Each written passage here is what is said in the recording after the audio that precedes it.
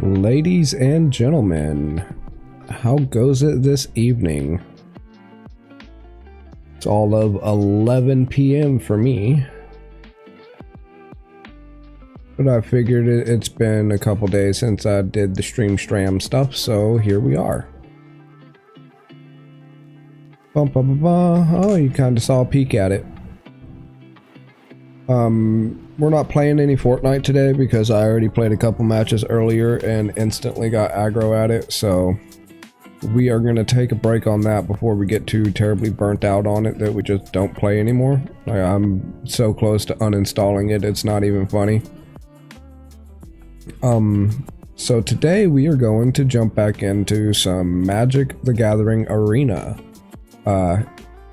If you are wanting to join in, or, you know, get your hands on some Magic the Arena for yourself, there is a link in the description below that will take you to their download page. It is free.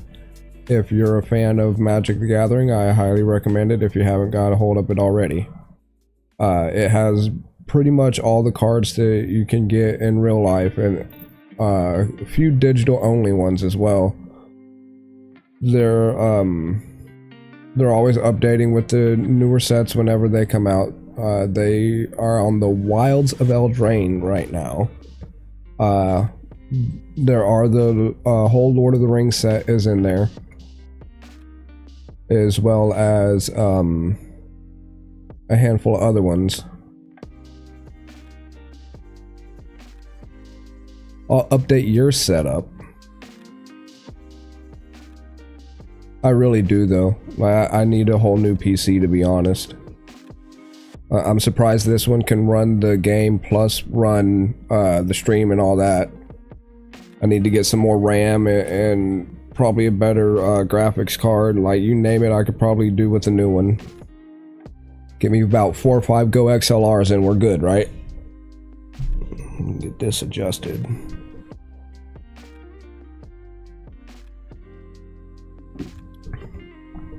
I wouldn't mind a 3090, but I can't afford one. Heck, where I'm at, you could pretty much buy a used car for that amount. So if I have a choice between a used car and a graphics card, I'm probably going with the car, to be honest.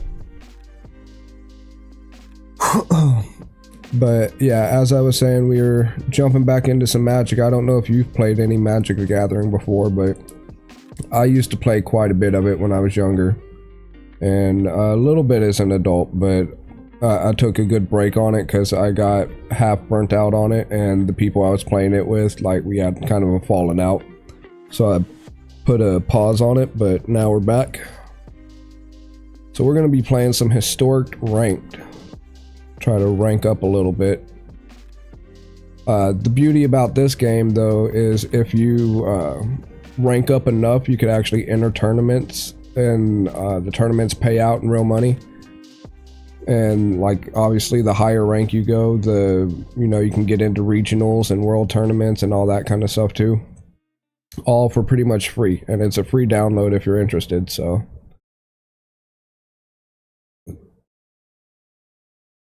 oh, it's only 400 from a friend. Yeah, that 1800, that's a down payment on a new car or a used car.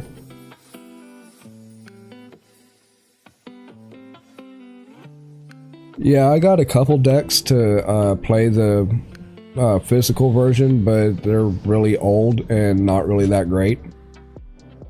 So we'll be playing this instead. Go ahead and pause that. There we go. I'm kind of surprised you're up this late.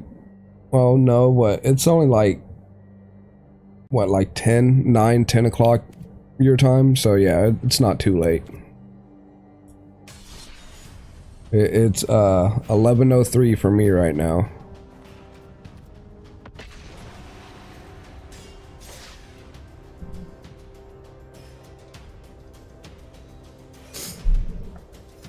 Figured I'd get me a couple good hours in on this and probably call it, like, knowing me, probably about 2 or 3 in the morning.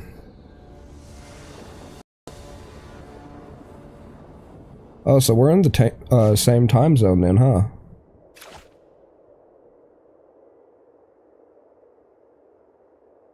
Well, you need to quit doing that. Eat more broccoli, that'll fix everything. Broccoli and asparagus.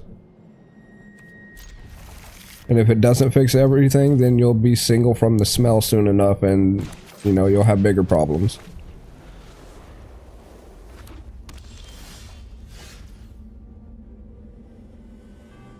Yeah, okay, it's probably backwards, because, like, too much fiber is not that great of a thing for you, is it?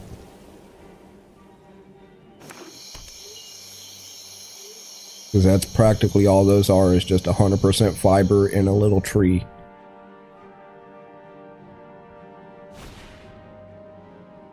Yeah, then you need to go the opposite way.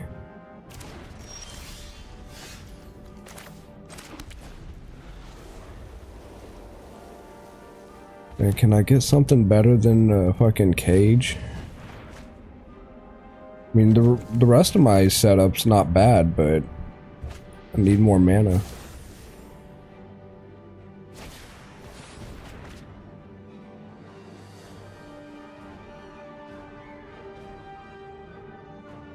Oh no, I think, yeah, I already outrank him by 1 rank, so might stand a chance this round.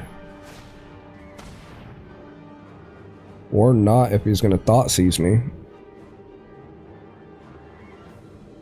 Oh no, depending on what he gets rid of. He's probably gonna go for the Dawnbringer. Yeah. I mean, fair, but I would have picked one of the... Like, the Anointed Procession probably would have been the first one to go. Just because I know what that leads to. That's gonna double everything that I put out just about.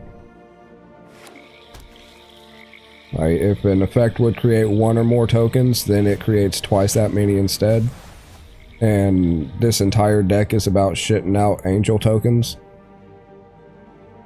So I would have got rid of that real quick.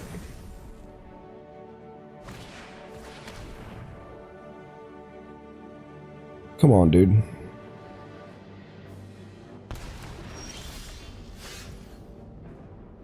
Need 1 more mana. If he thought seizes me again, though, I'm not gonna be happy.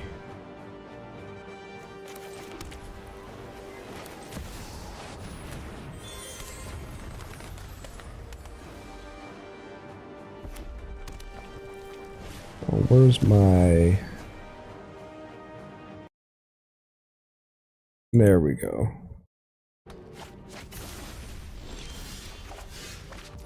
That's better.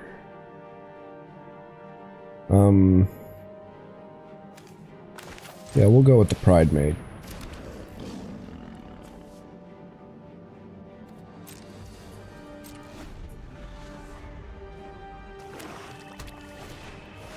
Well, I'm glad that you made it out of the hospital at least.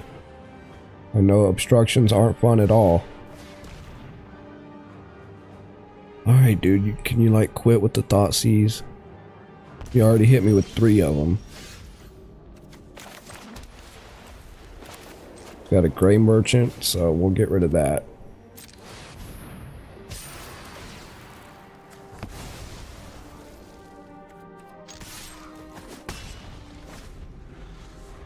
Alright, I got half of my engine set up here, I just need to start shitting out tokens.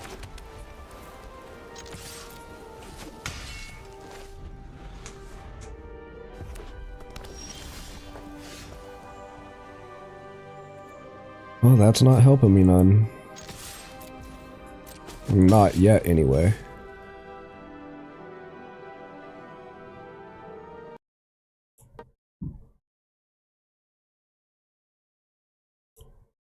Let me fix my chat real quick. It's half the size it needs to be. There we go. Oof, NG tubes are not fun.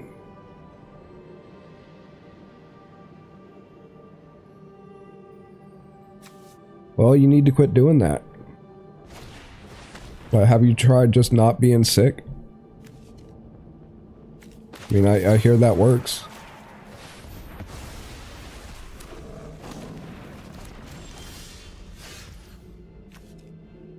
Yeah, it works almost every time. Except for when it doesn't. So like 40% of the time it works every time. What the hell? Each player mills 10 cards. And choose a planeswalker from their graveyard. Dude, I wasn't done reading.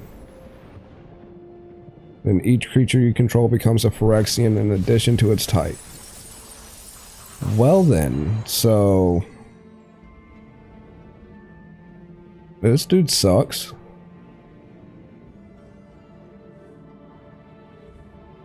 He already stole my big guy, or one of my big guys.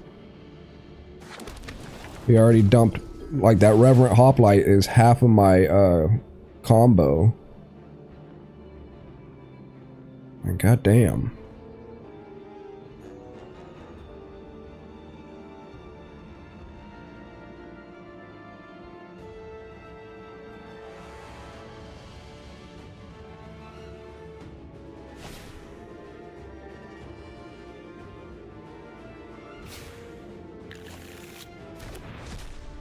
I mean, I would have played my other deck, my newer one. It's a toxic deck that, like, pretty much if I hit them like at least 10 times, then I just win the game. But it's not fleshed out enough yet.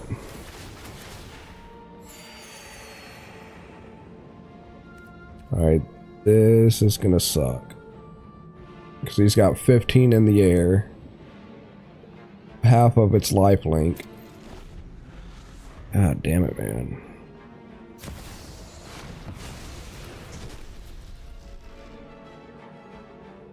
Yeah, I imagine doing the warehouse shit isn't really the best for you. I mean, it's not really good on a healthy person anyway, so I could only imagine like what it does for you.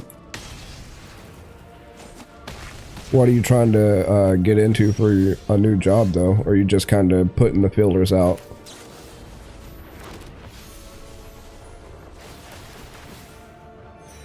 Damn it. That Soul Warden's gonna crush me.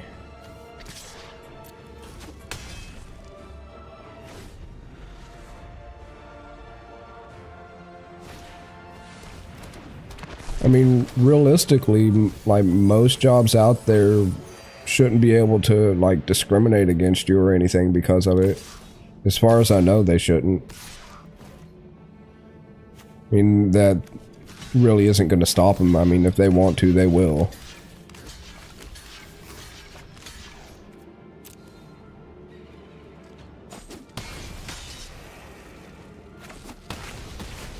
Aw, shit. I forgot that was first strike. Okay.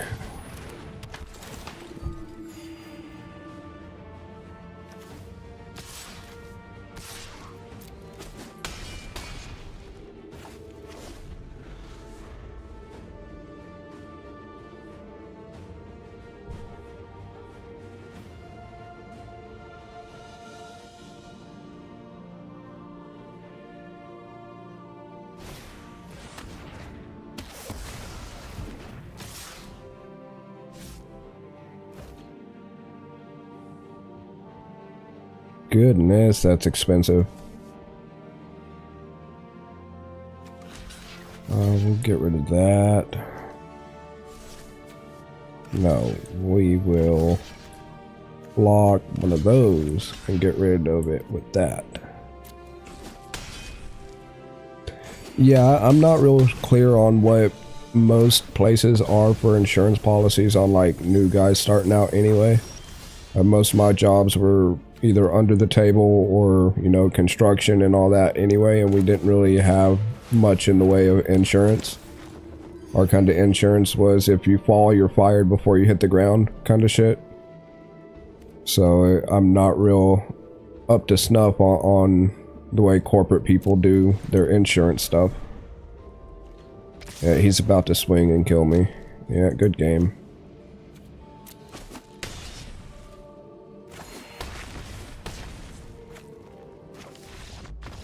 It's those damn thought seizures he started out with, and then that multiverse bullshit. He milled like half of my deck and took 2 of my big engine pieces and then threw away most of the rest of my engine. Douche. But yeah, that and as far as content stuff goes, I mean, you know as well as I do that content, it's like you gotta pay for your own insurance anyway. So that's really not going to help your position to begin with. So that's a tough hunt, that's for damn sure.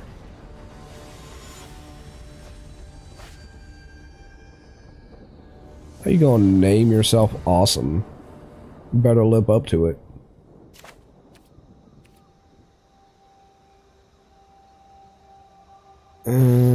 That's okay, thanks for the free win, I'll take it. That was awesome. He lived up to it. He gave me a free third of a rank up. Don't threaten me with a good time. You should do it in a 2-liter and then email it to Gype.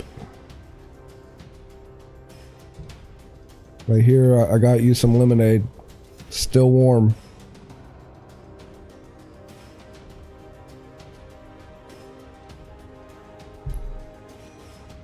Okay, that's going good. Now, I'm not sure if I should give us a little bit of background music or not, because the Magic game doesn't have much in the way of background music by itself. It's just got like little bells and whistle noises, you know? So, actually, let's go ahead and just do that. There's that, and we will dumb it down just a touch. There we go. Beautiful. Let me get readjusted here. This chair is not helping my back at all. That's not a bad start. I need more mana already, though. We'll keep it.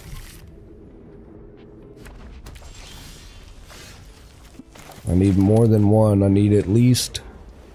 5 mana on the board gives me pretty much access to my whole deck. But waiting until turn 5 to pop off is kind of ridiculous, to be honest.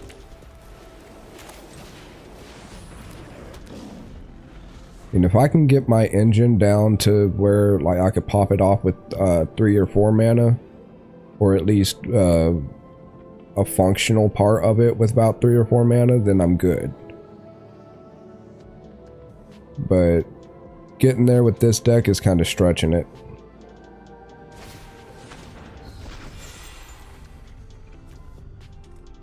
When you cast your next Phyrexian creature spell, that creature enters the battlefield with an additional +1/+1 counter and death touch on it.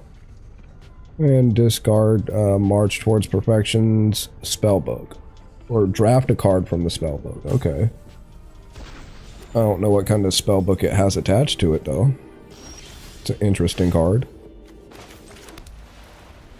We'll do a Johnny's Welcome.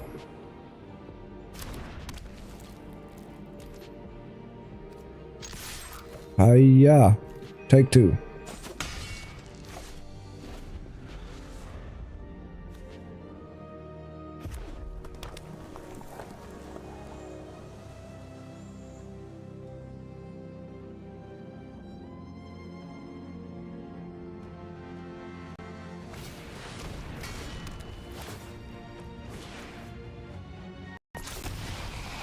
At least let me read the card first before you wreck me with it. Alright, put an oil counter on the forge, get X1 red Phyrexian horror tokens, where X is the number of oil counters on it. Sacrifice that token at the beginning of the next end step. Okay, well that's gonna get out of hand quick. So, we'll hit it with the Banishing Light here in a minute.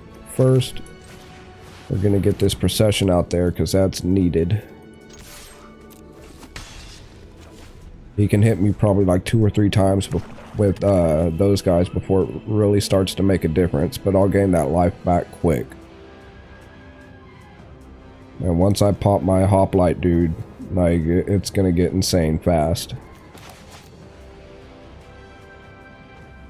What I need is, let's see if my count's right, 2 more mana should about do it. Alright, we got Death Touch. Whenever he deals combat damage to an opponent, its controller pays 1 life. If they do, draw a card. Then pay a bunch of mana, discard X cards, exile the top X of target opponent's library, and then he can cast cards among them without paying their mana cost. So I need to get rid of that quick. So, change of plan. The Idyllic Tutor's gonna have to wait. We will pop this, and the Praetor is coming with us.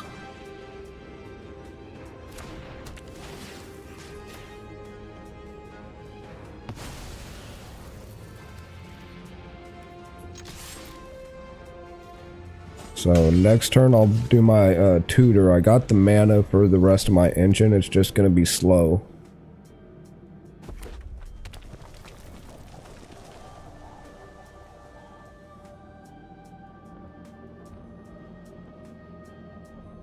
Because I'll be able to, at this point I can tutor for the Divine Visitation. And then pop this hoplite. And then once I pop the hoplite, he should quit out.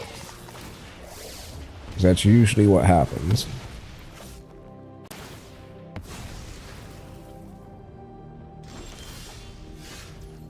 Ooh, a Panharmonicon. Damn it, man. Yeah, we'll stick with the plan.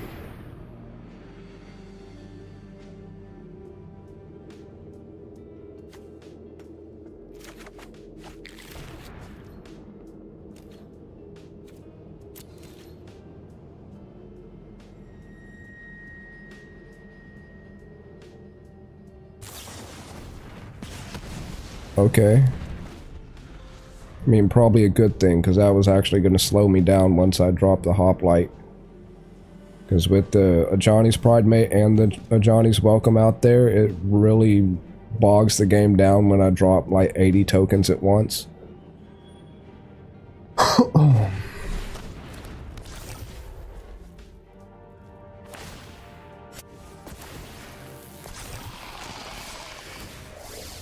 Oh. Hold on. Where did the other three damage come from?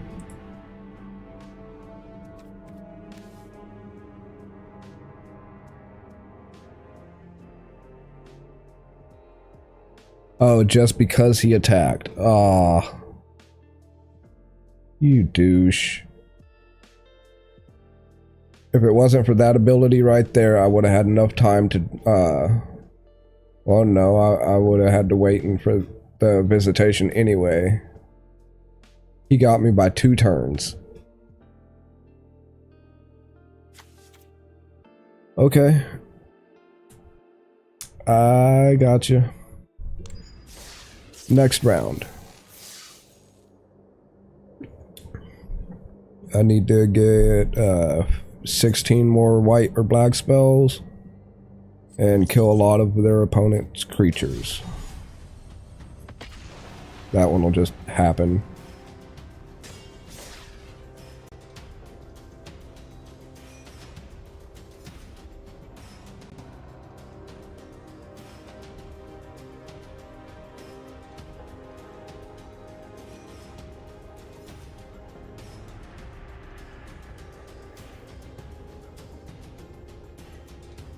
But yeah, from what I've been reading, they're supposed to be introducing a couple new sets to Magic. I don't know if they're going to be introducing them straight to Arena yet, but I know that they are putting them out in the paper cards, where we're going to get a Fallout set, which is going to be badass. I really want to get my hands on that. But also, we are getting a crossover set with Marvel and the MCU. So we're going to have like Iron Man and Hulk cards and shit like that soon, which is going to be epic. As soon as they come to the arena, then I'll be playing with a MCU deck and a Fallout deck for sure. Let's see, we will keep a bishop for now.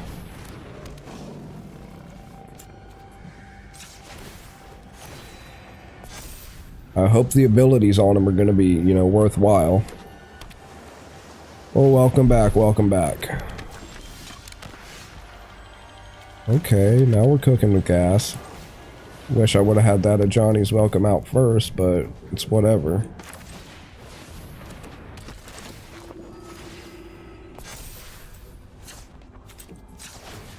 Gain all the life. What's this guy? When he dies, create a treasure token. Well, here, get your treasure token. You're gonna need it.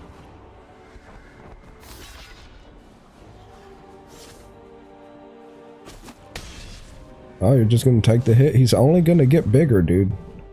Unless you got a kill spell hiding in there. Yep, that was probably his best bet.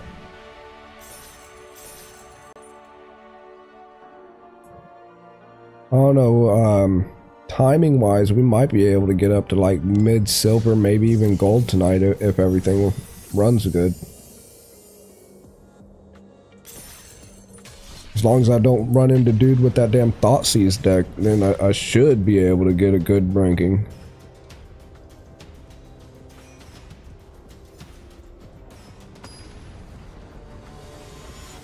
I done forgot his name. What's that? Ouch, Thorny? Let's see, we got Welcome, Witness, 2 Tutors, and a Cage.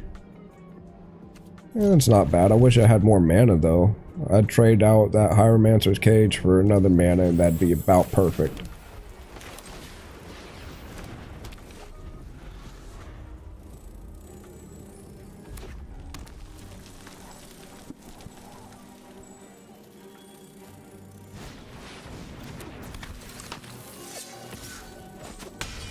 Oh, he's got haste. You suck. Beginning of your end step, return him to his owner's hand. Oh, well, that's not good.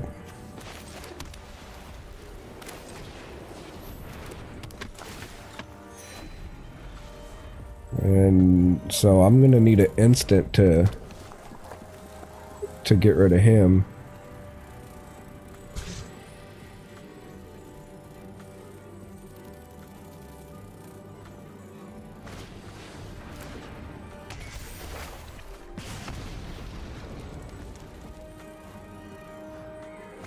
Yeah, when you're sitting there trying to compare like IBS to Crohn's, you're way out of your league, you know? Like I know better than that.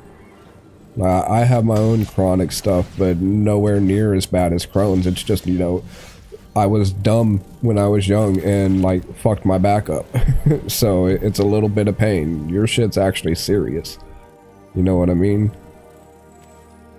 So for him to sit there and be like, oh, well, my tummy ache is the same thing as your, like, serious condition. Like, no, dude. Like, your little tummy ache isn't going to put you in the hospital every other week. I mean, we both know he's not the brightest. Like, he puts on a face like he knows everything and, like, been through all the things, but... Nah, like, people that have actually been through shit can see right through that.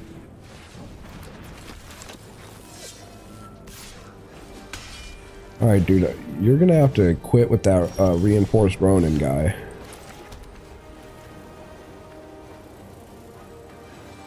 Not gonna be able to do shit with that yet. Does that count as an instant? No, it's an artifact creature, so let's do this. Procession, or I don't know, do we have anything else worth it? Dawn of Hope, maybe? No, we'll get the procession because that's going to come in more handy quicker. And then I'll drop him. I need 1 more mana and 3 more turns. I'm already at 14. Oh no, it's going to be close.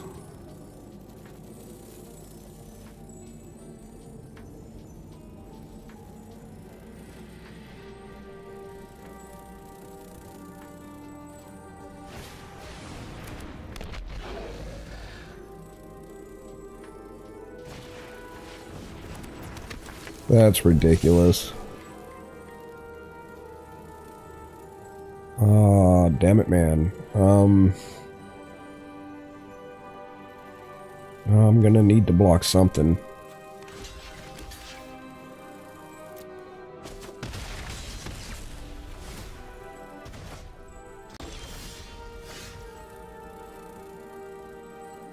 Hold on. Why did he... Alright, when my guy died, he should have put out a little token. Oh, dealt by source he controls, exile it instead. Okay. You're a punk. So, let's fix that issue.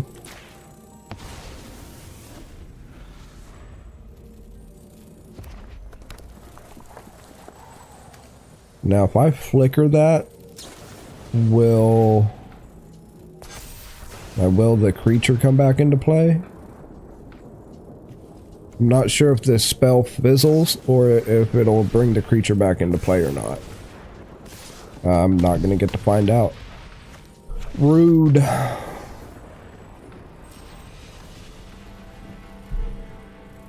I'm just getting shredded by guys that are like bronze 3. I need 1 more win and I'll rank up.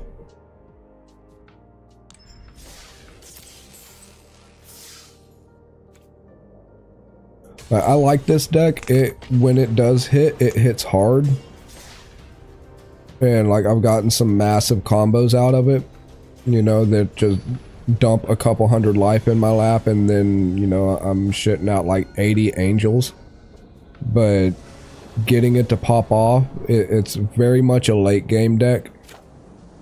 Like turn 7 or 8, if we make it that far, is when I can get it to really pop off. But getting there it's touchy, especially when running against ranked.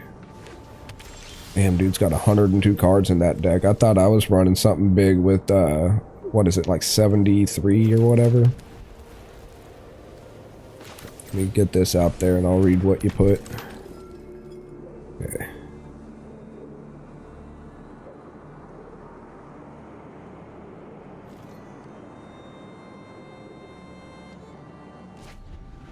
Yeah, I think you were mentioning something about that on Discord a while back.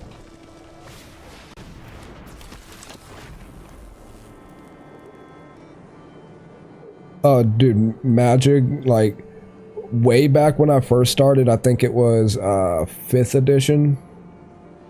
Wait. Yeah, 5th edition. Like, the rules were relatively simple. And if you were to have handed me just the deck that I have now, that I'm playing with now, if you were to hand that to me back when I first started, I would have been, like, as confused as you are watching it. Like, it's that different than what it used to be. Like, now you want to get into a complicated card game. Like, this is very much one of those games. You can learn the basics of, like, everything you need to know to learn how to play it. You can learn in, like, an hour. But to master this game, like, you can put in 20 or 30 years and still have no clue what you're doing half the time. Like it is intense. And they're always coming out with new mechanics and new tricks and obviously new cards and all that you know, they have to work well with all the cards that are out there. Then they're dropping new rules that are like where they ban old cards and rotate some cards out, and like it's ridiculous. You're better off trying to learn like League of Legends, you know, and learning all the interactions with that. But if you can get into Magic, like they don't call it cardboard crack for no reason. Like it's very much an addiction. Like there's no other way to put it. Like once it has you, like, yeah, it's like D&D level of I gotta buy all the things.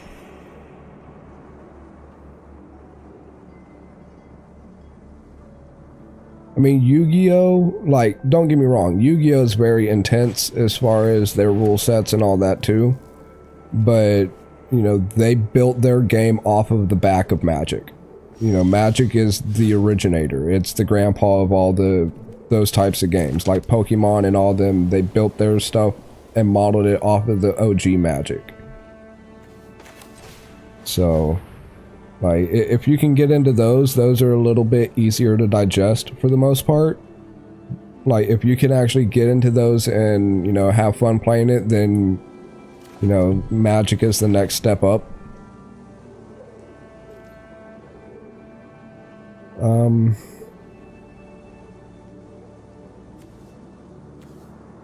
Let's see. Oh, I can't use this ability either, so we will not attack yet.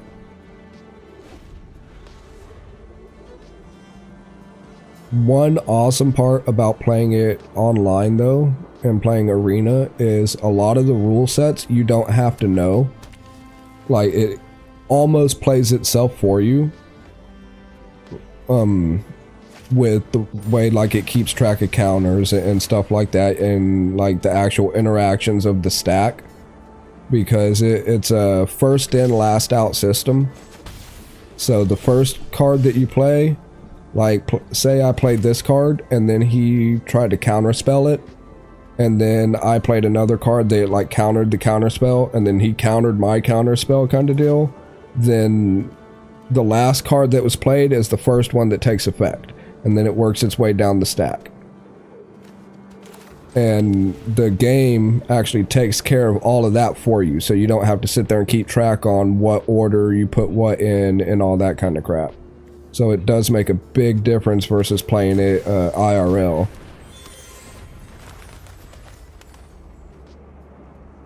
And plus there's a whole tutorial section that will teach you like most of the basic mechanics that you'll need to know to play.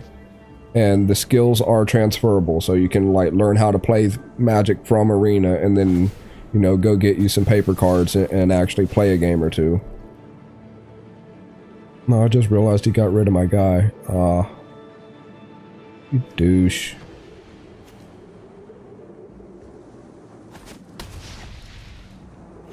Okay.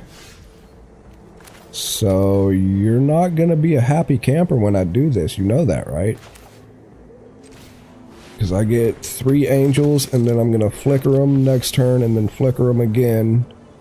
Oh, 4 angels.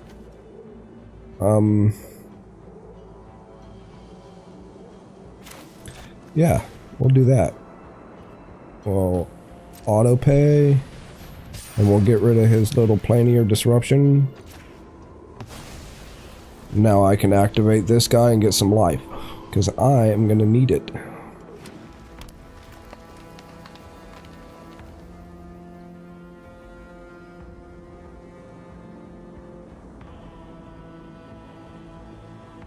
His name's Chan Lightning. Wonder if he either misspelled it or didn't have enough characters to spell it out all the way. Spell out Chain Lightning, because that's a badass spell.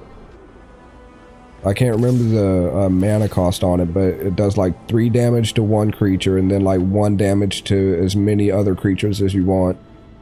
I'm not sure if you have to pay extra for it or not. It's been a while since I played it, so. We'll get rid of these guys.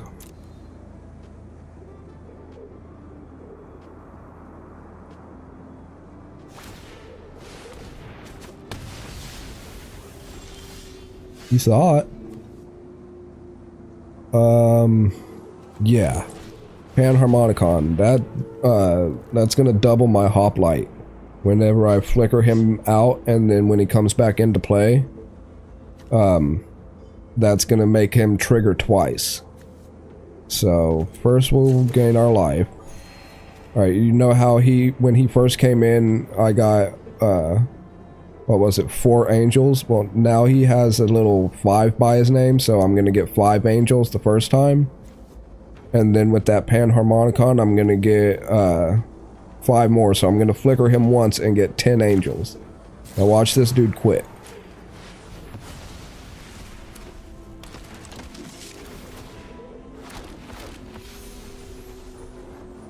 I'm gonna go ahead and swing with 12.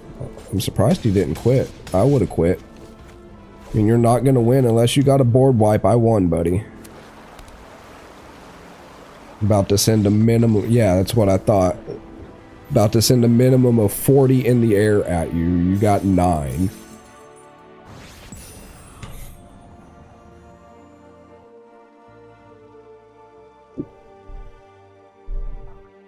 See, once the little combos like that in this deck actually hit, like, unless you got something extreme like a board wipe where you're just clearing all the creatures away from the board, unless you got something of that caliber, there's really not much that you're going to do to stop what's about to happen.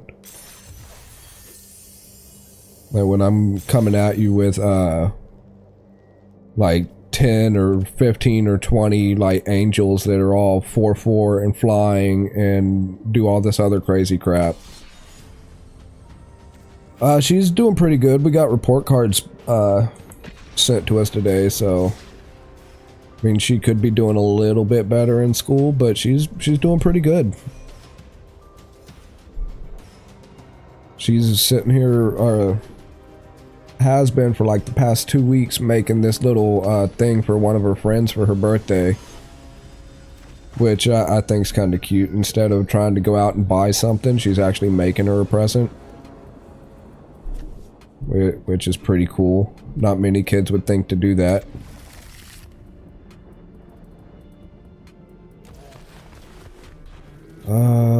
This is gonna suck if I don't get more mana soon.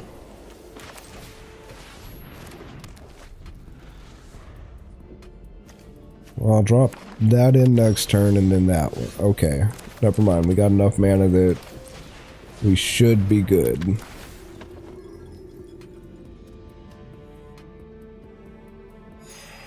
But yeah, thankfully she hasn't been bitten by any more spiders, so we haven't had a hospital stay in a while.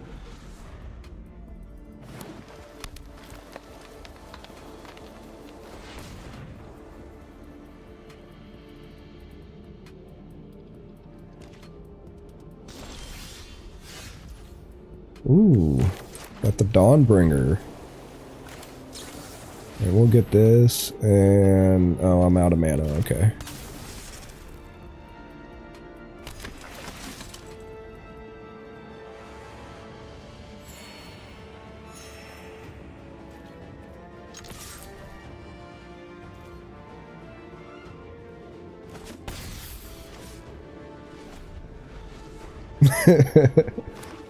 We've actually, what was it, not last year, but the year before, we had a really bad ladybug infestation, like in the whole city, pretty much. They were freaking everywhere, but I haven't seen one in a while, come to think of it. I didn't see one at all this year. Pretty weird now that I think about it.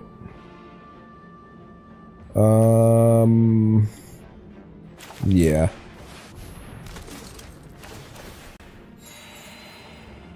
But what we do have a little bit of an issue with now are stink bugs. Like, this year has been outrageous for stink bugs. I can't tell you how many of them we've caught and tossed out in the yard and all that.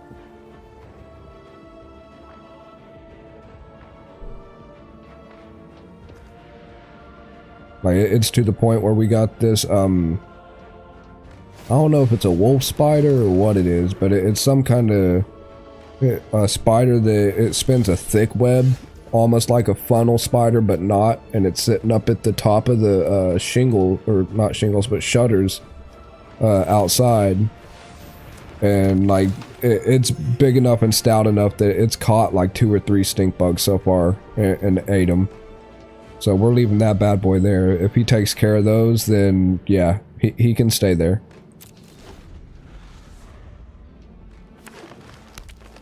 Yeah, I made the mistake of actually popping one when I was younger.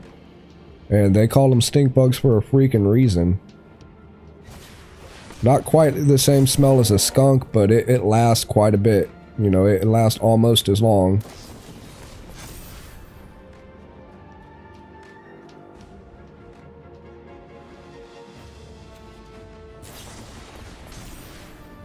Ooh, 7/7 trample reach. He's not gonna grow any more by himself, so we're gonna hit that and probably just take the 7, to be honest, because I can get that back. I can get enough mana.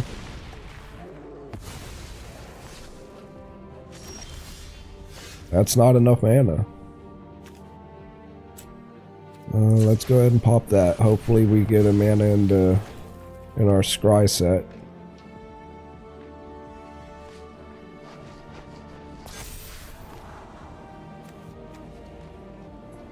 Oh, I could really use that idyllic tutor though, but I need the mana to play it, so we'll go for that first.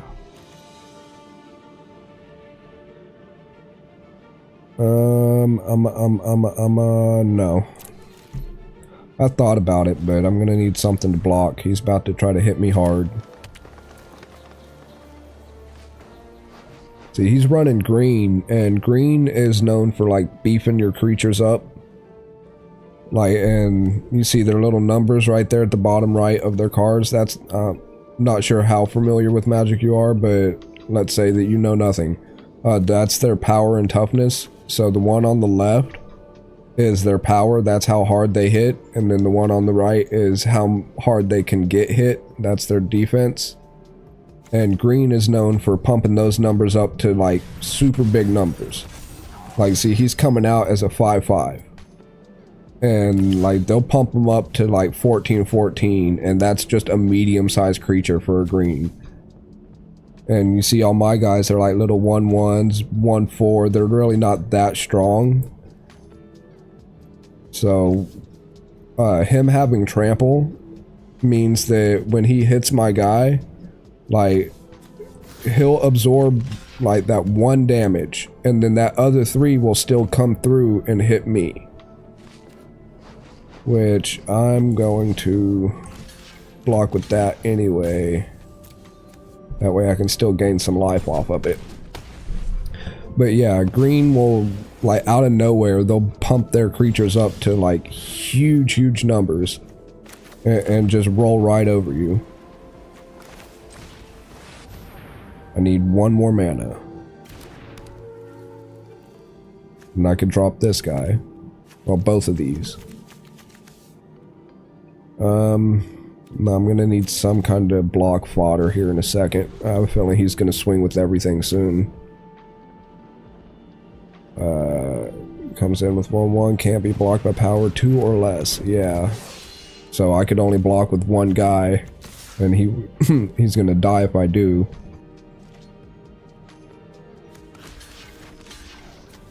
Let's do this. Yeah, we'll go ahead and do that too. Just to keep him off. I could buddy block, but I'm not trying to waste my little mystic dude, because he comes in handy.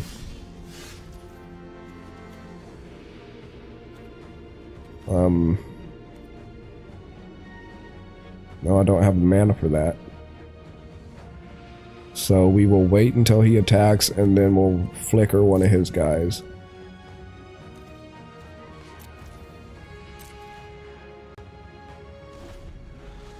He might end up having me.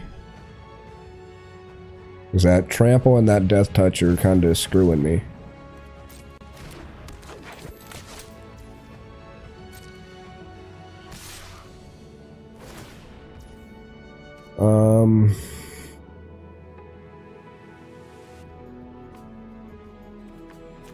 No, we'll go ahead and do that.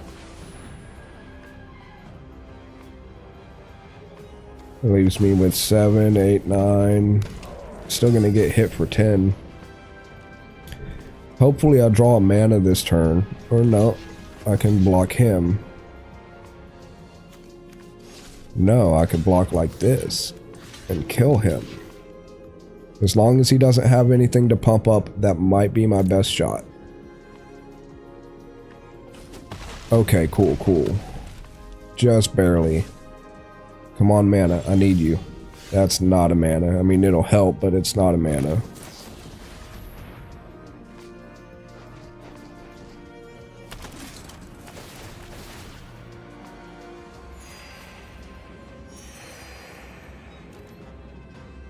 No, we'll wait.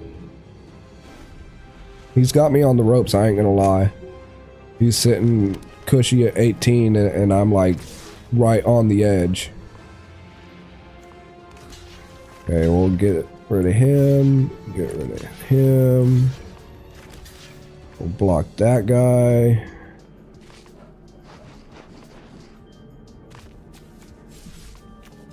No.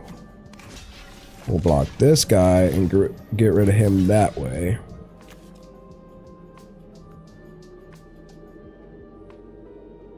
Yeah.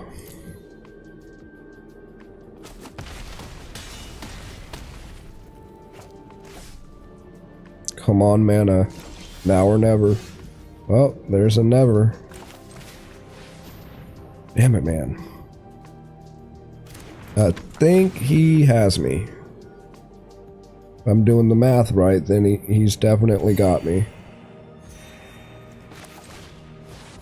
All I needed was 1 mana to get that bad boy out, and, you know, I would have been sitting pretty. Let's see.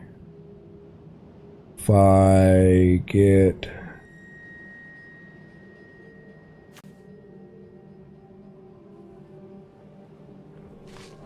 I should be able to get rid of one of his guys with this.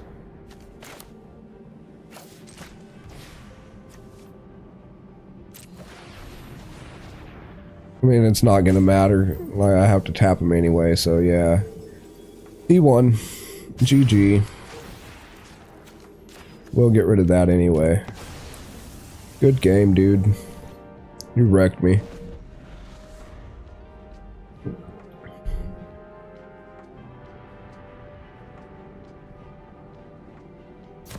You know, I'm not gonna lie, I'm half tempted to make a cup of coffee.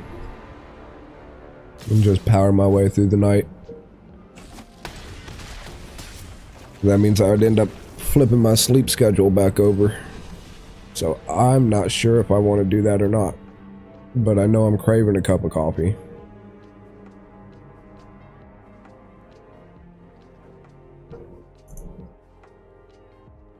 Never mind. I'll just grab another root beer when I'm done with that one.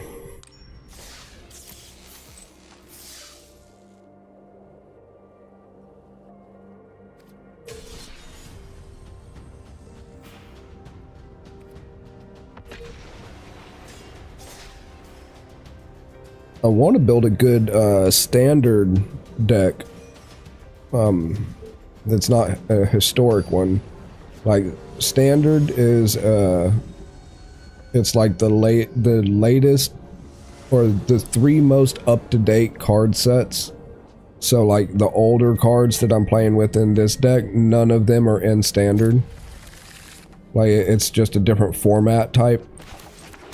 So I can't play this deck against like the brand new decks for ranked.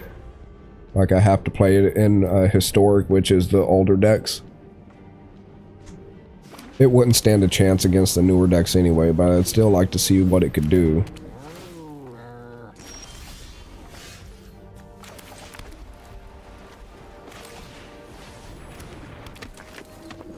Probably should have went with the Mystic. We'll get that next turn. That'll make these 2 cheaper.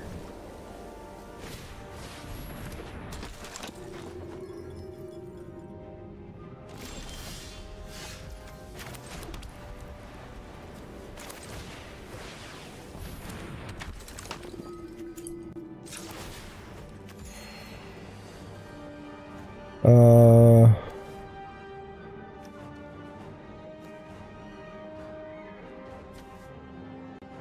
No, they're nothing to worry about yet, so we'll wait. Looks like he's running a similar deck to one I used to have that's all about life gain, but in a different way. I don't know, this one's kind of similar as the one I'm thinking of, but it accomplishes it in a completely different way.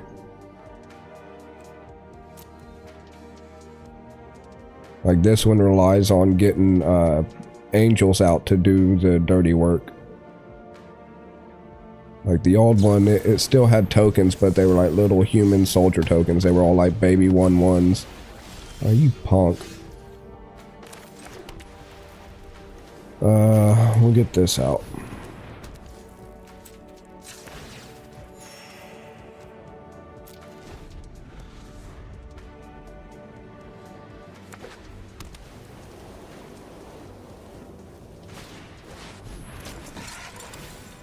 Okay. Yeah, looks like he's running cats.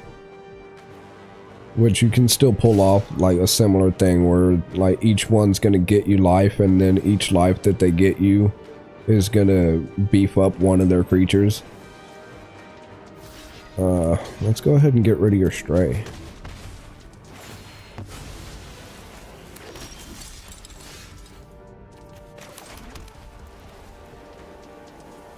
And now you quit.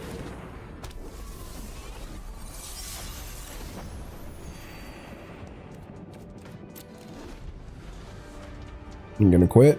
No? I know you're thinking about it. No? Okay. Oh. Because this guy, he's got flying, first strike, lifelink, and other angels that I put into play have +1/+1, and they also have lifelink. So when I start crapping out more angels, as long as this one stays on the board, then they're going to come in as 5/5s with lifelink at the same time. So they're going to come in already mad. That's going to go away.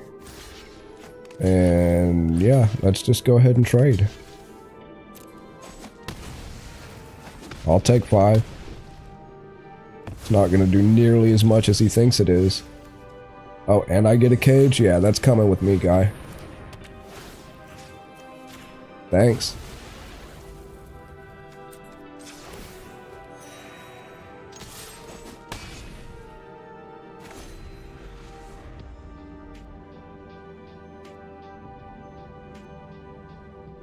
I don't know, it's pretty even. I mean, I got the creature advantage, but, you know, life totals are about the same. We're looking similar on mana. He thinks that little pacifism is going to stop me? Okay. Let me show you a trick. We're going to convoke this. Auto pay, because I don't want to click buttons. Perfect. Get rid of that. Thank you.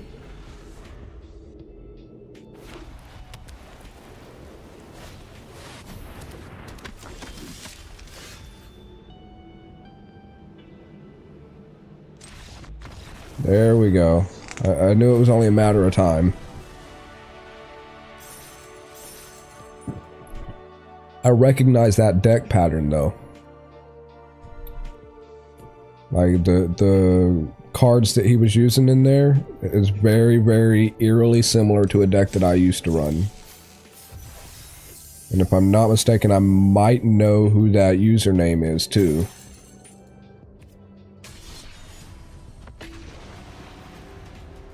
I mean, let's see, I doubt that would be him though. Not this late, I wouldn't think.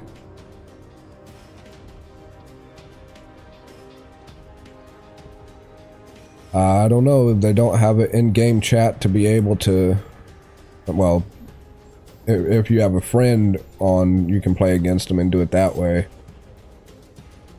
But I'm not sure if him and I are Magic friends or not. No, I think we were at one point.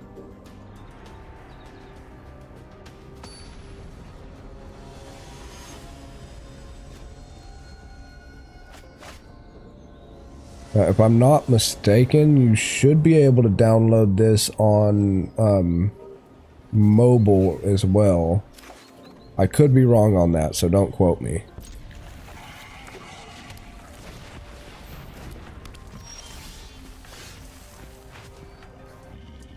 Okay, running shrines.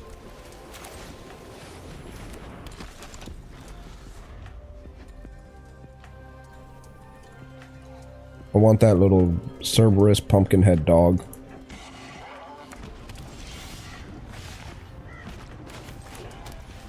But that takes more gems than I have. Like their premium currency. We will wait on that, but we will put this into play. Take one. I win. First blood. Haha.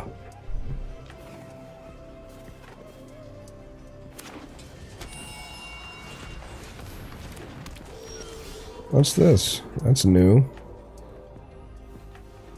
Cast an enchantment spell, get a life, and draw a card. Ooh.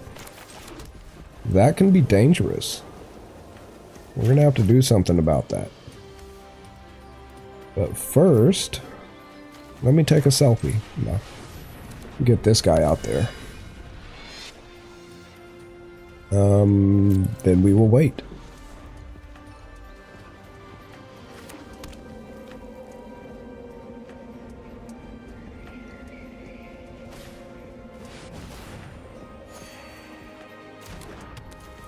What do you do? At the beginning of your upkeep, Honden of the Infinite Rages deals damage to any target equal to the number of shrines you control, and he's got 2 out there already. Okay, I see where this is going, and I am not a fan. So let's go ahead and dump this out. Then we will use that one for my other one. And then pop those 2. Yeah, we got a game plan going. And hopefully, like, he's slow rolling it enough that I should be able to get it out in time.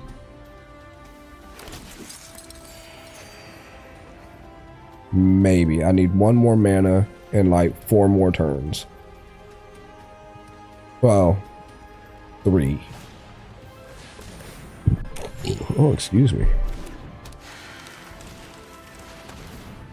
He's pumping out shrines like nobody's business. What's this one do?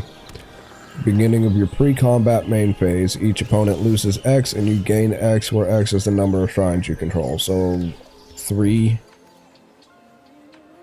Okay, we need to get this and we'll get our procession in our hand. Then we'll drop that at Johnny's Welcome.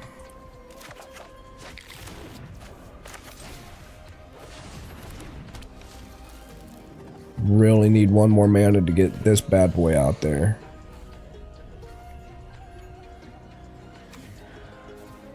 It's not looking great for the home team yet. I mean, we're not looking horrible, but these shrines are about to wreck me.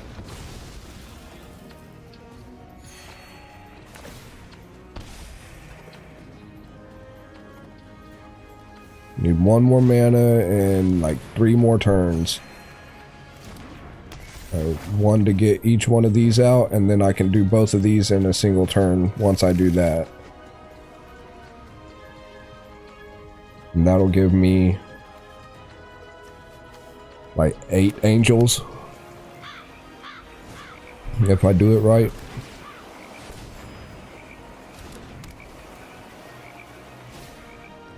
Oh, he's running hexproof now. Or shroud. Which is pretty much hexproof.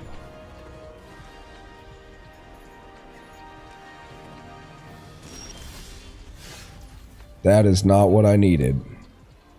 I'll take it, but it's not what I needed.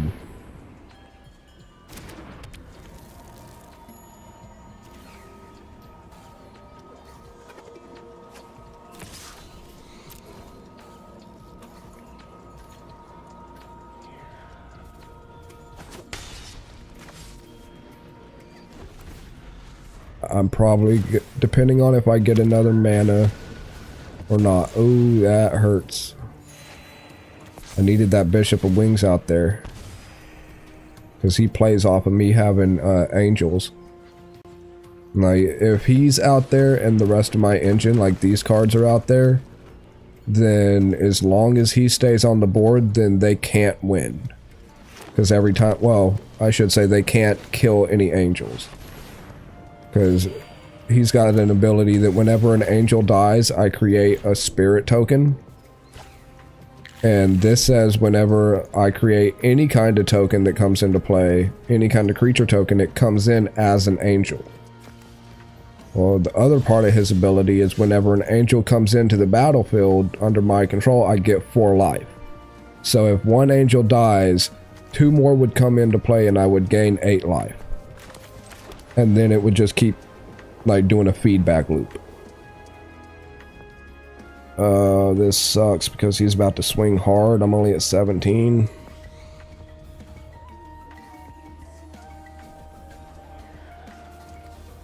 No, we'll wait it out. Trust the process.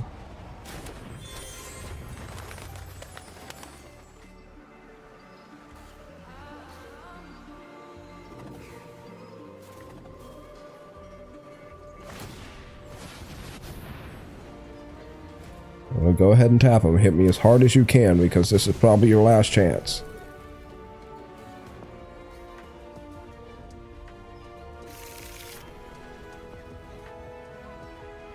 Ooh.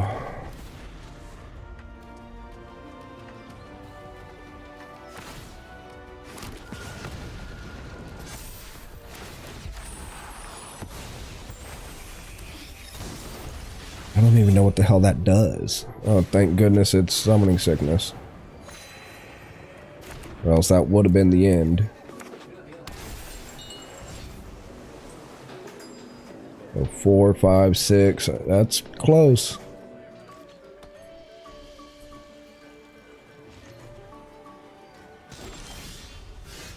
Ooh, game. Game. Set. You gonna let me do it?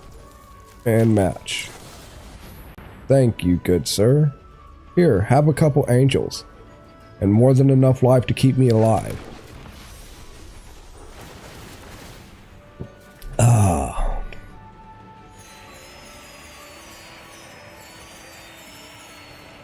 That couldn't have come at a better time. I really wish I had that Bishop of Wings out there, though. That would have made that a little more beefy.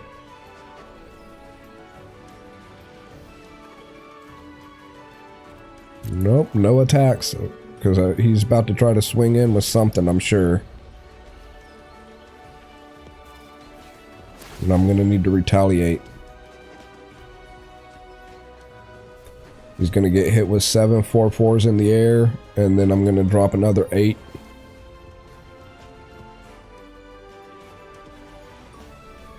Fingers crossed I draw a Bishop of Wings, because that'll come out first.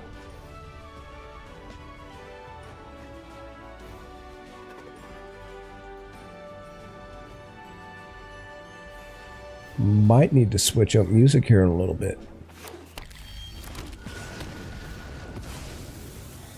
Okay. What's this guy do? Death touch at the beginning of your end step. Hey, I was reading that.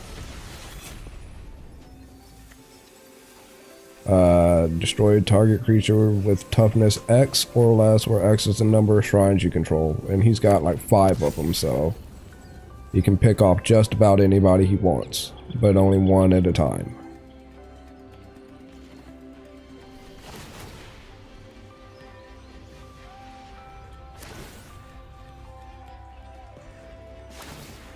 Why is that triggering like multiple times though?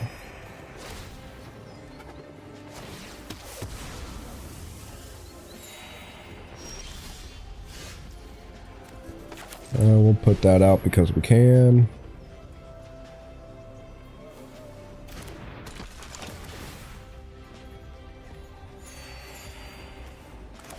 Here, have another angel. Or 8.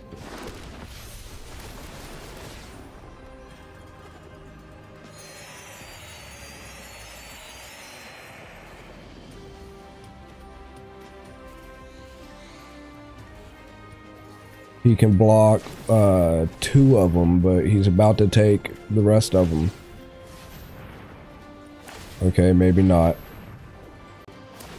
Oh, you little punk. He's gonna sit there and tap all of them individually. You douche. I don't even like you. That was a smart play. Because I was sure hell was about to send him.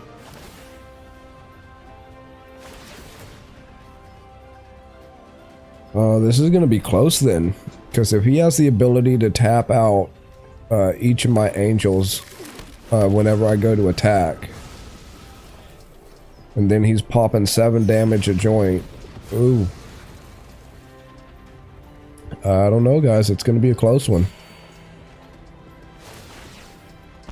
Realistically, he can swing all and get me. Because he's got these little spirits. They might be 1/1s, but he's got 28 of them. I mean, only 14 can attack right now, but still, he's got 28 sitting.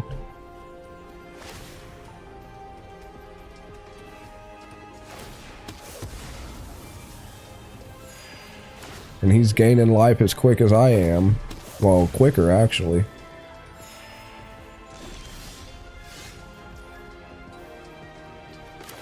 Let's go ahead and drop some more.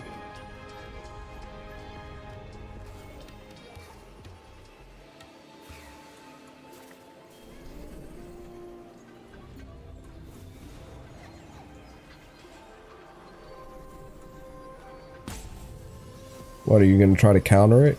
Can you counter it?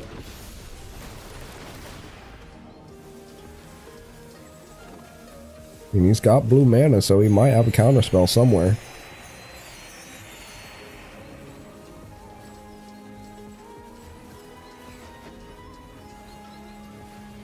You're about to spend most of that mana because I am swinging. Now, what is it? It's 5 colorless and then a white to tap a creature. Well, no, it's just white because he's got more than enough shrines.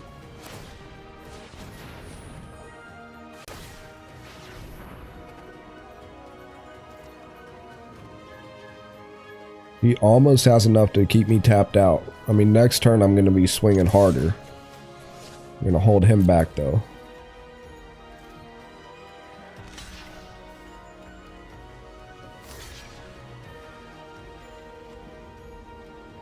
Block the little 1/1. I dare you. Make a mistake. Ah, you douche. You were supposed to make a mistake. Come on, guy. Quit being smart and shit.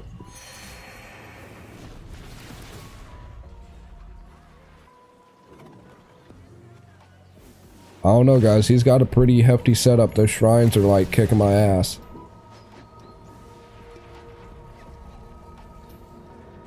Now, if I can get a hold of a Reverend Hoplite, though, that might be enough to send him over the edge. Because he had just barely enough mana to tap out my, what was it, 5 or 6 angels. But I'm not worried about how much life he can get. I can always like peg those down. I mean, when I'm swinging for like 40 at a time, that you know, 100's only a couple turns away.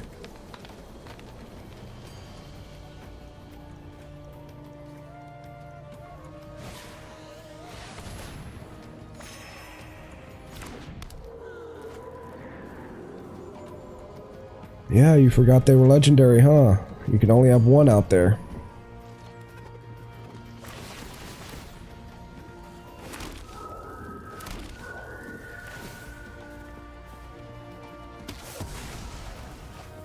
Ah, you punk. I mean, I still have a Johnny's welcome, but still. Ah, that sucks. I needed that to be something better than the land.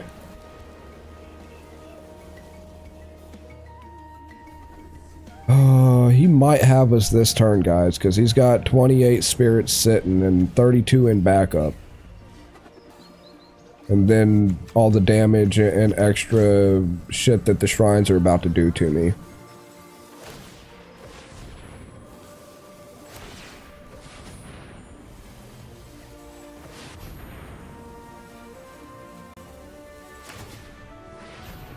He's got freaking 12 mana, so yeah. He's got us. Whether he knows it or not, he has us.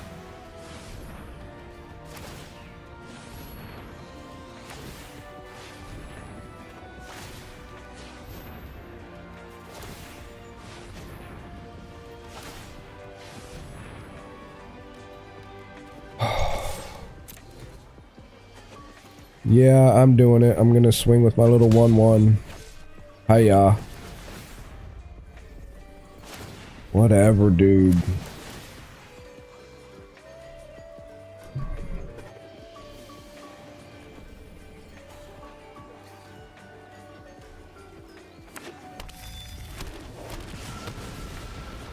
That was close. I almost had him. Those shrines hurt me a lot, though. Like, there was a window of about 2 turns there where I could have turned it on him and got him, but he just got his setup out there a little bit quicker.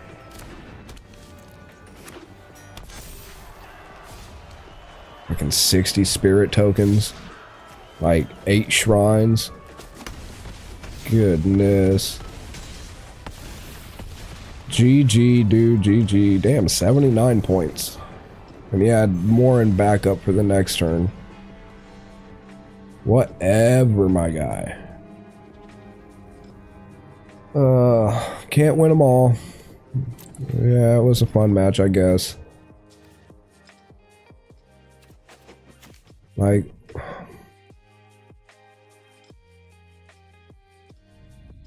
See, I wouldn't have been able to keep cards in my hand for that one. What is this? Oh, it's a god.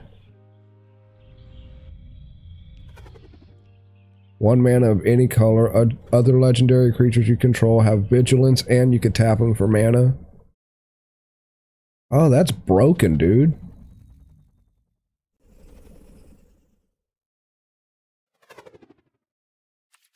Wow.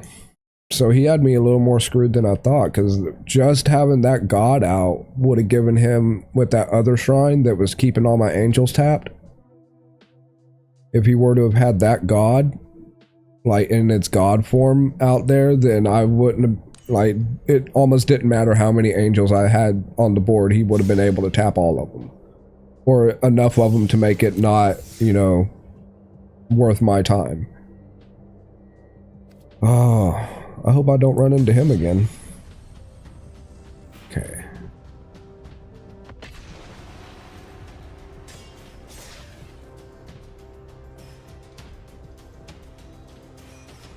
I don't really have another historic deck that will, what do you call it? Like hold up as well as this one does. I mean, it would take me a little bit to put one together. And I don't really have a deck build planned for anything else, so it looks like we're going to just be stuck with this one for a little while.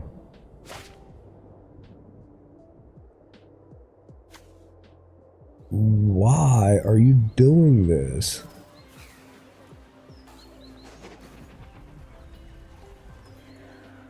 My Discord's acting weird and keeps flickering at me.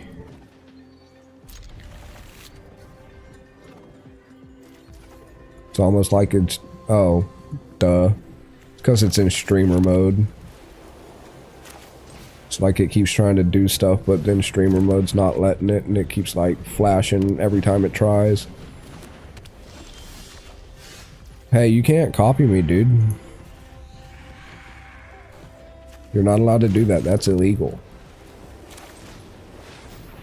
Here, you got a Daxos. Blessed of the sun, or blessed by the sun. If you do, I'll quit right now and let you have it. See, you got a Soul Warden. Which sucks. I could have used a Soul Warden. They're a lot more beneficial in the long run than this guy. Well, yeah.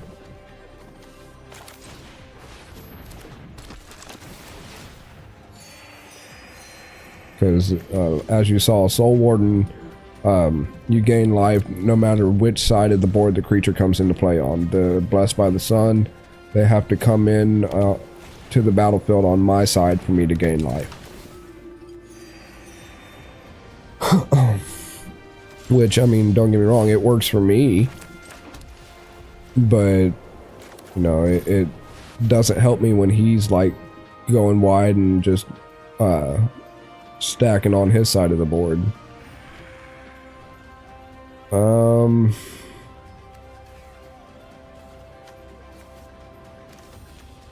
I don't know.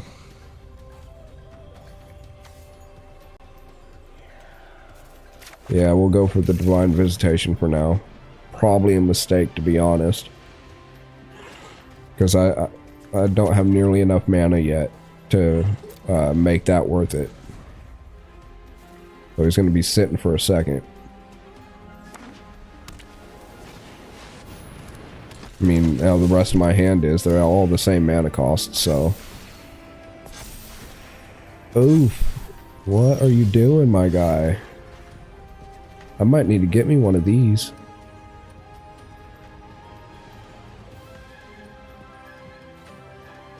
What I need to get me is some damn mana. Because he's about to put a hurting on me if I don't get at least 2 more mana out.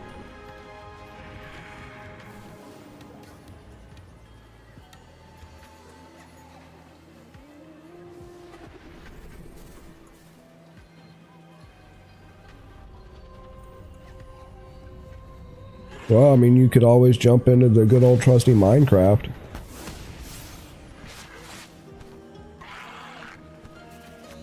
How did you... Did he just hit me with that already? Like, how though?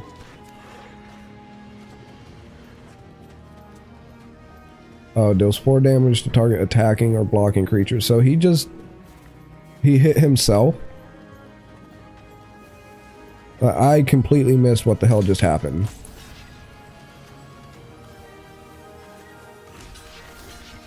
Like, there's no reason why that should be down that low.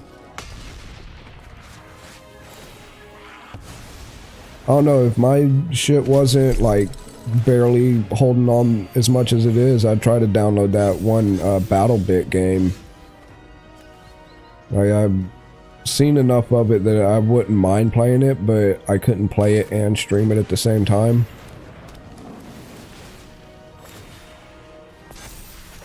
Which would kind of defeat the purpose of me trying to get it. No, it's basically like Call of Duty, but not. It's like the Roblox version of Call of Duty, but better. I don't know, it's hard to describe. Like, your best bet's just to look up BattleBit. And yeah. Yeah, actually I think I already saw you play it not long ago. Yeah. Yeah, I thought that's what that was. See, now if I can get the Speaker of the Heavens, I got one of those in this deck. Goodness, dude. If he gives him trample, I'm screwed. Oh no, not BattleNet.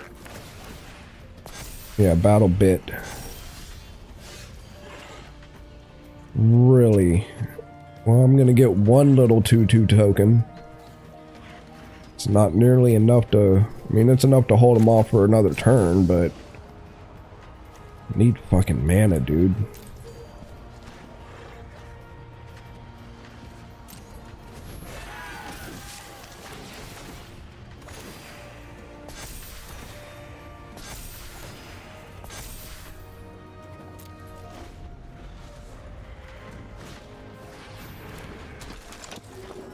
I need 2 more mana, which means 2 more turns. And he's sitting over here with like a fucking tank. Not gonna lie, he might have us.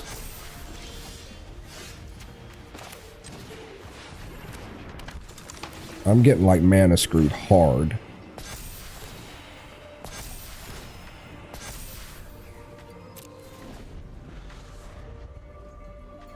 Hopefully this Soul Warden will slow him down a little bit from putting creatures out.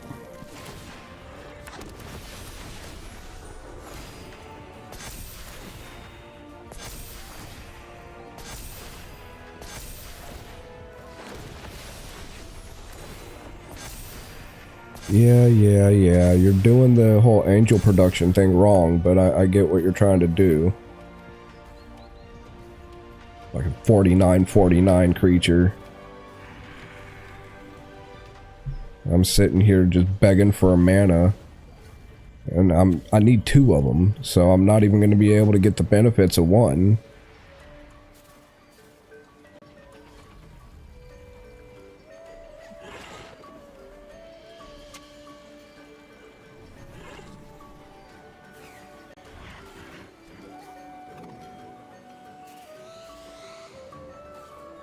Come on, guy.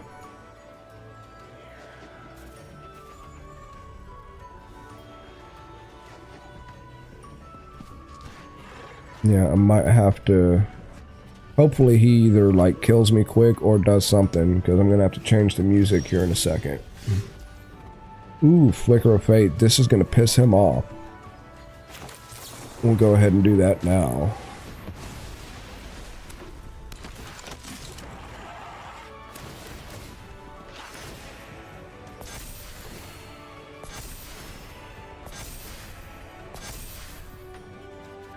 No, I'm not attacking. He could still wreck me.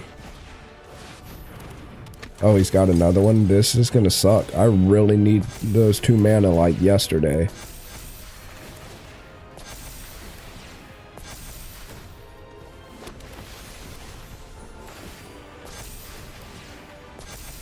God damn it, dude. He's over there playing the deck like I would.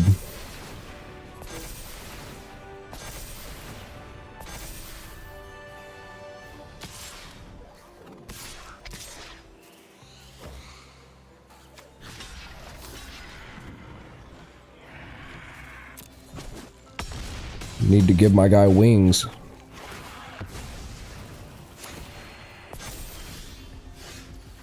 Okay, there's a mana. It's not nearly enough. I still need another one. Give me time to put him out.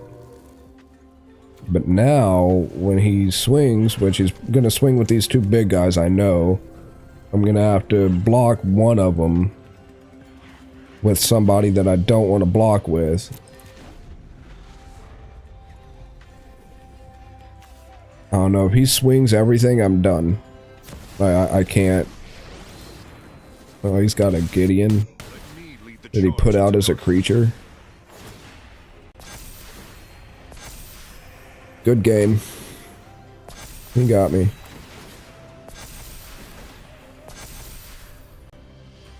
Whether he knows it or not, I'm pretty sure he knows it.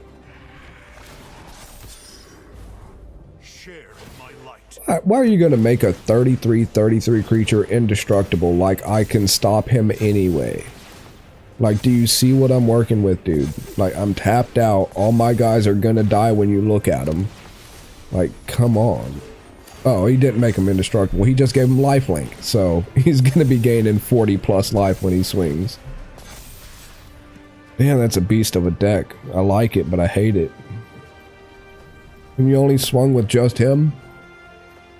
You had me, dude. You could have swung with everything. I see what you're trying to do, but you might have just made a mistake, because if I draw a land next turn, you're screwed.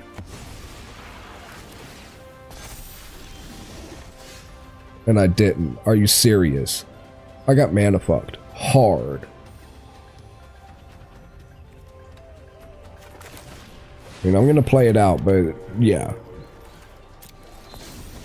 I need 1 more mana and I could drop him, and that would have just ruined the whole thing that he's got going on over there.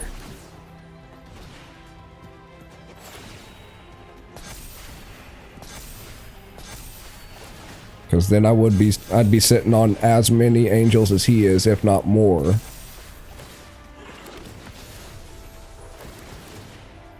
And they would have acted as chump blockers for these guys.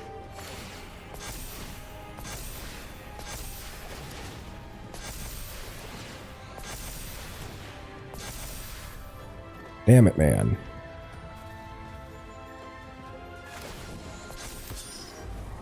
I believe in you. Swing everything, dude. Really? Just because I don't have a choice. And watch, now I'm gonna get a land. Now that it's like 14 turns too late.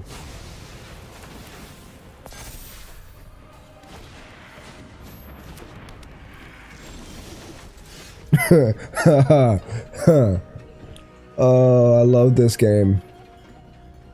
I just have to keep telling myself that. Like, bro.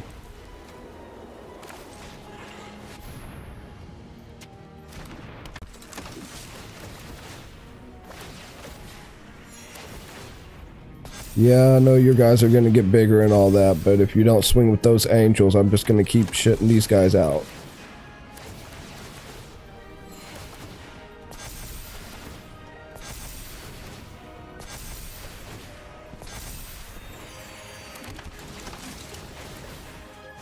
Like, they might be big, but they don't have trample and they can't fly, so I'm about to have chump blockers for days.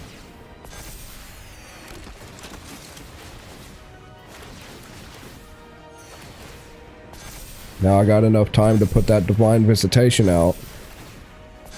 And then I'll be able to drop this Angel of Destiny, and if I drop him and actually swing in and am able to connect, then that means that I'm going to win automatically. Just from, like, his ability set. I mean, he's got enough out there that he can block whatever I throw at him, though, so it's going to be dangerous to do that. Yeah, now you swing everything. Prick. You could have done that like 5 turns ago and got me, but you're sitting there screwing around. Then once I got set up to where I stood a chance, that's when he ends me. What a punk. Over there played that deck exactly how I would have. That's why I don't like him.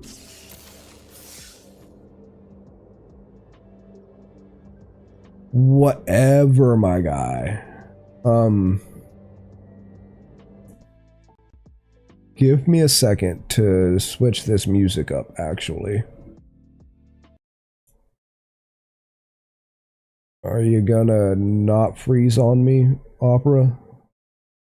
I love Opera GX as a browser, I really do, but I don't know if it's the 84 tabs that I have open, or trying to stream and play the game at the same time, but it runs slow as hell when I try to do everything all at once.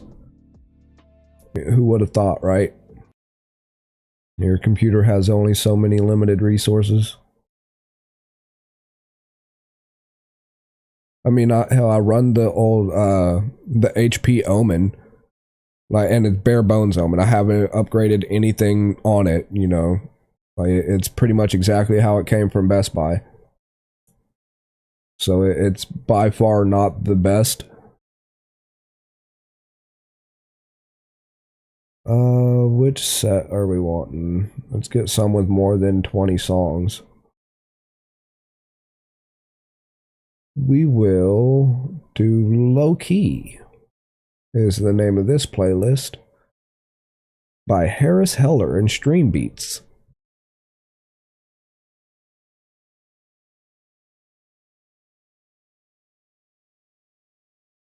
Come on, you can do it. There we go. Alright, so while that's doing all of that kind of stuff, let's click over here and make OBS freak out for a second. I am gonna jump in the kitchen with a drink, so give me just a second. I will be right back. Maybe, if the computer doesn't explode on me. Are you gonna do the thing?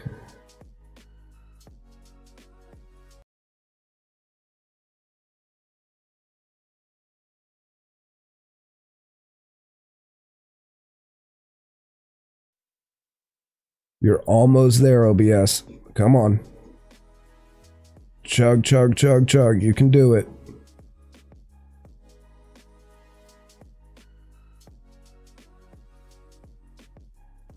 Alright, it's still half frozen on my end, so while it's trying to figure out its way through, you know, a simple scene transition, I'm gonna go ahead and go grab that drink.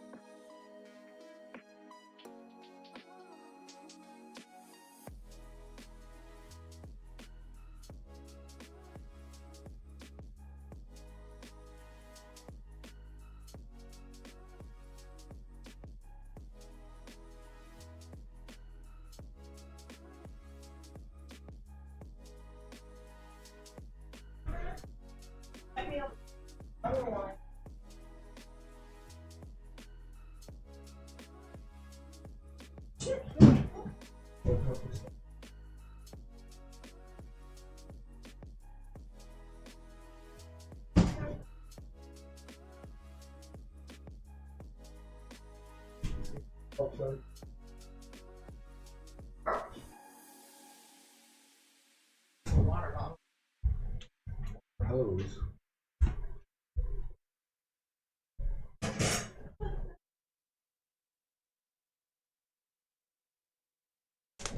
Okay, everybody. So I'm gonna let that finish loading up before I try to switch scenes again. So OBS doesn't have a seizure like last time. While I'm doing that, I'm gonna get readjusted here. Okay. So we got a new root beer. We got me in the chair. Music is going. All right. Do we attempt a scene transition? I think we might. All right. Fingers crossed. I'll see you on the other side.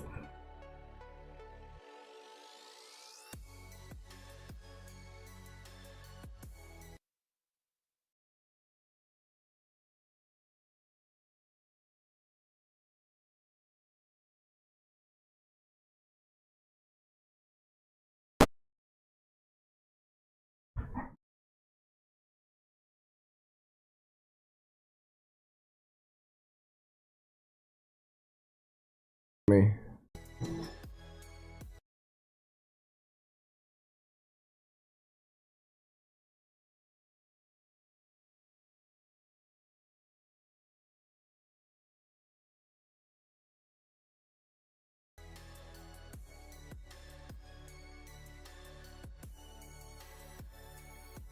Are we live? Are we good? Test, test, test. Move. Hello? Okay. I think...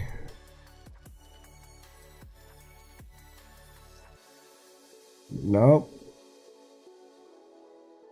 I'm like 30 seconds behind. Hold on.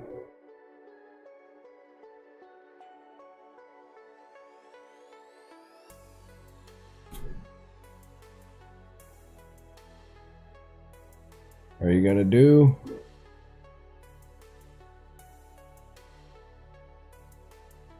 I don't know. I think we might be good to go.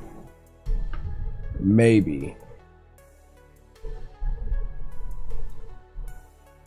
See, I love streaming and I really want to get to streaming more PC things, but this is the exact reason I don't. Like, I tried to stream Fortnite from the PC a while back and it was just atrocious. Like it was dropping like every other frame through OBS, and B, on the actual game side of things, it was chugging so hard and lagging so bad that I didn't even realize that I had jumped out of the battle bus until I was already landed on the map for like, 15 people have already died before I realized that I had exited the bus. It was that bad. So that's why we just stopped trying to play games from PC and stream them at the same time. But unfortunately for us, Magic the Gathering Arena is a PC only title. Well, I think it's on mobile too, but I know that it's not on console. So, hold on just a second.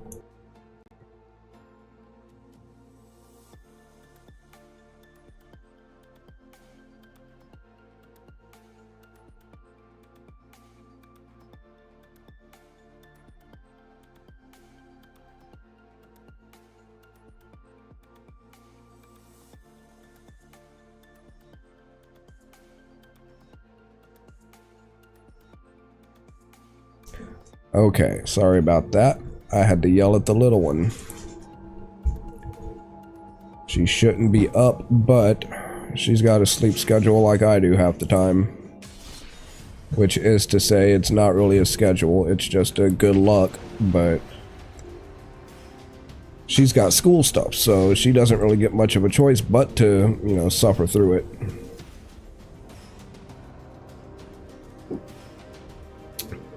By the way, A&W, if you want to sponsor a streamer that needs a new rig, please hit me up, we can talk.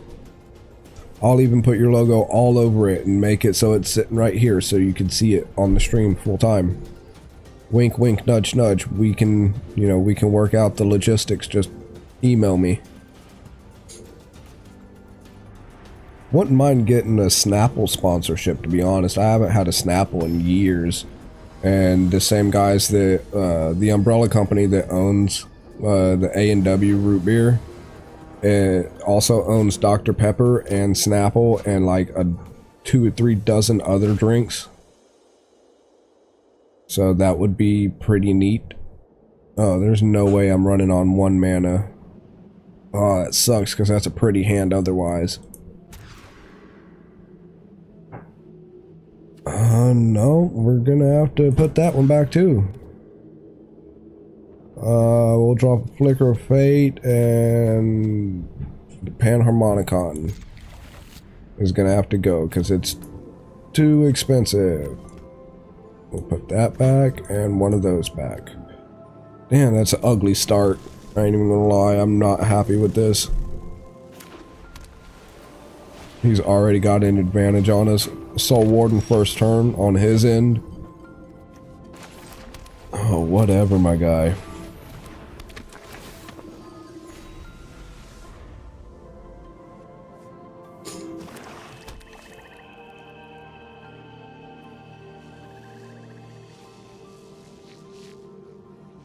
Now, I'd really like to get my coloring and all that kind of stuff fixed up too. Been trying to mess with it and piece it all together, but if I have it all on defaults, it looks just kind of bland. And, I mean, having it the way it is now, it kind of looks just a touch oversaturated. Trying to find that happy medium where it looks good and isn't, like, blown out.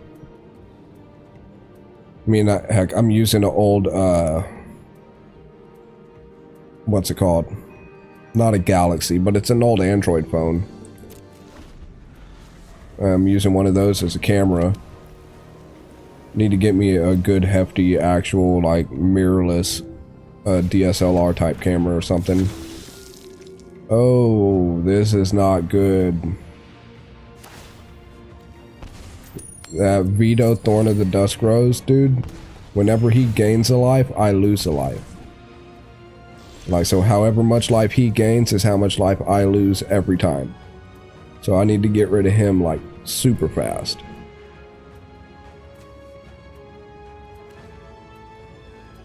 We need to get this out there.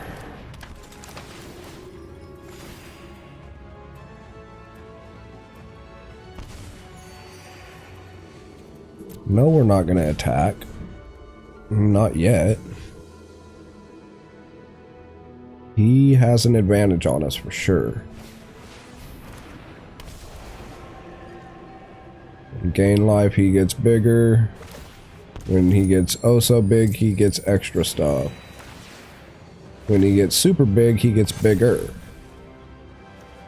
Okay, so we're gonna have to get rid of that quickly too, before he beefs up too much.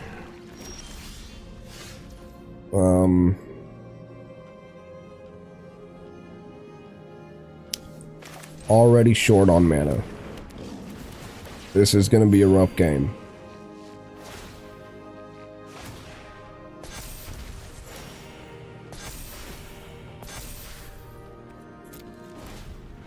I love this deck. I love how it pops off when it pops off. But it mana screws me a lot. Like, at least 30% of the time it'll mana screw me.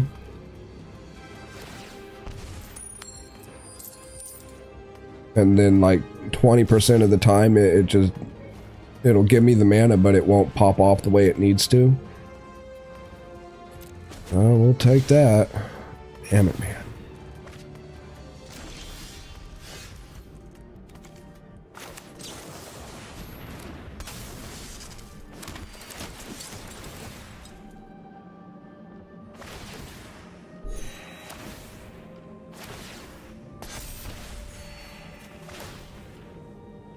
Yeah, he might be indestructible, but there's ways around that. Or once he gets that big anyway. No attacks as of yet.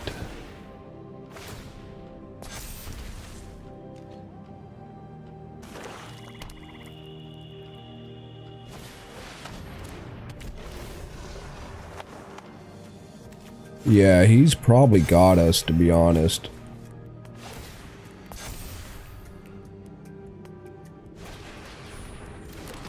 I mean, with the way it's looking.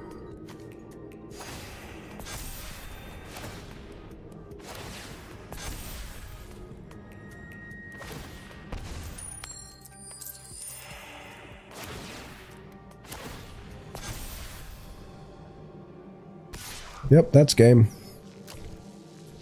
Whatever, dude.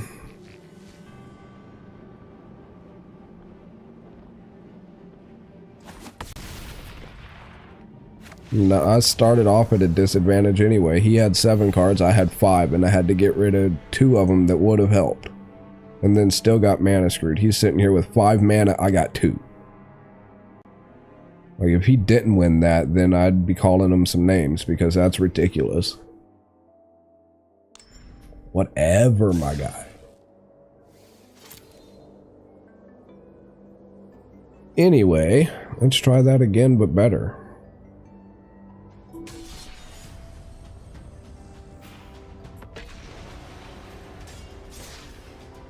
Might have to switch to my other angel deck, which was like the first iteration. Well, I can't remember if this was the first iteration that you know, hit right, or if the other angel deck was the better one. Because since I've been back, this is the only angel deck that I've been running, and I got like 3 of them that are, they're all the same idea, but they're built like with tiny variants, you know. And I can't remember which one is which. I mean, this one's working so far. It's gotten me up to where it is. They're all similar enough that it's hard to tell the difference until, like, I break down the actual deck list on it.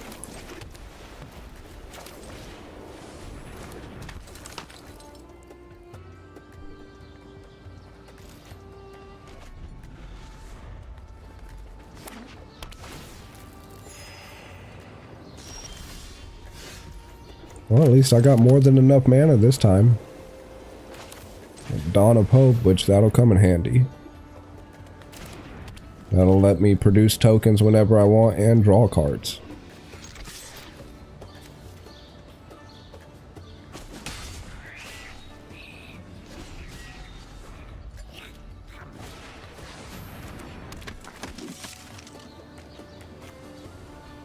Double strike.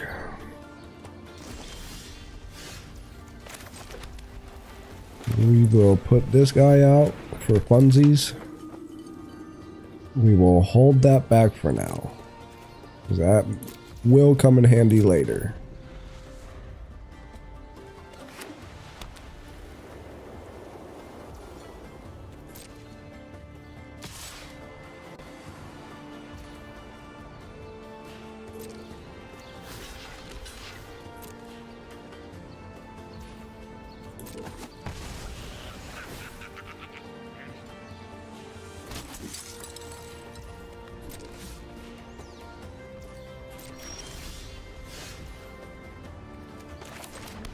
Okay.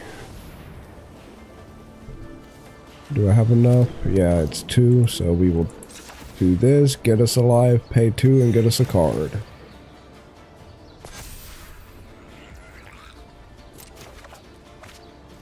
Beautiful. That's what I'm talking about. I probably should, to be honest. Yeah. and get us a free life real quick, because we can.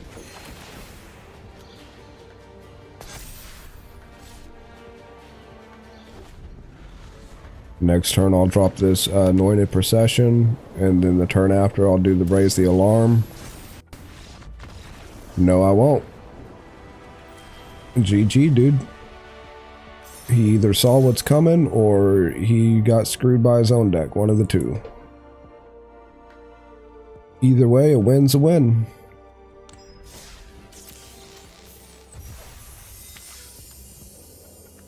Ooh, what'd we get? Prototype. You may cast this spell with a different mana cost, color, power, and toughness. It keeps its abilities and types. So it turns it from a 6 cost artifact to a 2 colorless and a green and half of the power and toughness.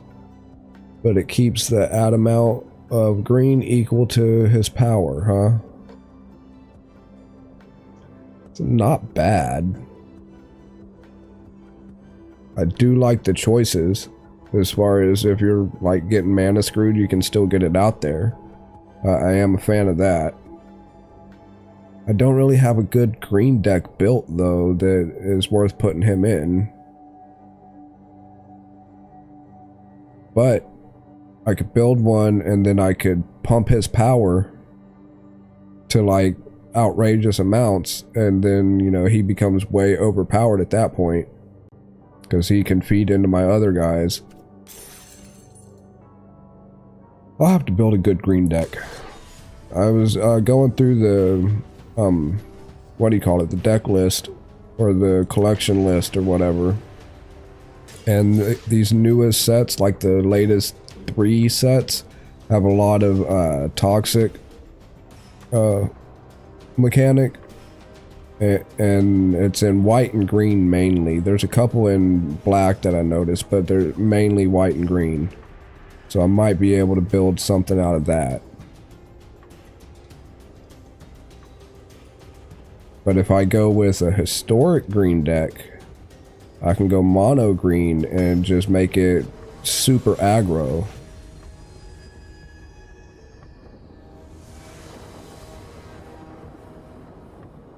I don't know, we'll see.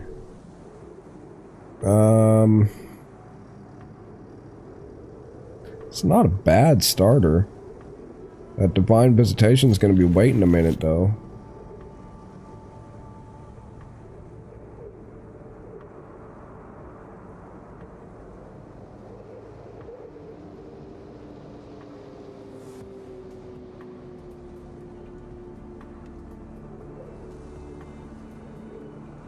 What you doing, my guy?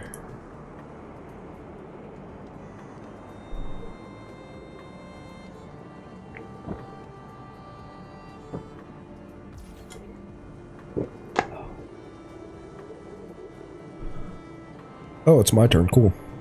Oh, he already had to mulligan down, so he starts with 6. Means I got the advantage this time. Nice. I mean, not much of one, considering my starter hand.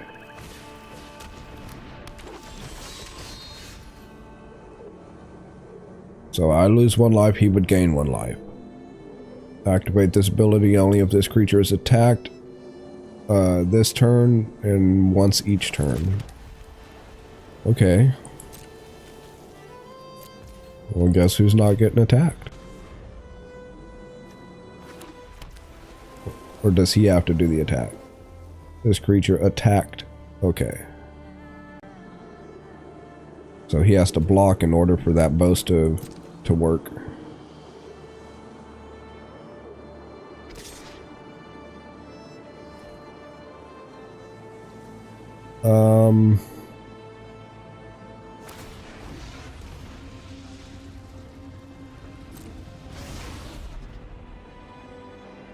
I guess not. I guess it's if he attacks as well, then we'll go ahead and let him hit that so we can get us a lifelink guy.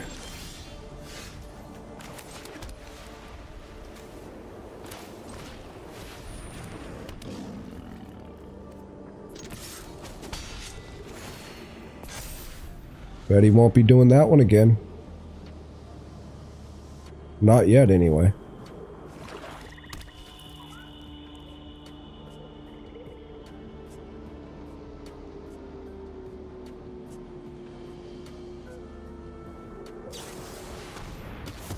Oh, you punk. How are you gonna murder my guy?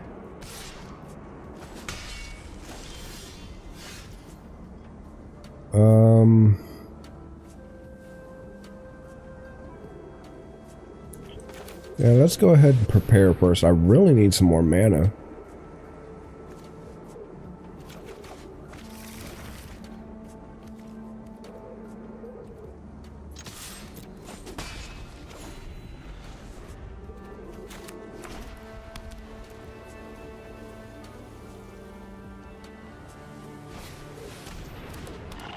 Alright, if I can get this deck trimmed down to where it's a little more streamlined, and, you know, mana screws me less but does the same thing, then I'd be golden.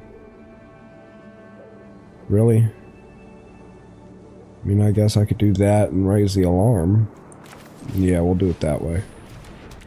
Hold on to my sworn companions till when I get my procession and visitation out there.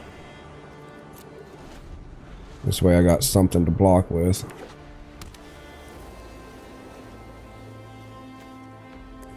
Whenever another creature enters the battlefield under your control, you gain 1 life. When another creature you control dies, each opponent loses 1 life.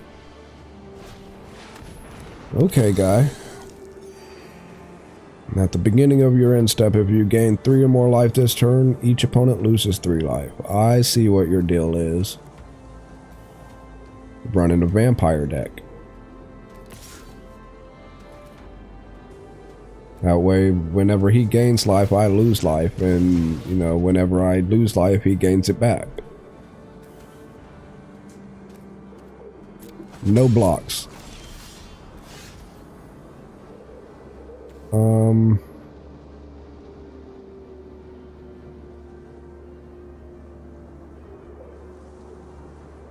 Yeah. Could really go for a mana. I'm already 2 down.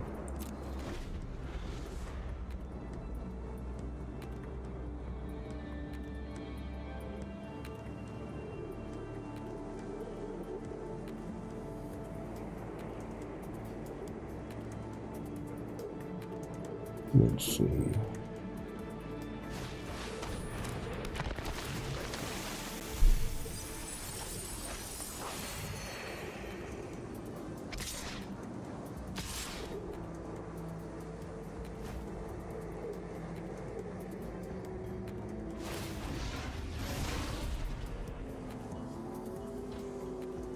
Yeah, we're gonna go ahead and get rid of this guy.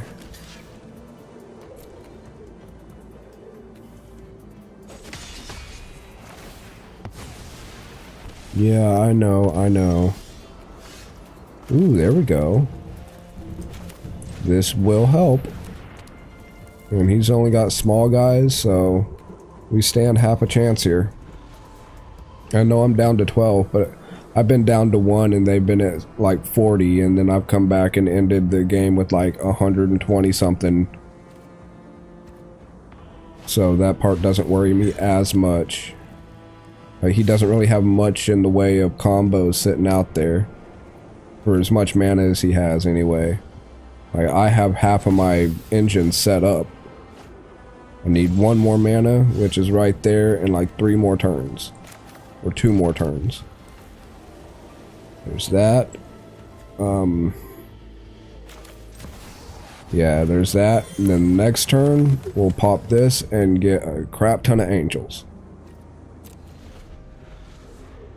And they'll each give me life.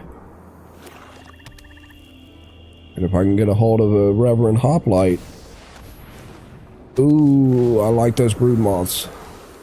Whenever a creature you control without flying dies, you return it to the battlefield under its controller's hand. Or under its owner's control with flying. So when these guys that don't have flying die, they come back under his control but also have flying. I used to have one of those in a deck not too dissimilar from the one I'm running here. Ooh, I kind of want that Panharmonicon out right now, but we need cannon fodder, so cannon fodder it is. And we'll pay for the one. Ooh, that gives us a mana, which we'll need. Put that out. And wait. Yeah, you're not going to be swinging with that indulgent vampire this time. Not if you're smart.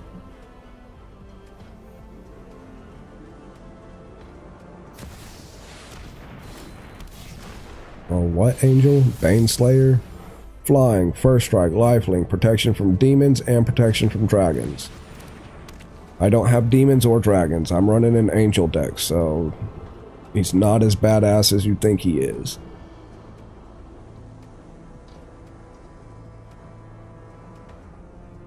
I mean, all I got is fucking tokens, so really need a, what you call it, a Bishop of Wings or a Reverend Hoplite, something along those lines.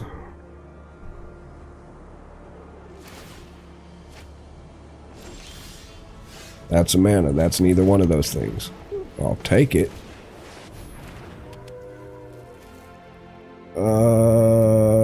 Crap. No, we'll wait.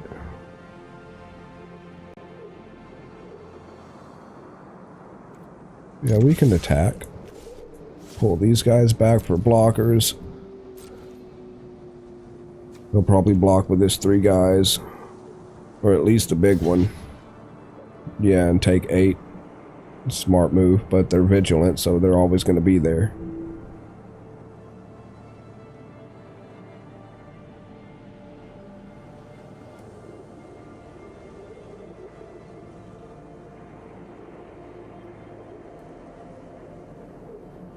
Come on.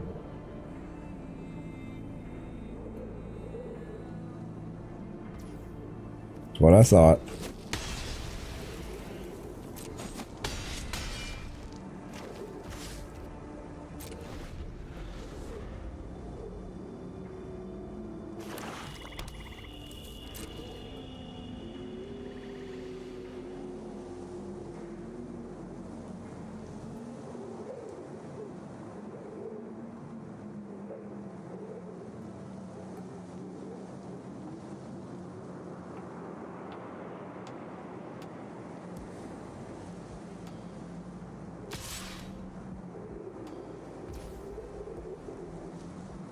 Really? What, you just want to give him flying? No, he can go ahead and pass through. Nice try, though. Alright, now I'm getting too much mana. So let's activate this one time.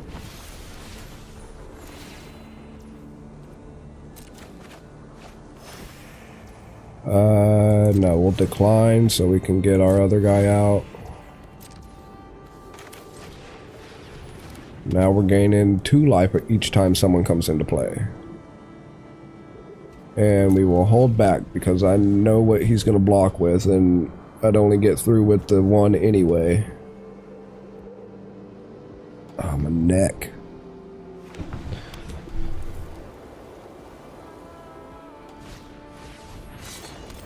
Shadow Spear.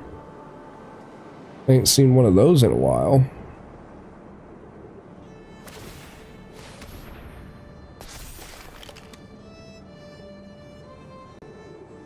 I mean, a lot of good 2/5 is going to do with trample.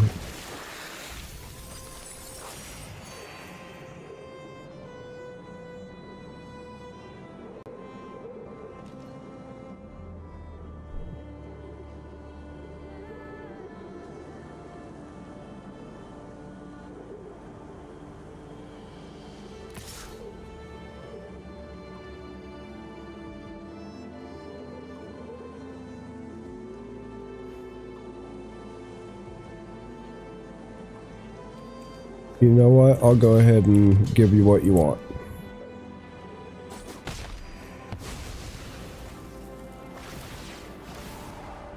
I mean, I wish you would. I actually got a chiropractor appointment, I think this coming up Wednesday anyway. He does back adjustments and shit on me. To begin with, we're trying to get like a disc that's half slipped out, trying to get it back into place. But I could talk to him about doing my neck too. It's just I don't know, I'm not a big fan of chiropractors messing with my neck. I've read and seen too much BS out there. I heard of too many people like having strokes after getting their neck popped from them when they do it the wrong way. I will decline the rest of those. Just so I can get that dextrose out there.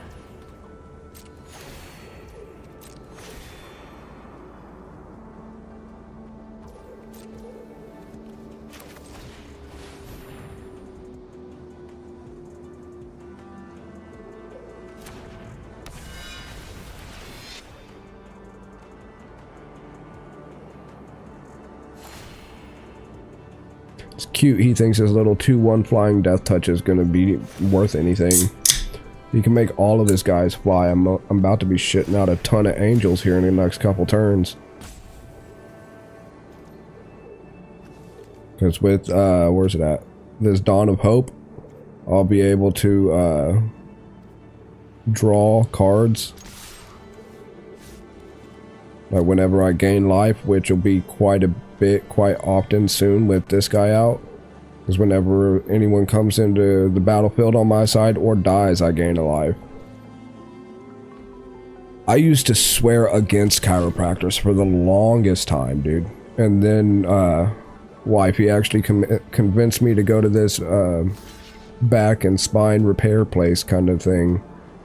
And at first I wasn't going to do the chiropractor side of it. I was just going to do the physical therapy and all the other like massage therapy stuff that they got and all that instead. But the insurance covered the adjustments as well, so I figured, you know, I'd try it once or twice just to see, you know, see what it's about and if I've been bitching about it the right way, you know what I mean? And I think it's been about, what, going on 10 weeks of going there. He's adjusted me 10 times, and I'll tell you what, I feel a noticeable difference. Like, and every time he gets my back, like, it lights up like a damn Christmas tree, dude. But it, like, I feel a lot more limber already. Like, I can actually feel where the adjustments and where that disc is. I could feel, like, I can actually feel that area. It used to be like nothing but pain, you know, and slowly but surely that's going away. Like, I recommend at least trying one out, you know, because you never know, they might be able to help. I mean, I don't think, you know, a chiropractor's gonna fix, you know, your stomach issues or anything. But I know there are nerves that, you know, if they're pinched or messed up, like, they can mess with your digestion and stuff like that. So it might, like, it's not going to fix everything, but it might not hurt either, you know what I mean? Now, I don't know if, like, insurance, like your work health insurance will cover it or anything. So that might be something you'd have to pay out of pocket for. Ooh. Good thing they're all 4/4s, huh? That massacre worm would have just screwed me over. That's not looking good for the home team. But yeah, they gave me a neat little back brace. Like, it's a different type of back brace than I've ever used before. Like, it's almost like half a back brace, half a corset kind of thing. And so it gives me extra support whether I'm sitting down for a long time or up and moving and doing stuff that way for a long time. It gives me support both ways. I will get rid of him. Yeah, we'll leave it at that. Dude, imagine you go in there and they like give you an adjustment and then you go get rechecked up and they're like, oh, well, all your stomach stuff's just gone. We don't know what happened. Like, we accidentally fixed you. Like, could you fucking imagine, bro? Like, all it took is getting your back popped the right way and like it fixed all of your other stuff. I mean, stranger things have happened, to be honest. I'll auto pay once. Ooh, Soul Mender, that's not bad.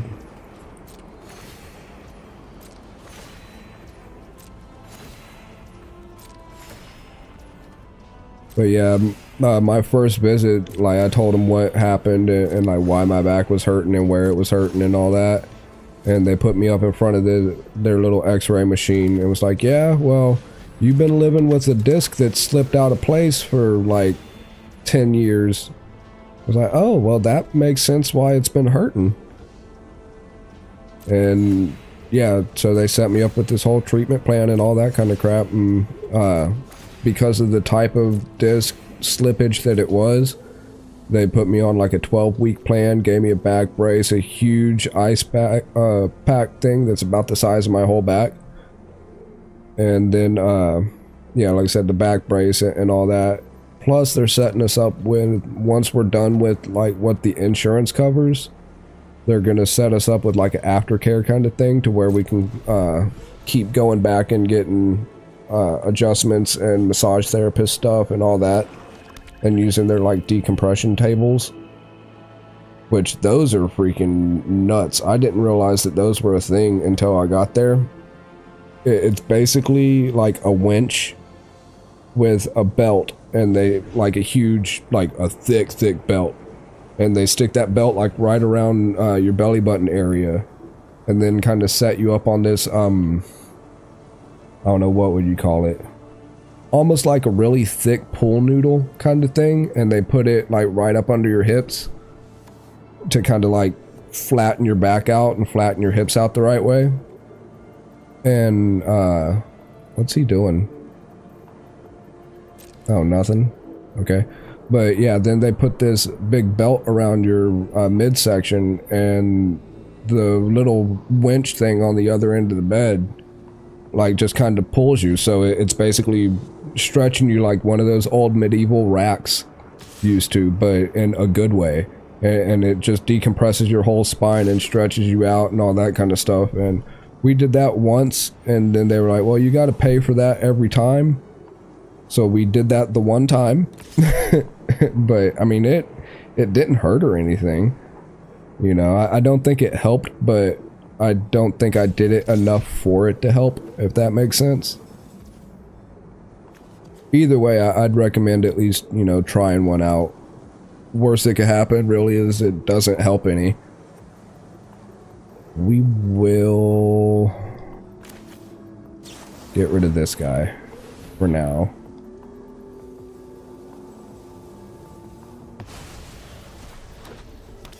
That unequips that.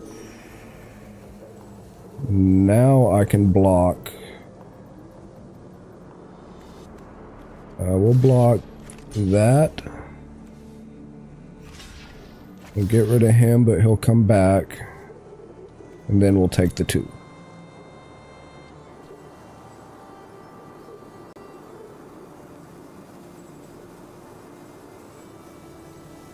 I don't know how your city is set up with like chiropractors and stuff like that. We got a metric shit ton of them here because we're a military town and army guys are always screwing their bones up. So like it's a toss-up between a chiropractor and a dentist as far as what's the best kind of doctor to be in our town. Like, chiropractors make bank for what they do, but you know, they still had to go to school for like 8-9 years to get their license and all that kind of crap. But you know, when you're getting paid $10,000 a year to basically just help people pop their back and, you know, pop their hips and all that kind of crap, then, you know, it's an easy gig if you can get into it.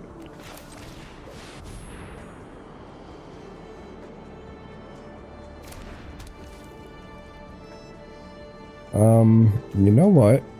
Instead of sitting here letting him just continually do that, we will hit this brood moth with the cage.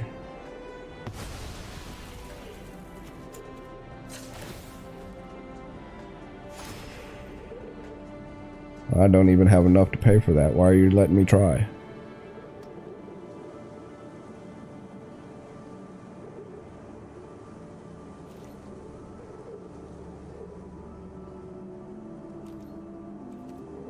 I'm really surprised I haven't got a fucking hoplite yet. Like, wait until you see, like, when I get a little Reverend hoplite in my hand, you're gonna see this whole board state change, like, in an instant. Because it's gonna come out, it's gonna trigger twice from that, and then twice from that. Well, it's gonna trigger 2 times from this guy. Those 2 times are gonna double, so it'll be 4 times, and then those 4 times will double. Excuse me. So he'll end up triggering 8 times. And with, let's see, 1, 2, 3, 4, 5, 6, 7, 8. So, yeah, 8 times 8. However, like, so yeah, however much that is, quick math isn't my strong suit, but so he'll trigger 8 times 8 angels that'll come into play. And each one of those will give me 3 life.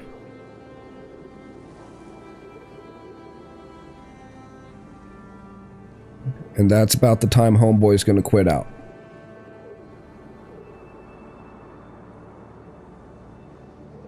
Like, I'm literally waiting on a single card right now. And because I know as soon as I play it, like, anyone in their right mind's gonna, you know, concede. Like, unless you got a board wipe or something that can deal with, you know, 50 plus angels hitting the board at the same time.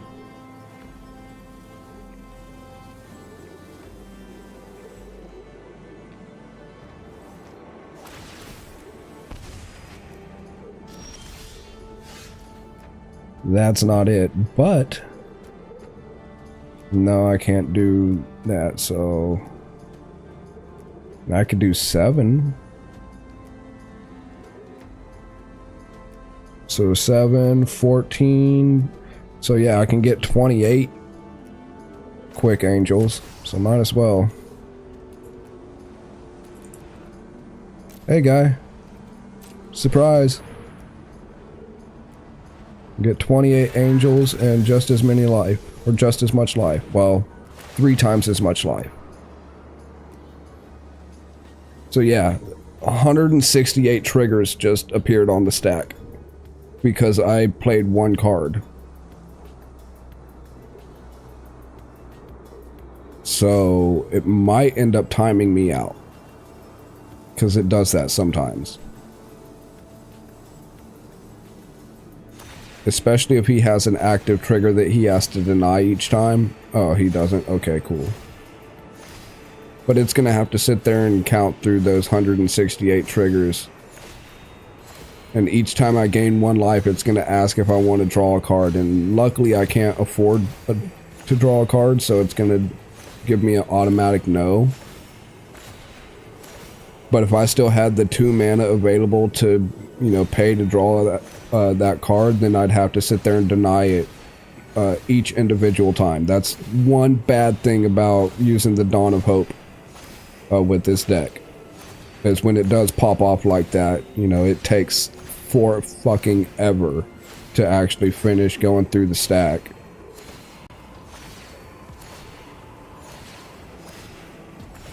Ow.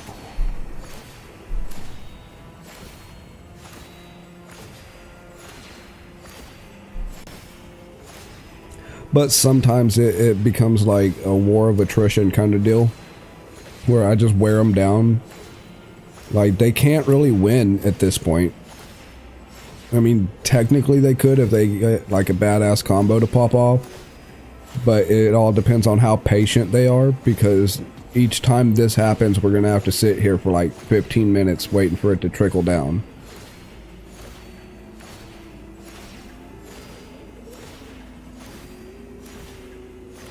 I've had it a couple times to where I've done something similar to that and, you know, put out a massive amount of angels, and the stack was so large, I'm talking like 300 or 400 triggers on it at a time, that before it would get down to the bottom of the stack, the game would time me out and basically be like, oh, well, your turn took too long, so you must be AFK, so we're gonna kick you out of this match.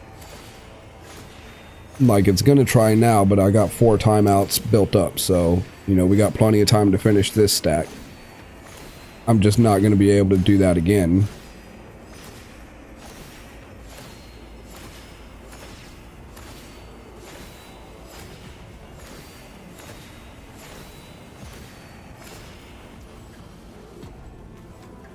Yeah, I was gonna do a soul mender and gain that 1 extra life at the end, but we won't.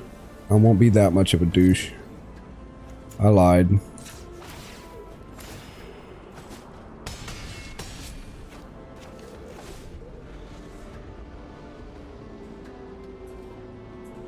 Good game, dude. You can quit out anytime now. There you go. So next turn I was swinging at you with like 32 angels.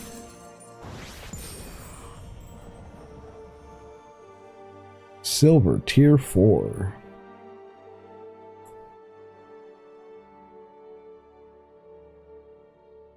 That wasn't even the big part of the combo of that deck. That's the sad part about it.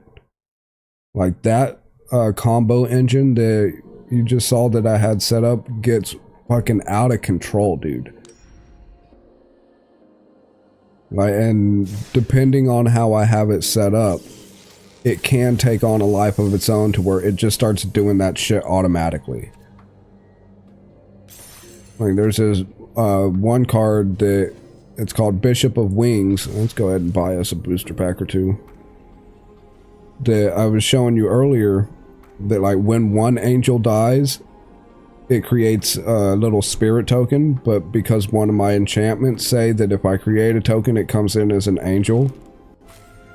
Like, so 1 angel would die, and then like 4 more angels would come take that one's place. And because those 4 come into play, I would gain life. And I'd have another enchantment. Because I gain life, it would give me more tokens to come into play, which would come in as angels, and like it would just feed itself. Like, it's fucking ridiculous. Gingerbread Knight Cookie Man. Sir Ginger, the Mill Ender. Legendary artifact creature. He's a food knight. He's a 3/1. Sir Ginger, the Mill Ender has trample, hexproof, and haste as long as the opponent controls a planeswalker. Whenever another artifact you control is put into the graveyard from the battlefield, put a +1/+1 on Sir Ginger, and then scry 1. And then if we sacrifice Sir Ginger, gain life equal to its power. It's not bad. That can get out of hand. Like, really quickly, though.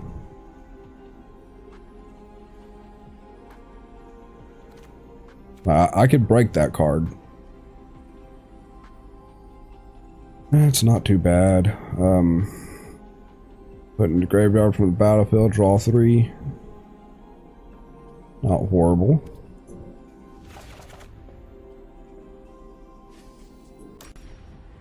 So, let's take a break on the historic ranked for just a little bit.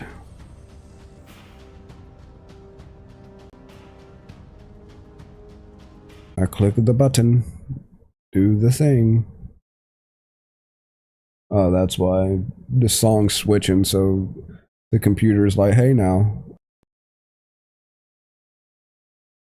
Encoder overloaded. Consider turning down your video settings for a faster computer. Well, let me tell you what's not gonna happen. Probably either one of those.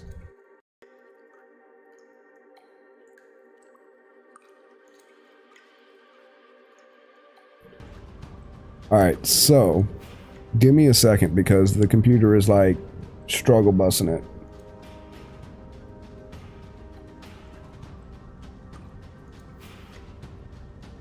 Come on.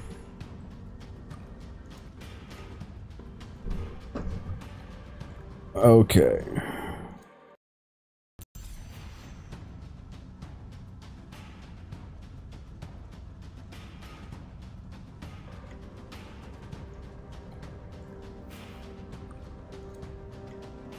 Are we back?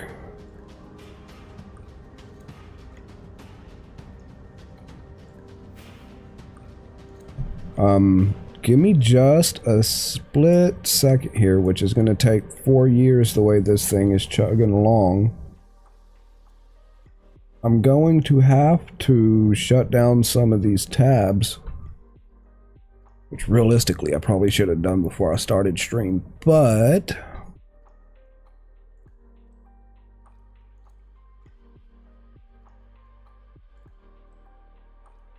are you gonna do here? Like I got you set to like 144p. So you shouldn't be struggle busing phone. I can excuse the PC, but why my phone is also struggle busing it is beyond me.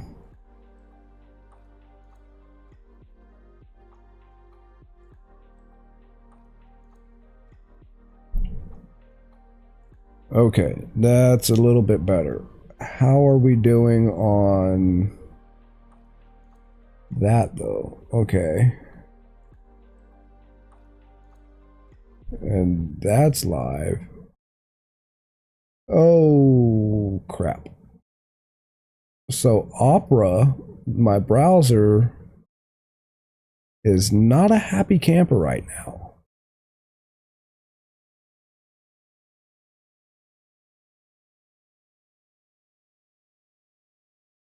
I hope it doesn't disconnect my stream though.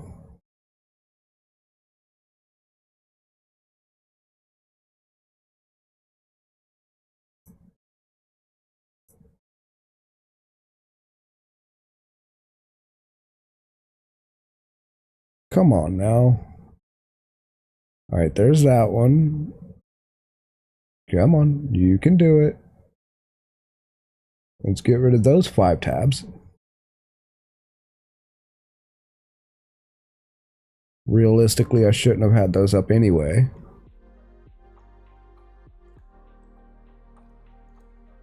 See, this is exactly why I need some more RAM in this bad boy.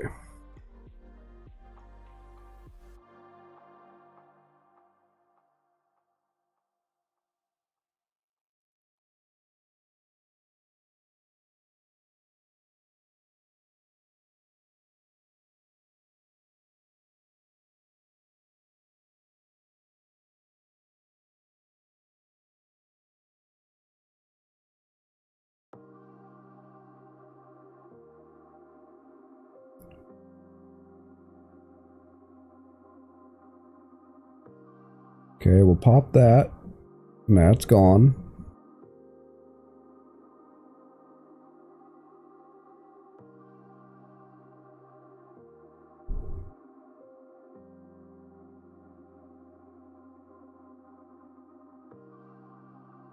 Why are you like 15 minutes behind though? Okay.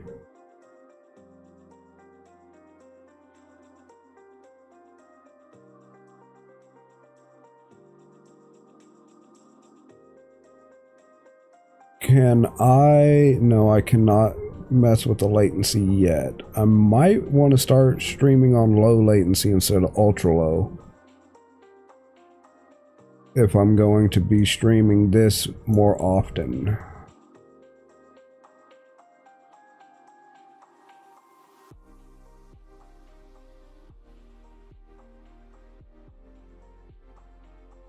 Are you frozen?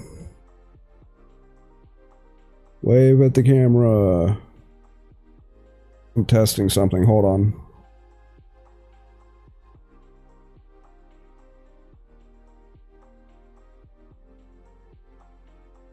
I don't know how much my natural delay is already set, but it seems to be enough. No, I don't want it to double back. Okay, there's that. Oh wow, so we're like already a good 10 seconds behind.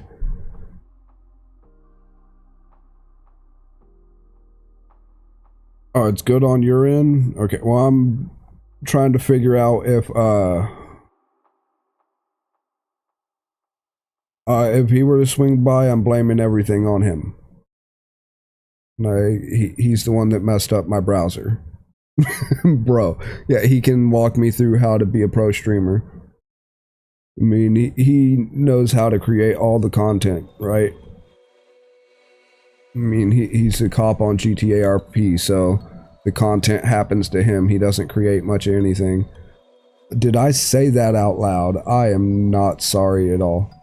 I'm struggling with the delay though, because there's the natural latency delay, which is like a second and a half, 2 seconds. But then on my phone, I got me pulled up just to monitor, you know, situations like earlier where it bogged down. But it's like, hold on.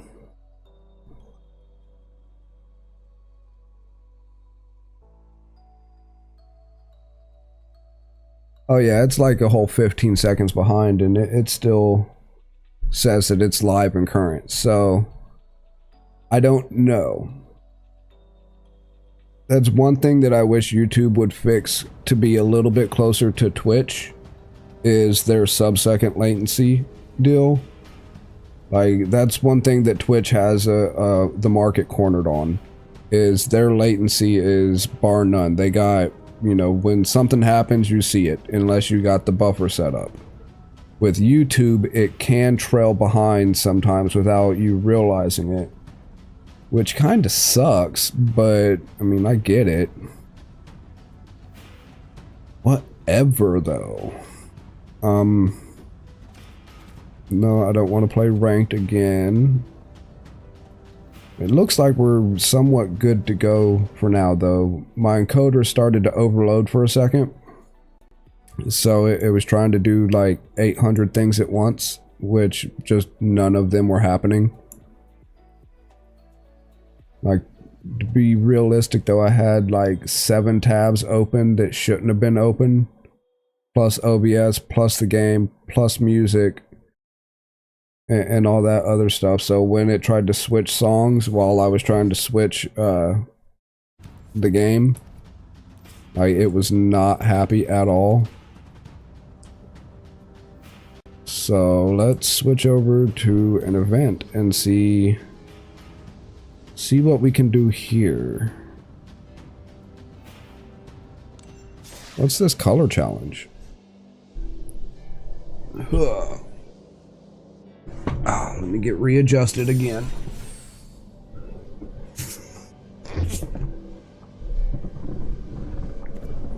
Okay, what are these check marks? Are they ones that are already done? Or did I have to do? We must fight for a better tomorrow. Oh, it's not even going to let me build the deck first, so yeah, we're not going to do this one yet. I'll probably try that later, if it's still a thing later, because these change relatively consistently. So,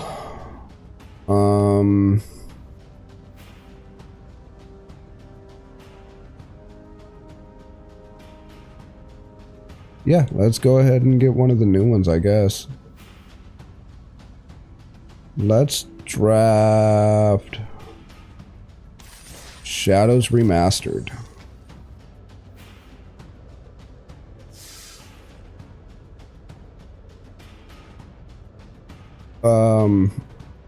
Some IT courses, huh? I don't know, like, what kind of IT are you thinking about? Like, do you want to do the coding and build things? Do you want to do, like, cybersecurity? where like basically a white hat hacker kind of thing, you know, where you do like penetration tests and stuff like that, and you know, you build the anti-malware stuff, you know. Do you want to get into just computer science in general? Like, because there's a billion different ways you can take something like just a generalized computer science degree, you know. Everything from physically building the computers to, you know, teaching courses on whatever. And like with the way AI stuff's going nowadays, and with the way like everything is computerized anyway, a solid computer science degree, like that's probably, it's better than any just generalized business degree that you'll be able to get now. Like by far. Like everybody and their brother, if you go up and say, yeah, I have a computer science degree, you're almost going to be able to name your terms. You know what I mean? I mean, I wanted to get into cybersecurity there for a little while, and it's what I went to community college for, and then, you know, I wrecked a truck, and that kind of pulled me out of that. And then, like, not long after that, the community college that I was going to kind of got shut down for some shady shit. And, like, mishandling of students' monies and all that kind of crap. So, it was probably a good thing I didn't finish out with them anyway. Damn, that's a lot of coins. I'll run it anyway. But yeah, like cybersecurity is probably like, I mean, it's a good start. I wouldn't say it's your best bet, but it's easy enough, you know, to get your foot in the door. And you can go up to like almost any major company that has a website or does any kind of anything where a computer's involved, and be like, hey, you need a cybersecurity expert on your, you know, on your roster. Like, you can go up to banks and shit like that and be like, look, anybody can, you know, hack anything nowadays. So it's good to have a hacker in your pocket, or, you know, a cybersecurity expert hacker, same difference for the most part. You know, just depends on which side you want to be on, you know what I mean? Like, if you want to be the one building the malware and, you know, scamming people and doing all that kind of stuff, you know, a cybersecurity expert's not a bad way to go about it. If you want to protect against shit like that, then again, you know, the cybersecurity is probably the way to go. Because they'll teach you how to actually crack into a lot of the, what do you call it? A lot of the networks and stuff like that that basically run the world. And they'll teach you how to open the door to all of those things and you know, do whatever you got to do. Yeah, I could barely read those.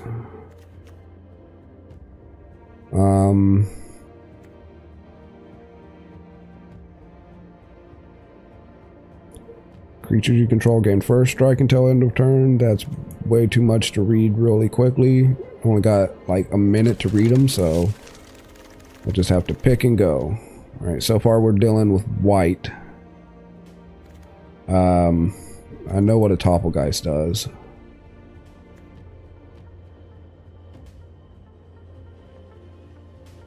That's a maybe.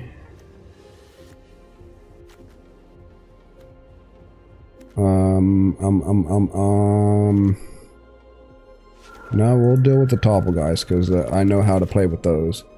And they're cheap enough. When it enters the battlefield, I get to tap one of the opponent's creatures. I get a token and +2/+2. Other creatures get extra defense until end of turn. That's going to be out of my color.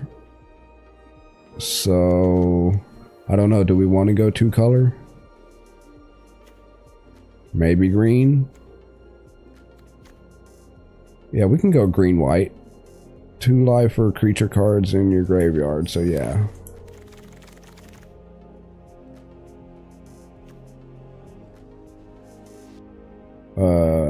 Let's see, deals damage to 1 or more creatures. Investigate. At the beginning of your end step, if you sacrifice 3 or more clues, you could do things. There's the battlefield, put a 1/1 on a creature. It's got delirium. Search your library for a basic land. I'm gonna need that.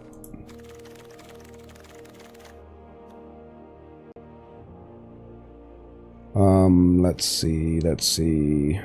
No. I don't foresee any lands making it to the graveyard.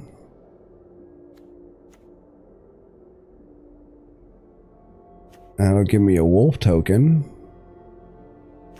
No, we need this bad boy. Looks like we might be running more green than white at this rate.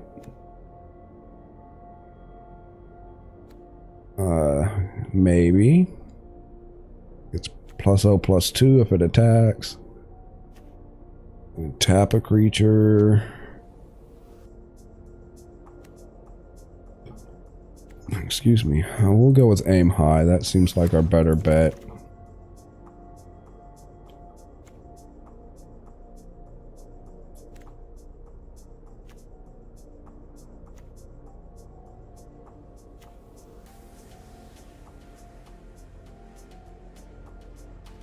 No, we'll go with the Scarecrow just for the land grab.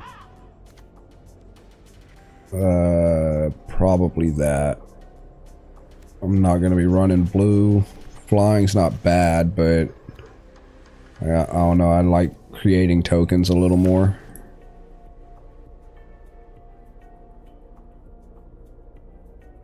Having that extra creature that I don't have to pay that extra mana for kind of helps out, in my opinion.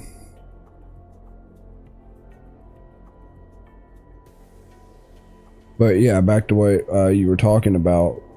You could always get into, I don't know exactly what it's called, like front end or back end, whatever you want to call it. But basically, like the programming guys that actually program sites like Twitch or Kick or insert social media network here. You know, like the people that actually program the logistics on the back end of it. Like, those type of programmers are needed for everything. Basically, you pick a programming language and, like, if you could think of it, if it works in that programming language, you could build it. Let's see. That's pretty much all I can... Well...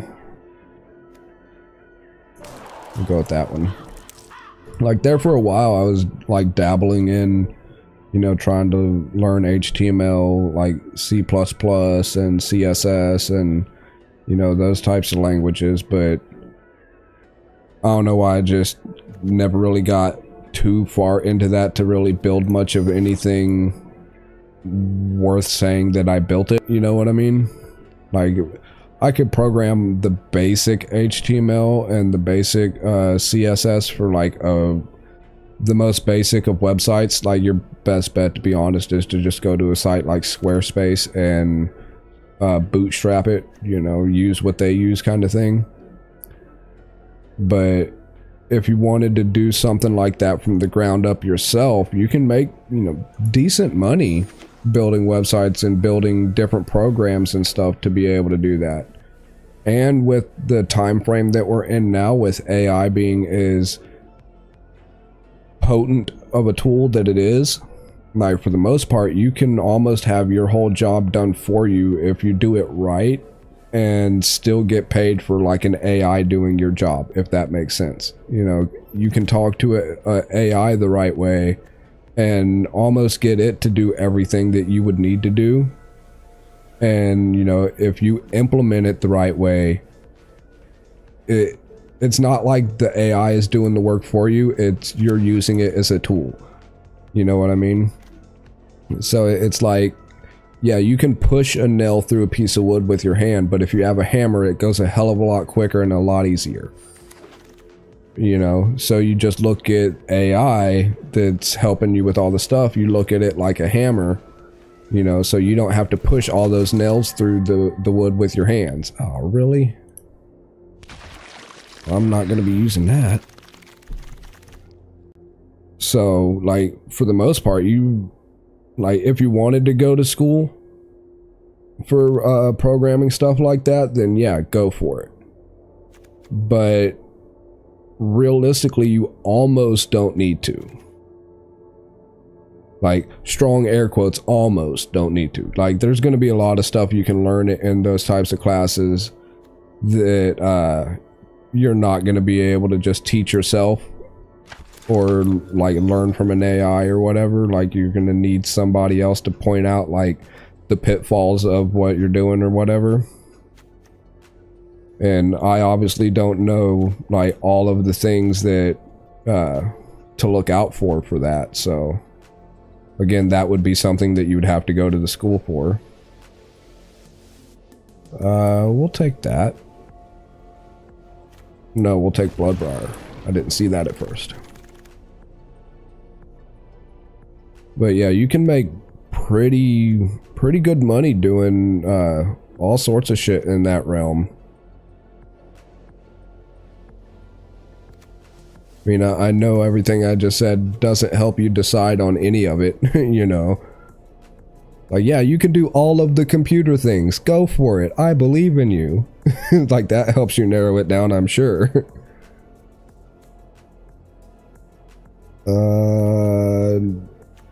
No. Damn it, man. Such tough choices. We'll go with the strength of arms. Just because I know what that does. 3-1 for 2 is not bad. That's probably gonna... No, we need that Bloodbriar. I know that all of those are gonna go in the deck. I already got, what, 3 of them? Yeah. So that's gonna be our clutch. Yeah, hope against hope. No question about that.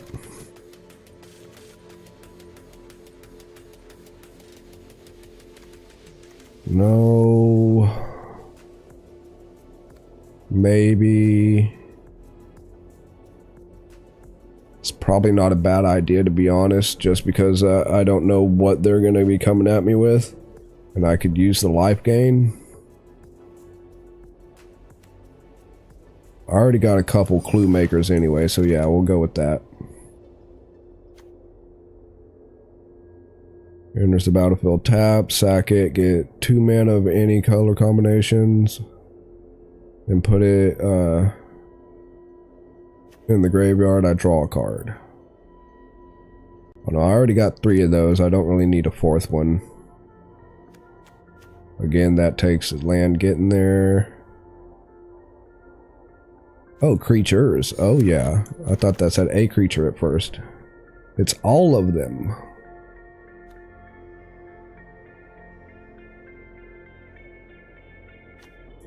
Yeah, probably.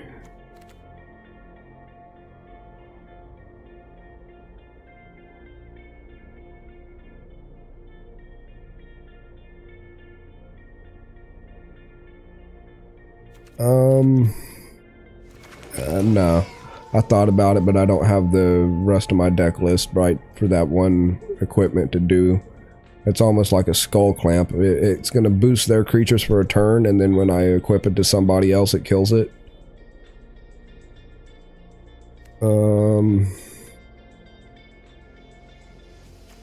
Yeah, we'll do that.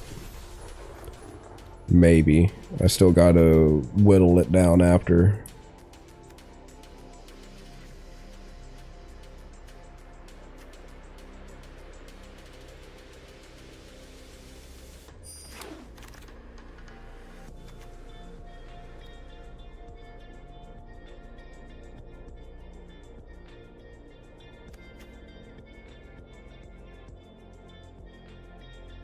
And no, that's too much. Discard a card for it. We'll do this instead.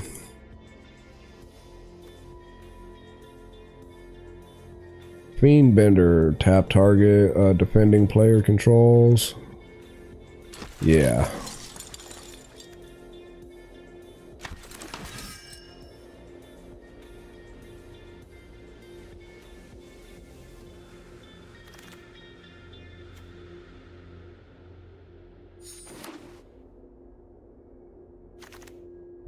one more round. I guess we are getting another blood bar. Shit.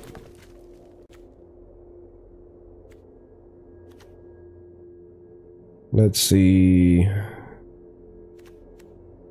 That's too much to read right now, and I don't know exactly what it does. Possibly that.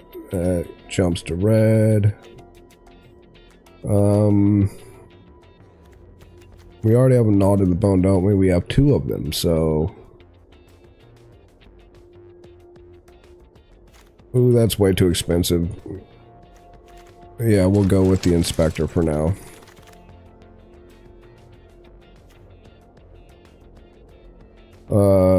Death Touch? Yeah, possibly. Looks like our only 2 bets really is the Borrowed Grace or Death Touch. We'll go with the Borrowed Grace. We already have 1. We already got max blood bars anyway, so we can't really take that.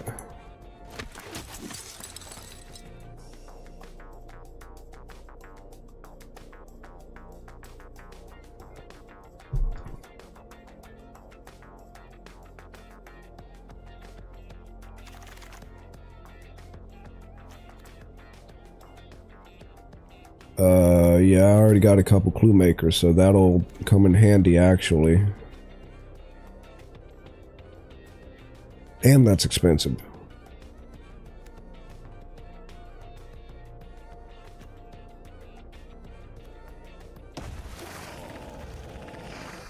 I don't really see the point in that running in a draft tournament anyway. Potentially. No, we'll run that. There's going to be more non-humans than humans in this, I imagine. Shadows over Innistrad. I haven't really seen many humans anyway. They're all like vampires and spirits and shit. How many strength of arms do we have?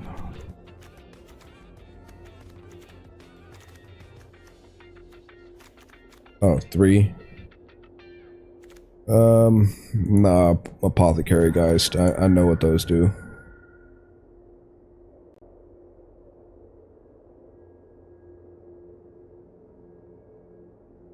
It gives us life, if I'm not mistaken. If I'm thinking of the right one. Yeah. You gotta control another spirit first, but that's not too tough to do with everything else we got.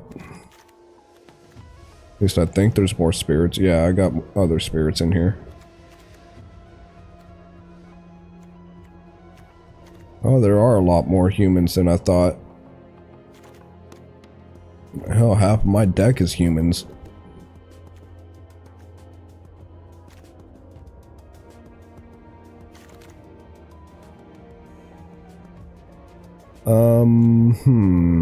Brain in a jar. Put a charge counter on Brain in a jar when you cast an instant or sorcery with the same value as the charge counters. You can pay it without paying your mana cost, or remove X charge counters and scry X. No, we will go with this instead. What does that do again? Oh, yeah, 2 colors. Seems like a better use than Brain in a jar. Not that Brain in a Jar is a bad card, it's really not. It's actually a really, really good one if you have the proper deck build around it. But that's definitely one where you have to build your whole deck with that at least in the back of your mind. It's really hard to put that in a draft deck and have it work properly. That's more or less going to be a filler card for this type of deck anyway. Really? I'll pick that one, I guess. No, that one has more words. I'm sure it's more powerful. And we'll get rid of it. Counter target spell with Delirium. I wasn't far off. Fucking 1 mana counter spell? Or sorcery, but still. I mean, we're gonna end up getting rid of it just because I'm not running 3 colors. I'm only gonna run the 2. So pretty much all of our blue cards are gonna go away. And take that. So we got, I think, one more pick. And then we'll have to take, what, 3 or 4 out?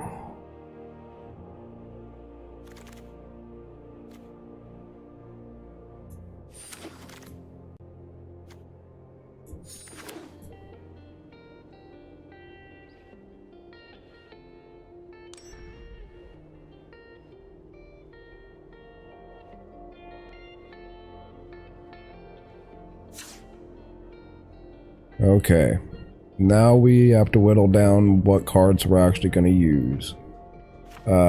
This is going to go out. We're getting rid of this. Get rid of this, get rid of this. And we need to drop down to 40. Oh, wow. Get rid of the Murder's Axe because I don't want to discard a card just to equip it. Hold on, am I on the time limit here? No, okay, so I can actually look a little bit at what I actually got.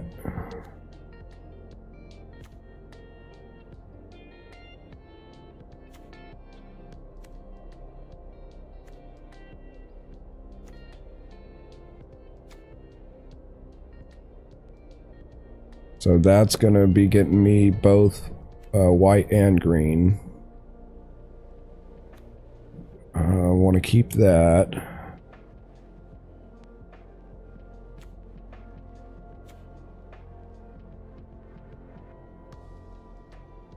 It's expensive to transform, but I'm probably not going to transform it, to be honest. I'm going to use it as a defender and a mana getter.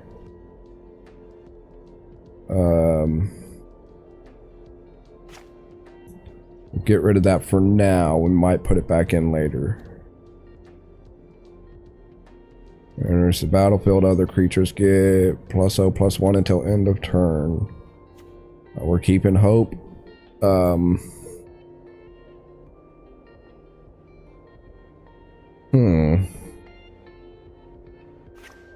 we'll get rid of that for now. I don't think I have a sacrifice engine other than my clues. So we'll drop that down to 3.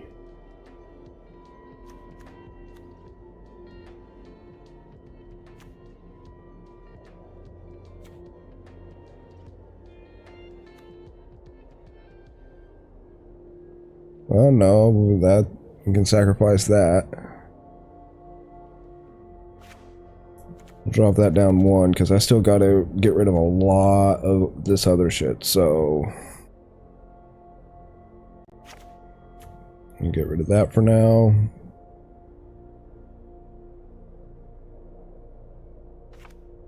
It's too expensive. To be real, that's way too expensive too, but yeah, we'll get rid of it for now. We'll keep him.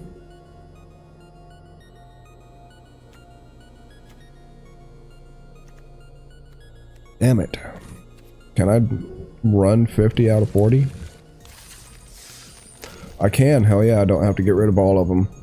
I was about to say, I don't know where I'm going to cut 10 more cards.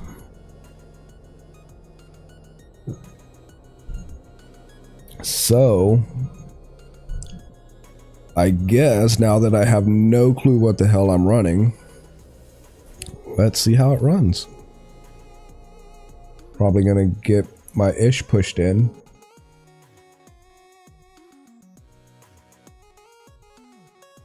Scoot that over here so I could see that a little better and scoot this down here. Alright, cool.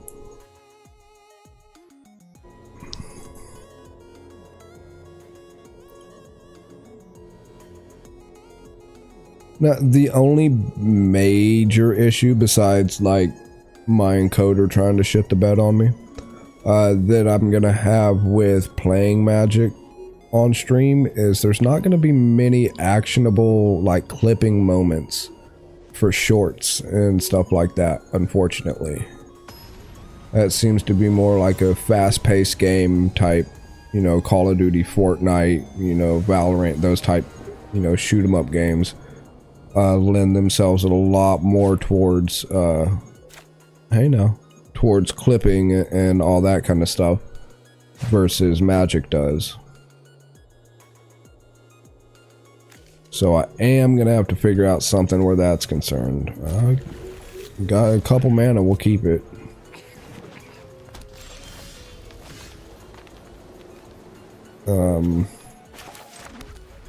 Yeah.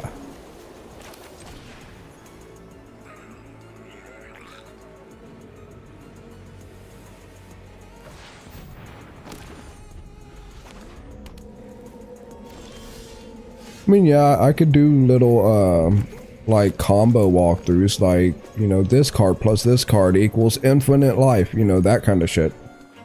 Sure. I guess I could, no, let's see, do I have something worth it? I need to put 2 into it, so I'm not going to get enough back out, so we'll wait.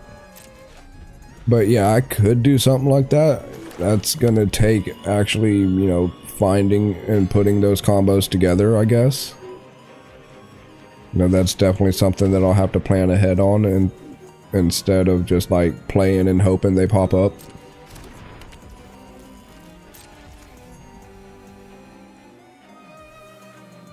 Let me reread this real quick. Okay, so when it goes in the graveyard, I draw a card. Oh crap. I might need to go ahead and do it. And hope that it's another mana.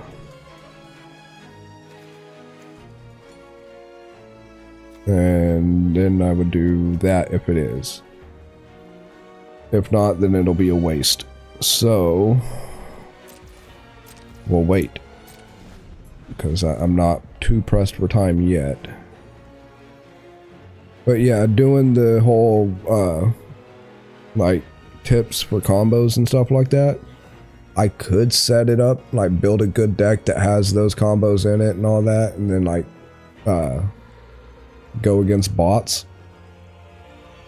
Or I can, you know, just wait until they happen in the middle of a game, and, like, if I remember to call it out while it's happening, you know what I mean? But that's gonna have to take extra brain power, and I'm lazy, to be honest. Let's see. He gets +2/+2, but so nothing. Untap and gets 2. No. Damn it. Need some more mana, at least one more.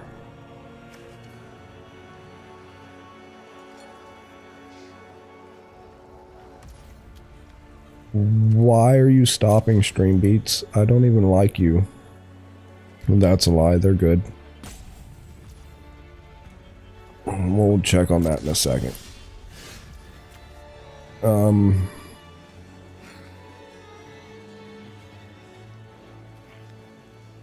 Yeah, I don't have much of a choice but to pop it and hope I draw land. So we will get one of each. Come on, land. That's not a land. I can put it into play though, so it's not a complete waste. Still gonna have to discard down though. What am I gonna get rid of? Probably this aim high. Because everything else I can actually put to good use once I get the mana. Yeah, we'll get rid of that. Damn it. I mean, it wasn't really going to do us too much good right now anyway, but still, having to discard this early in the game sucks. Like, I should have at least 2 more mana sitting out here.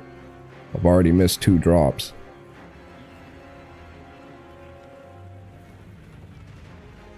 Hey, Mr. Goblin.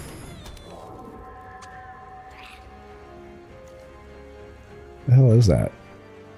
At the beginning of your upkeep, you get to scry 1. Well, I wish at the beginning of my upkeep I got a mana, but I don't. Alright, target creature gets +2 until end of turn. If I control an equipment, I get a soldier with it. I don't control an equipment. I can tap one of those. And that's the only way I'm going to get through. So, fuck it, might as well just use this anyway. If not, I was going to have to discard it. And I got to tap this guy to tap, so there's no point in even swinging.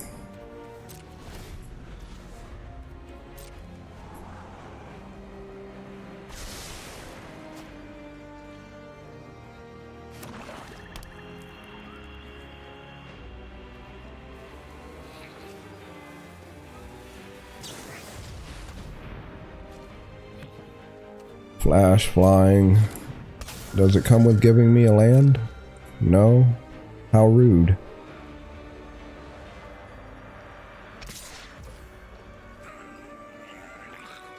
I don't have anything flying.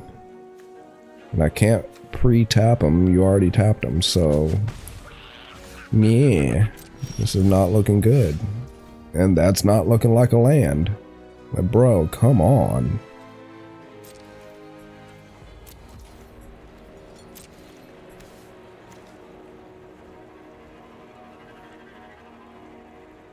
I mean, I guess I could put a creature in the graveyard. That'll help the gnaw to the bone later. That's 2 discards and what, 3 or 4? Yeah, 3 land drops that I've already missed. They give you land automatically in these decks. So I don't get why I'm getting mana screwed already.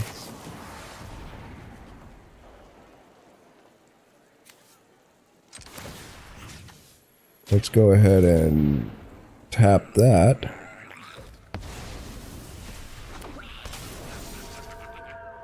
Ah, I picked the wrong time to tap it.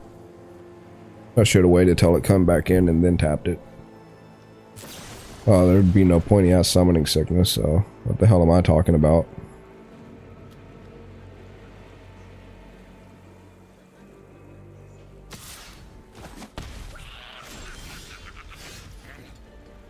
Really now? I mean, it's better than having to discard it, but I need a fucking land.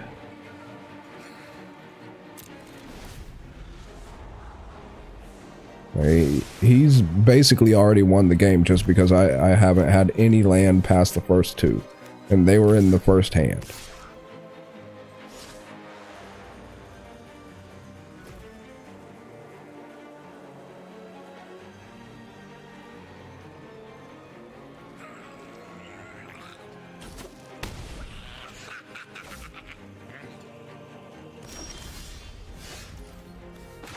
Finally.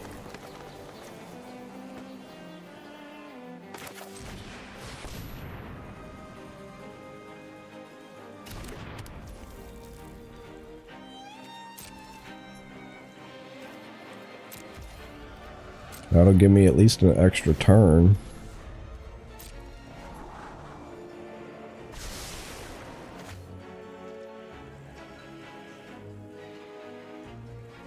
Come on, let me tap him before he attacks.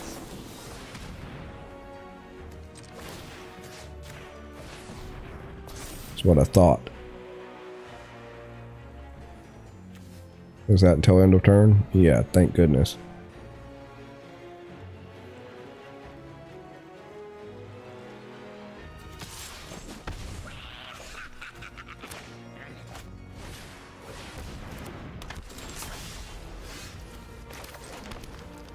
Okay, now we're cooking with gas.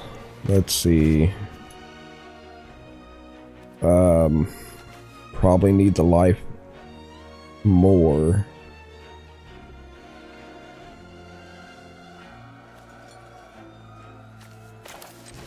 Yeah.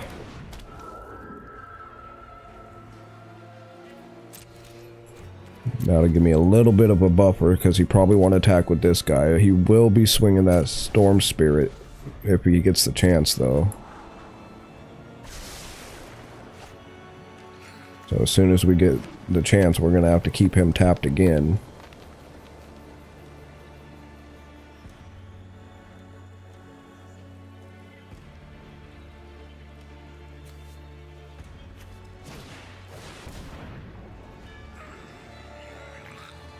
Oh, you fucking imprisoned in the moon? Yeah. Well, he's gone, so we're gonna keep him tapped for a second. I mean, it gives me extra mana, I guess, but I was kind of using him for his ability.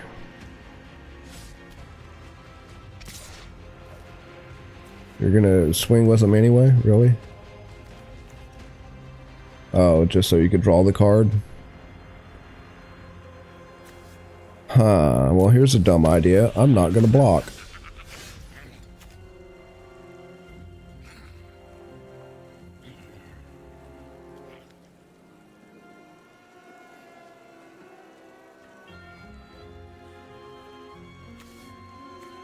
So they would all gain flying. Okay. Yeah.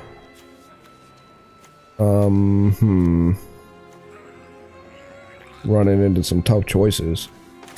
And we're gonna need that, so we'll put him out first.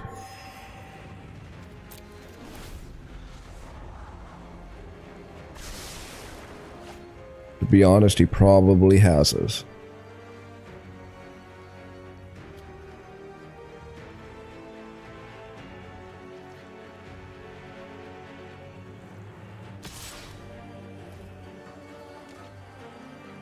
Yeah, I can't let it slide this turn. Draw your card.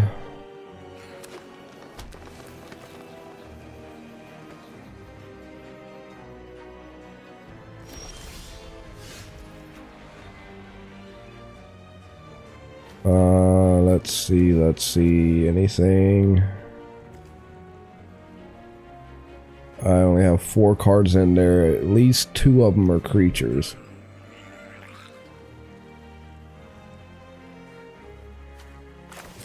Yeah.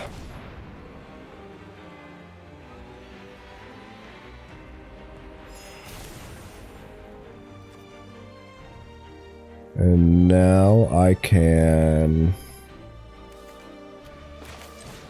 put him out.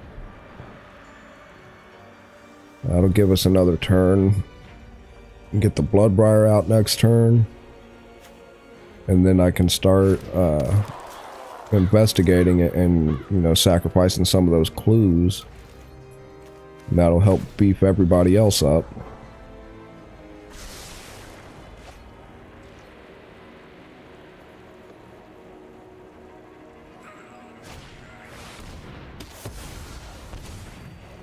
Ouch.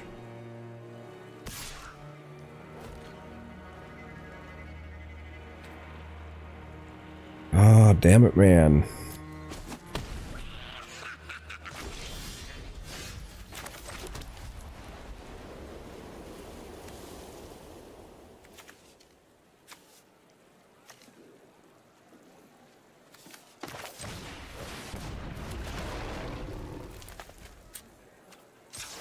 We'll go ahead and get us a couple basic lands.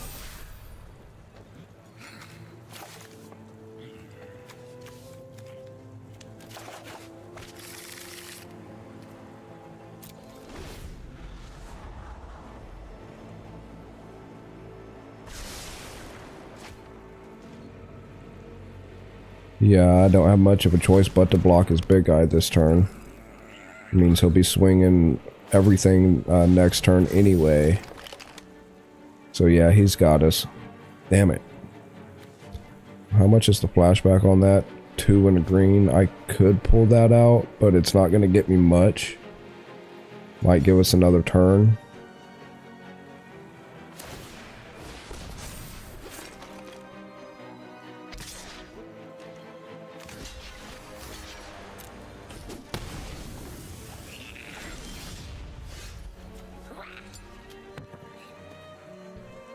I really wish I had that flyer out there. That would be nice.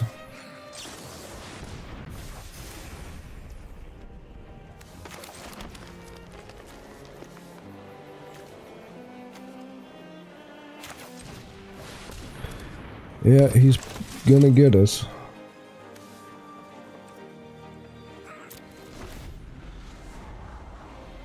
It's not gonna be as quickly as he hopes, but he's still gonna get us.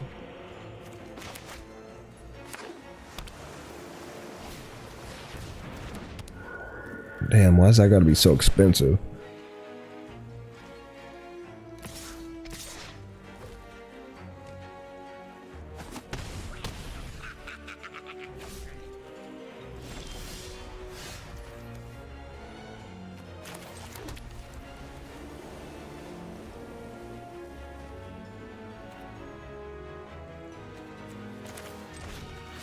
Yeah, let's go ahead and give him that.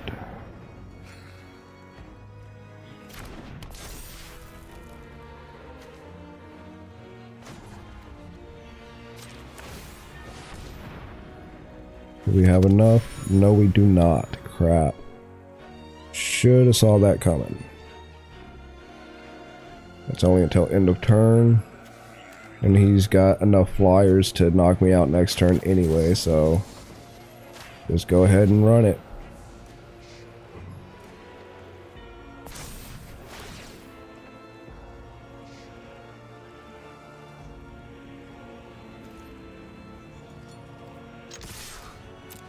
I mean, not nearly enough, but it's going to do a little bit of damage to him.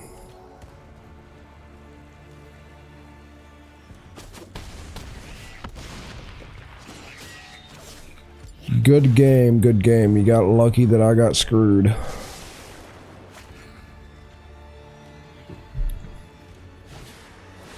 That mana shitting us in the beginning was enough to get us.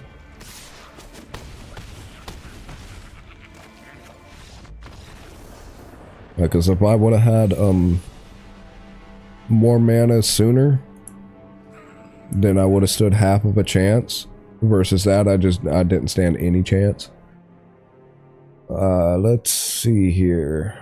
While that's loading, let's make the computer struggle bus again by picking. Let's do neon. I ain't heard this one in a minute. Okay, one loss. We're gonna play out these other two as well, but in the meantime, while that's loading up, I'm going to go take a bite of my taco real quick, and instead of changing scenes, I'm going to leave it so we don't struggle bus, but I will be right back. Let me see here. We will do that though.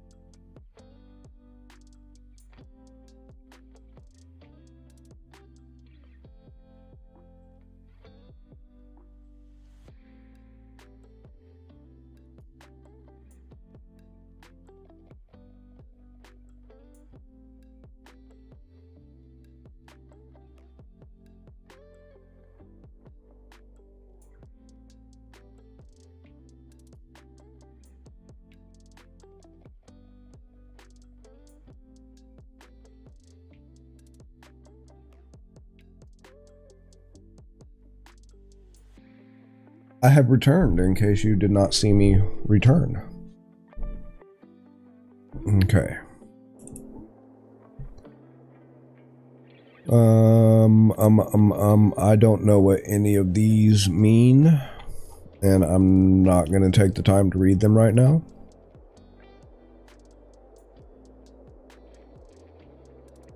Best of 3, receive prizes based on how many matches you win. So you get at least one pack and 50 gems just for participating. And then like a billion of each if you win, like a whole bunch. I hate to break it to everybody, I'm not going to win 7 times in a row. Or period, for that matter. I might be able to win one. I'm ballparking it at 1, but possibly 2. Most likely 0. Knowing my luck and knowing how you know, the draft just treated me on that first match. If that's any indicator, then we're probably screwed for the next 2 matches. We could only hope that we get enough of a mana drop to, you know, not be as screwed. Either that or just hope that the opponent gets just as screwed as we were. We will see.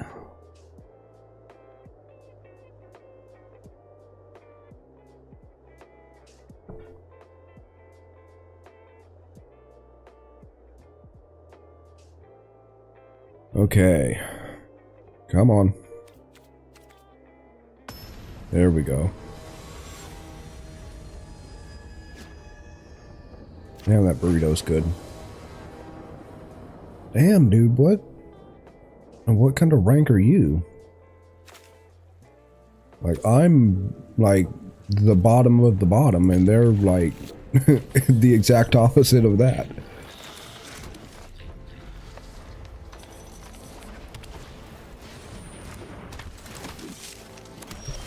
Okay. We need white. I'm gonna put this out.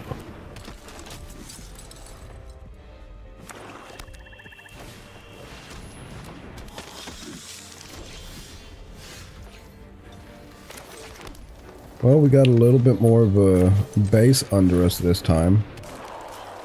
So we might stand just a tiny bit of a chance. It's not enough because he'll buddy block most likely. But we'll wait.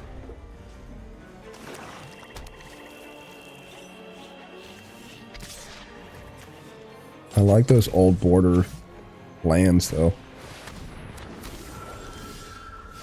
Make sure I'm unmuted. Okay, cool.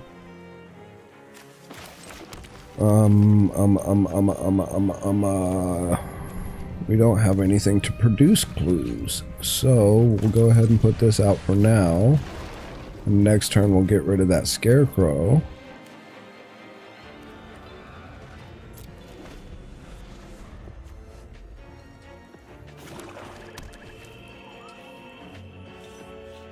Hopefully I can get another plains and I can do both of those.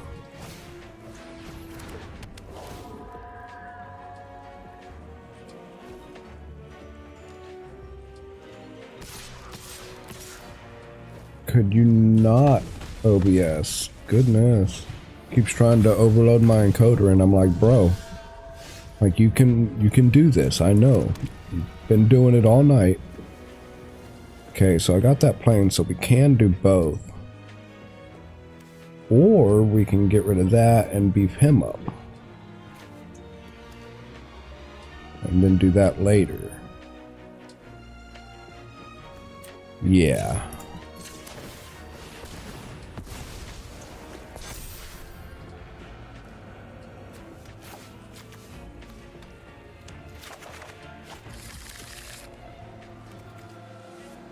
No, I'll only be able to do one side of it, so we'll get him into play. Let's see, he's got enough that if he blocks with everybody that he'd kill him.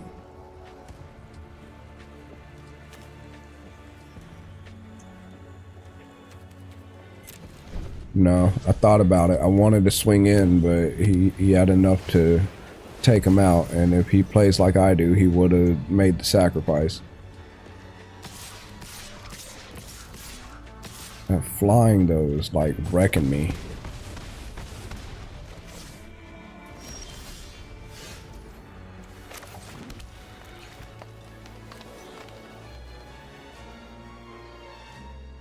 Let's see, then +2, so that's 6.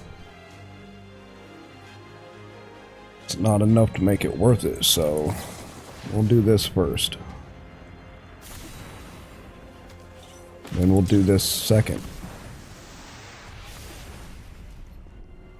It's still not enough.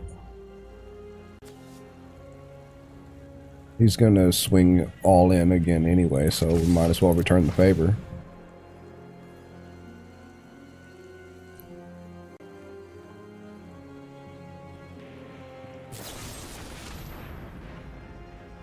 I don't want to sacrifice a creature. I mean, I will, but I don't want to.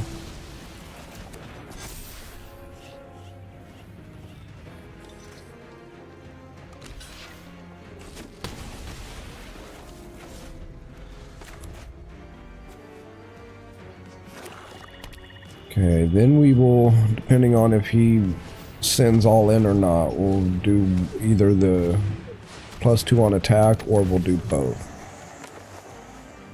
We'll at least do the attack and swing in. Oof.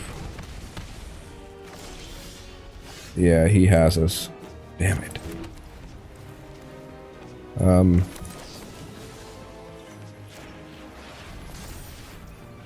Yeah.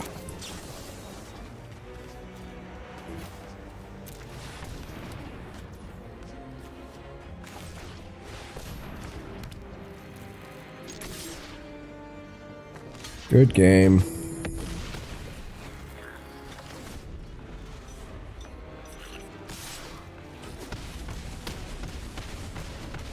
Well, that's 2 down. Kinda saw that one coming though.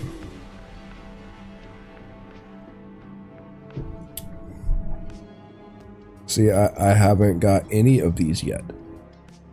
And he's over here running like some kind of rank that I haven't even seen.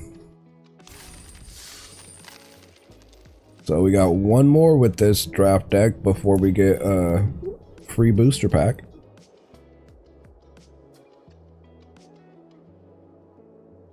Once just a nervous little village boy with a knack for elementary cantrips, Johan, I guess, was chosen to be the apprentice of the sorcerer, that guy.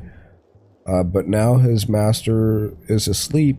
He is desperate to find a way to undo the elemental chaos that I was not done reading. Why did you switch?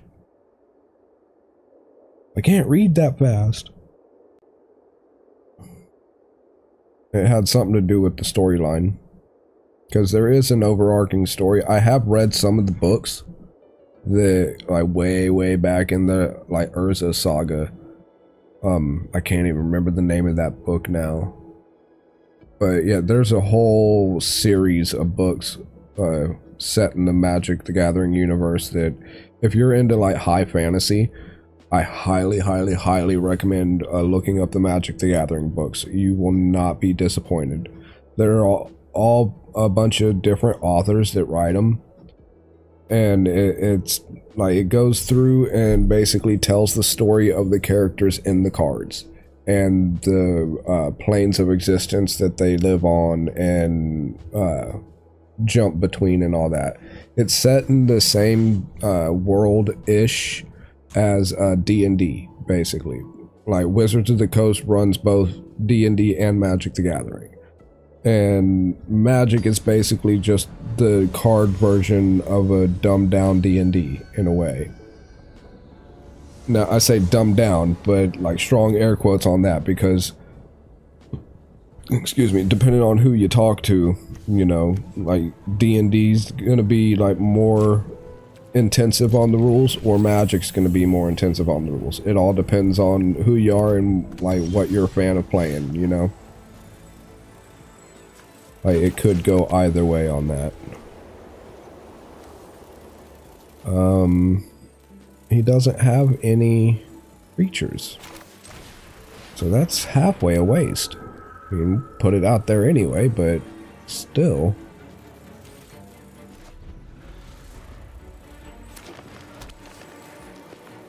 He's running red-green.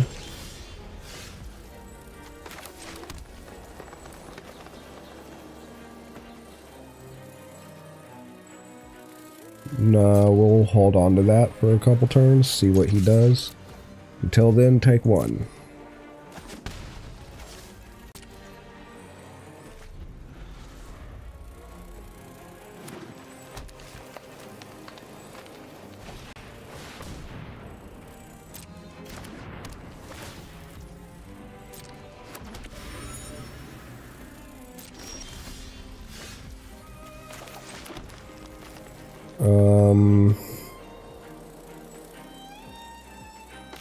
Yeah.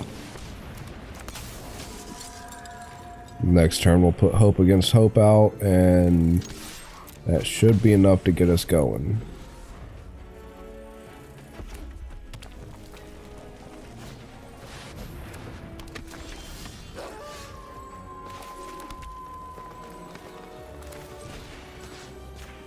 Get it on this bad boy, so he's gonna grow quick. We will attack.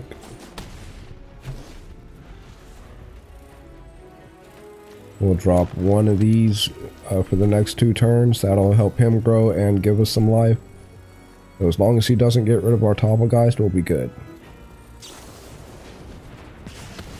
Or he could just lightning axe him to death and we can, you know, not be happy. He's gonna go away anyway. Damn it.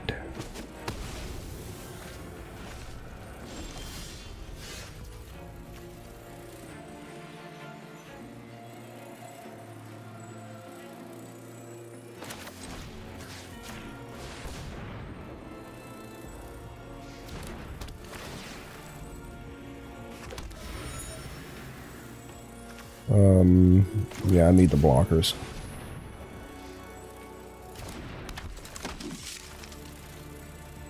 We got a clue we can sacrifice in a minute.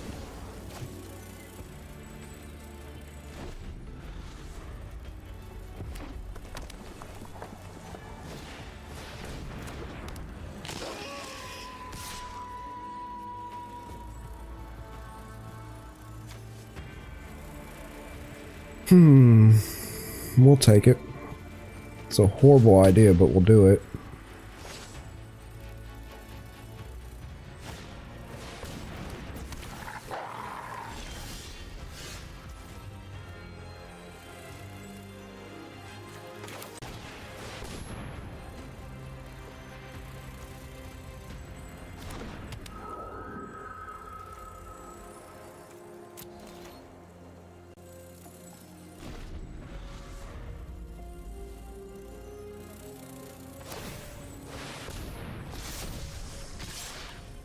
Bro, could you not?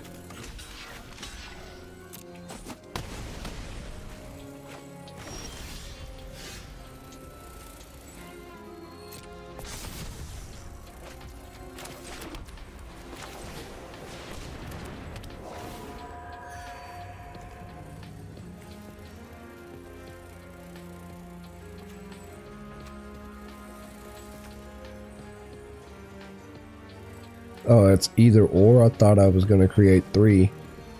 I misread that. Damn it. Now let's get rid of it. That'll help later if I survive that long.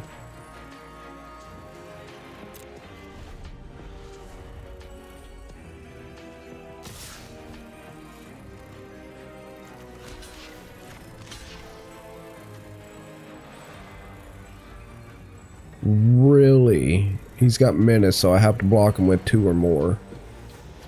And it's gonna kill both of my guys. Oh, are you serious? Then we're gonna do it this way. That way I still have at least 1. He's gonna get us. He's running werewolves and they're all transformed already. Really, dude. All the words I want to say right now, none of them are nice.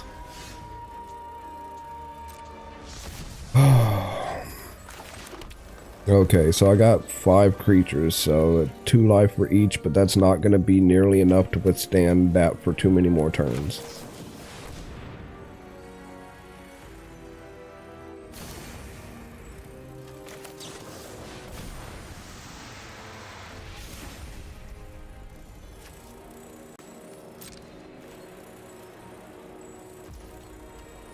That gives us like 1 more solid turn to figure something out.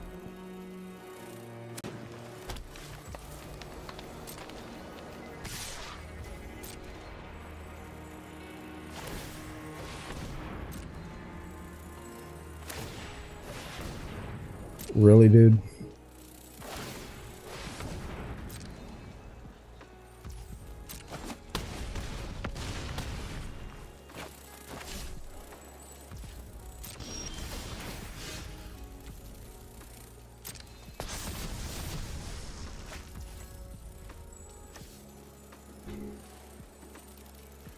And I get pretty much a nobody.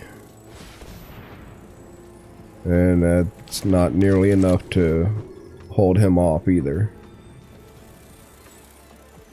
You a human soldier? No. I need equipment for that anyway. Whatever, dude. I don't even want to say GG. Because it's not. Like, it's a I got screwed G.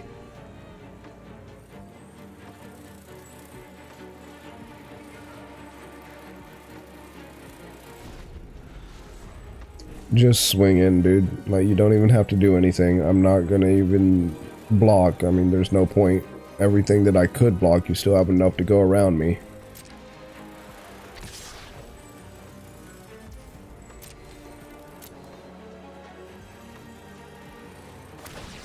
Like, dude, you don't have to beef them up. I said no blocks. You could kill me with 2 of them. You're swinging with 4. Chill. Like, it's not that serious, homie.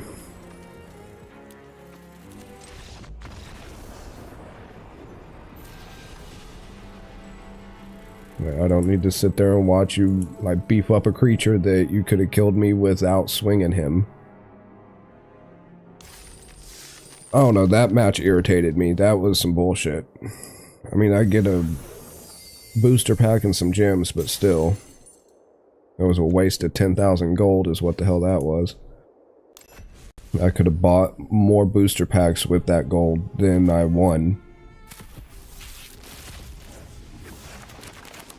Come on, be something worth it.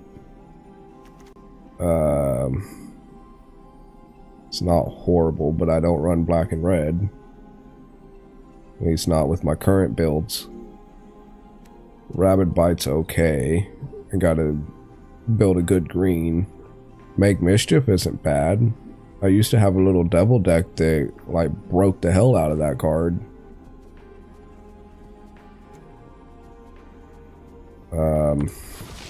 Come on, something good. I've never seen this one. Olivia, mobilized for war, is a flying haste. Legendary Vampire Knight. Flying whenever another creature enters the battlefield under your control, you may discard a card. If you do, put a +1/+1 counter on that creature. It gains haste until end of turn. It also becomes a vampire in addition to its other types. That's not bad.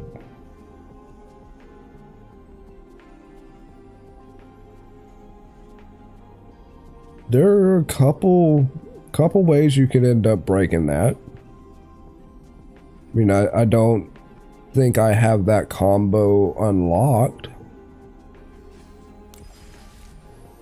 Because the way that, I mean, I could probably unlock it if I can find it.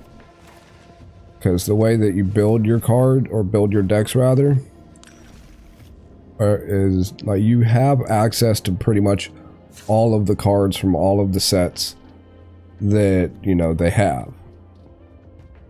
Like, at least in the game. Like, these are the ones that are legal for the format that I'm building on. These are the ones that are past format. So you can go all the way and get just about all of the cards. There's a handful, like there's a couple dozen of them that they don't have in here that have either been banned or they just won't put them in here because they're like way broken. You know, some of the original alpha beta sets, which I kind of get why they're not putting them in here. Still kind of sucks. I'd like to build a deck with like the power stones and all that kind of stuff, but still. But yeah, you can, what do you call it? You could pick a set that you want to build out of, or, you know, a type, filter it down however you want, by color, by mana cost, or any of that. We'll say white, because I usually build white decks anyway. But, for instance, go to one that I know I don't have. It helps if I go not collected. Let's see. Come on. All of these I right now do not have do not have unlocked. Ooh, Frodo. That's too much to read right now. Just to show you, I think I have enough. Ooh, I only have 2 mythic rares, so we will not be doing him. I will be saving that. We'll do uncommon. Runic shot. You can click that, and you see this little diamond. It's in the deck that I'm building right now, but I don't have it unlocked. If I come down here and I click craft all, then it'll redeem a wild card of that specific type. Either common, uncommon, rare, up to mythic. And you can click finish deck or whatever, and it'll unlock that. So then you would have that in your collection. And you can do that. So you can go through any of the cards that you can think of that are in the arena game and unlock. You just have to have these wild cards up here. Right now I have 7 common, 14 uncommon, 3 rare, and 2 mythic rare wild cards waiting. So I can build that many of those types of cards. And like this one, that Frodo is yeah, it's rare if it would stay up. But you see it's little, like right there is a common. You see where the mouse cursor is, where the little symbol is, that tells you what rarity it is. If it's just black, it's common. If it's like silver like that, that's uncommon. And then gold is a rare, and then you have orange, which is your mythic rare, like that one. Oh, my nose. And so you would pick and choose like however many of whatever cards you want, and then you click craft all, and if you have this stuff to be able to craft those cards, then it will. If you have enough of them, you can build an entire deck out of stuff that you haven't collected yet. But chances are, like me, you don't have enough for a whole deck. So like you see these symbols, how like this one has all 4 lit up. That means that I have 4 of this kind of card already unlocked. And like this one, I only have 1 of this card unlocked and in my inventory. But 3, because you can only have 4 of a given card in your deck. So if I wanted 1, it would be in there. If I wanted to put 4 in, then it would use 3 more of those wild cards to unlock those and put it in the deck, if that makes sense. You can see here how this one's in red, but this one's normal. Because like that one is normal that I already have unlocked, and then these would have to be crafted. So theoretically, you can go through and you could build, the most ungodly beast mode of a deck possible in whatever format that you want. And here's all the formats that they give you. So you could do that if you have the wild cards. I don't want to waste all the wild cards to make that beast mode of a deck yet. Like we'll discard those. I'm gonna wait until I get more wild cards or just more packs. Like in order to build a deck of shit that I've already collected. Because I've already spent way too many of the wild cards anyway to get the collection that I do have. Another cool thing though, with the way they've set Arena up, if you go and you buy a deck or a booster pack or a booster box or whatever, like an actual paper card set up at your local game store or whatever, if you buy that set and buy, we'll say you buy a deck that has a very specific deck list, in the back of that deck box that you buy, it will have a card that will have a code on it, and you can come up here to the store and go to redeem code, And what it will do is you put in your code here that is on the back of that deck box or inside the pack, and you put in the code that's on there, and it will give you the deck that you just bought in real life in digital form. So say you just bought a deck and you really love playing with it and it has all the best cards in the world that you love, kind of deal, and you really want to play the digital version but you don't have all those cards unlocked on here yet.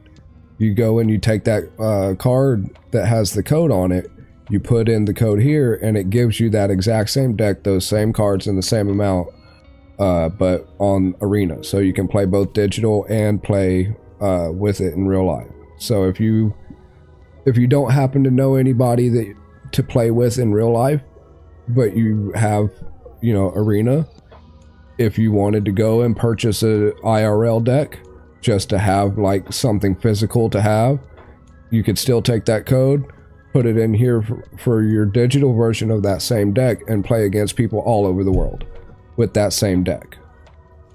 Or like, say for instance, you buy a deck and like the rares in the deck, or there's a certain combo in that deck that's just top tier, you can still get those combos and those specific cards to create those combos digitally using that code. Like, it's a pretty slick little system. I kind of wish that it went the other way. I understand why it won't, but it'd be pretty cool if like you unlocked cards on Arena, and after like you're a certain rank or you're winning so many games with it or whatever, stipulation, then you could put in a code and like take that code to your local game store or something, or like go to the Wizards of the Coast official site to purchase cards and basically get the cards mailed to you. That would be a badass system, but unfortunately they don't do that. I mean, I see why it'd be really cheap and easy to manipulate doing it that way, but it would still be a cool system if they could. Yeah, you see about how much each of these cost for like 90 packs, which is damn near the whole set. That's broken as hell. Expel the interlopers. Choose between a number between 0 and 10. Destroy all creatures with power greater than or equal to the chosen number. So you choose 0, and all creatures with power greater to or equal to 0, or greater than or equal to 0, die. Why would you ever choose 10? I mean, other than to protect your own creatures. But anyway, 90,000 gold, it's not that difficult to hit. It's going to take you a little bit, unless you get like a badass deck and just win game after game after game. It's going to take you a little bit to save up enough for that. The gems, however, they're premium currency. 20,000 gems is $100, or you can get, like you see 1,600 gems for $10. So obviously the more you spend, the more you get. But it's the same with all microtransactions. Like it's the only issue is it's almost pay to win. It can be argued that it is pay to win in the way that you can pay for the gems and then take those same gems and, we'll say come over to the bundles or whatever. Let it finish loading and quit freaking out on me. But you can come over and you can spend those gems on unlocking those cards for free. Well, for free. So you don't spend all your wild cards. Now, most of the packs, you can spend them so like you're guaranteed certain mythics or mythics in general by spending that amount, but that saves on having to build up your wild cards in order to unlock the the whatever, you know. And it's like, it's the same similar setup on each of the formats, or the card sets, I mean. Which I really cannot wait until they introduce the Fallout cards or the Marvel cards in here. That if they do that in Arena on release, then that's gonna be badass. I can't wait. So, let's see. Okay, there's that. And we're already at the 4-hour mark. That snuck up on me quick. But we'll go ahead and we'll play another match. We'll do ranked. Or no, we'll do a brawl. Yeah, we'll do standard brawl because I got one of those. Got a deck already built for that, so it's got Toxin as a mechanic, which is neat. Once it gets going, I'll explain that a little bit for those that are unfamiliar.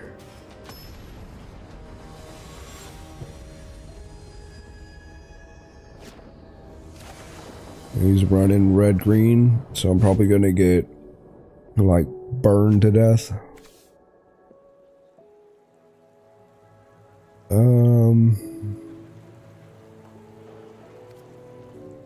Not too bad. Alright, Brawl is basically their arena's version of Commander, which is a whole extra lot to explain all the rules of it. We'll get this out.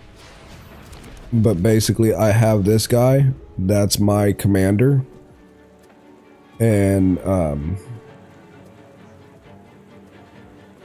hold on. Okay. I can play him at any point in time. Well, on my turns and in the right, you know, time for my turns and all that. But when, like, say I play him and then he immediately gets killed, I can choose to either put him in the graveyard and, you know, play with him from the graveyard, or he can be put back into right here, which is called the command zone. And so he's kind of like, I always have access to him, if that makes sense. Beginning of your upkeep, you lose 1 life and create... Okay, that one. Forgot what that was for a second. I'm going to be burning through life, though. Now, you start out with 25 instead of your standard 20, but you can do a lot more. The way you build a brawl deck or a commander deck is you could only have 1 copy of each card that you have in there. So I only have 1 Moment of Valor in here, 1 Captain's Call, 1 Invasion of Belenin, which I'm going to go ahead and play that.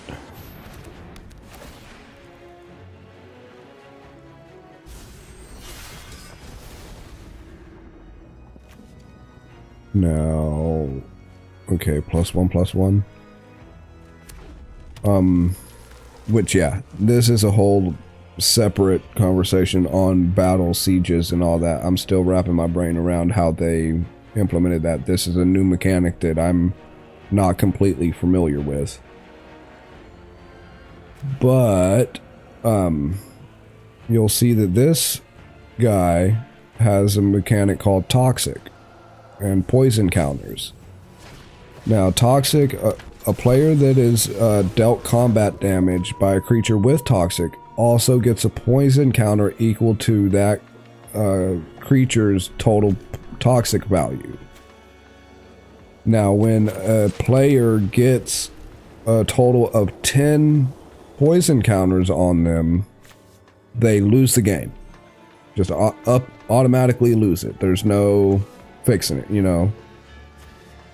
So it's an extra kind of a clincher that, you know, they need to protect against. Let's Let's see.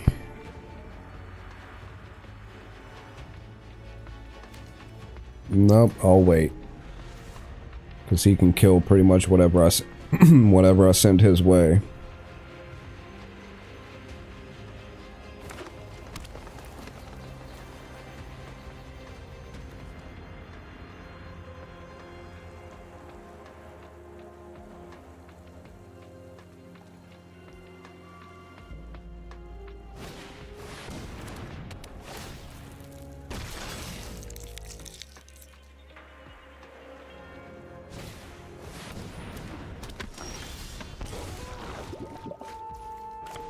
Well, he got his commander out. This guy. He's running wolves or werewolves.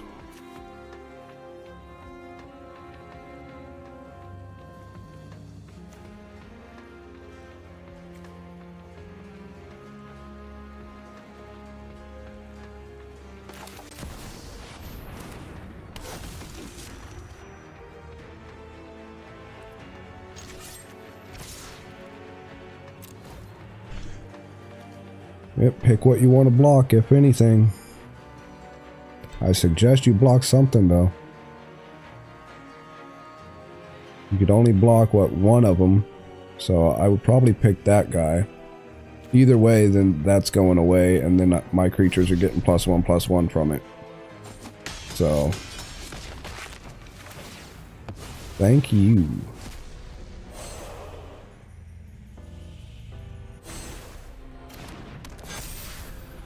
Dun dun dun dun dun dun.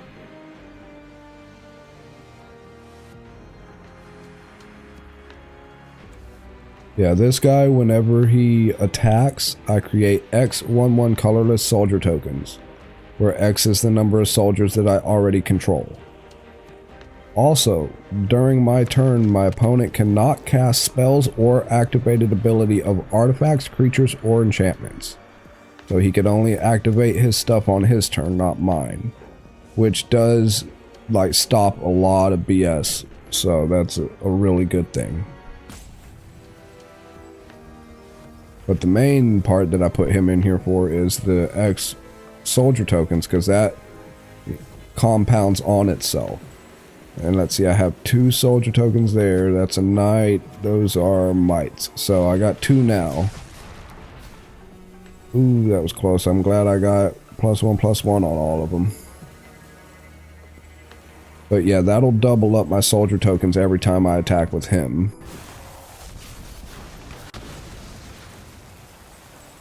Oh, never mind. You're a douche. Slick. I don't like you.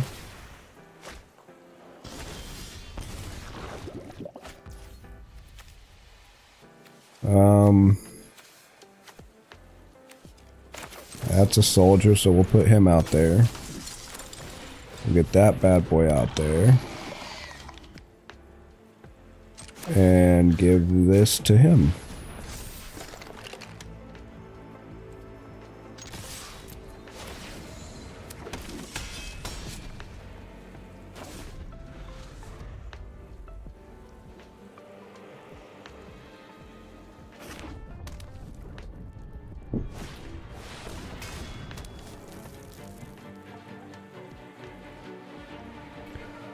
I just had a weird idea that I'm not 100% sure if YouTube would allow or not.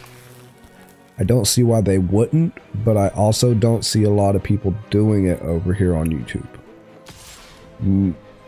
Almost like how they do, or some people do for Twitch, and I have noticed people doing it on Kick as well, but sleep streams. Which be honest with you, I'll probably never end up doing it, but it's a funny idea. Let's see, yeah, when he dies I do that, so we will let him die and we will let him through.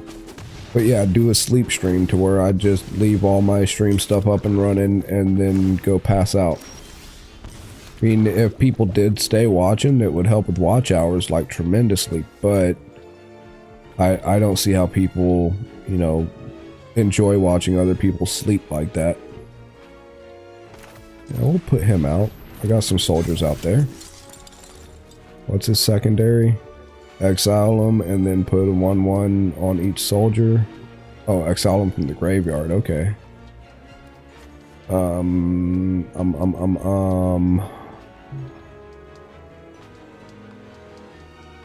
That's instant, so we'll wait until he gets bigger on his guy.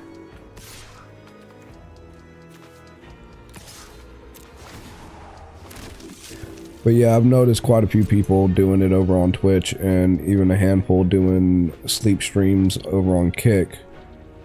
But most of them are, you know, chicks, and they're like wearing little tank tops and stuff like that, and you know, just barely covered enough and just barely risque enough to, you know, make a bunch of horny little teenagers sit there and watch it in hopes that, oh no, if they roll over it might slip out kind of bullshit. And I'm not about feeding into that kind of crowd anyway. That sucked. Like a lot.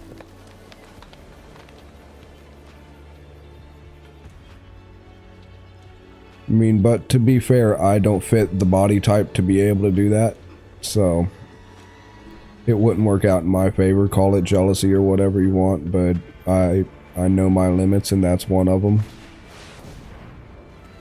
What are you doing? Create 2/2 green bear tokens, gain a life for each card. Oh, just my whole graveyard, huh?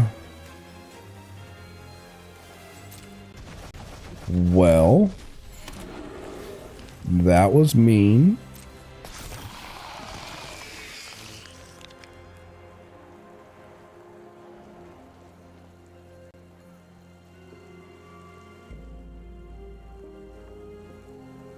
Plus, I don't have enough, like, I don't know what to call it, like a 24/7 mod team kind of thing to be able to watch the chat.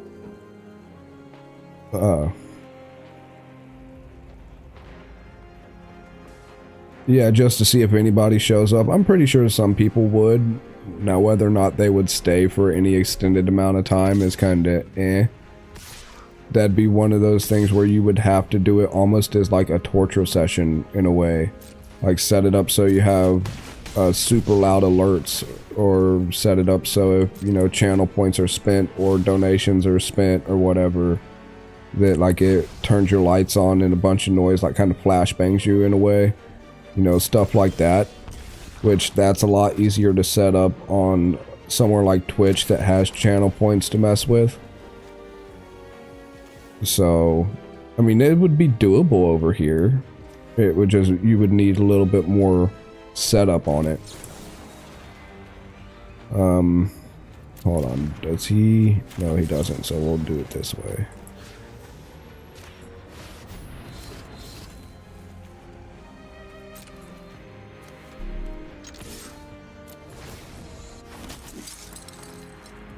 But it's definitely one of those things where you'd have to plan ahead and like put incentives in place to make it worthwhile for people to actually stay and watch for an extended amount of time. And I'm not willing to do all that extra legwork just so people could watch me sleep in the hopes that I get watch hours. Because especially now, like I'm not being monetized, not being in the partner program or anything like that, it wouldn't really make too much sense for me. I would have to set up, like I said, like basically torture incentives to where, you know, they donate to keep me awake kind of thing. Yeah, he got me. And I'm just not trying to go for that. Like, I hate to sound like one of those people, but if I was more... A, if I was a chick, and B, if I was well endowed enough to make it worth just staring at my body kind of thing, it would be more apt to do something like that. Like, if you were wanting to play into that kind of, I don't want to call it a community, but if you're wanting to play into that audience demographic, then that is a way to do it easily enough. I don't fit in that demographic. or I don't fit as the target of that demographic, I should say. So I would need those extra incentives to make it worth coming in and stay in, and you know, we'll go back to some ranked, and you know, basically tricking people into spending money to try to wake me up or to keep me awake, kind of thing. I mean, like I said, it's doable. It would take a lot of extra legwork and a lot of pre-planning and all that, and you'd either have to have a couple mods like stay in chat and kind of watch you anyway, just in case someone came in and just started spamming a bunch of stupid shit, you know, that would be against TOS. Goodness, he's got 230 or 240 cards in his deck, because he's got 233 in the deck and then the 7 in his hand. Good God, dude, what the hell are you running over there? This should be a free win. Should be. God damn.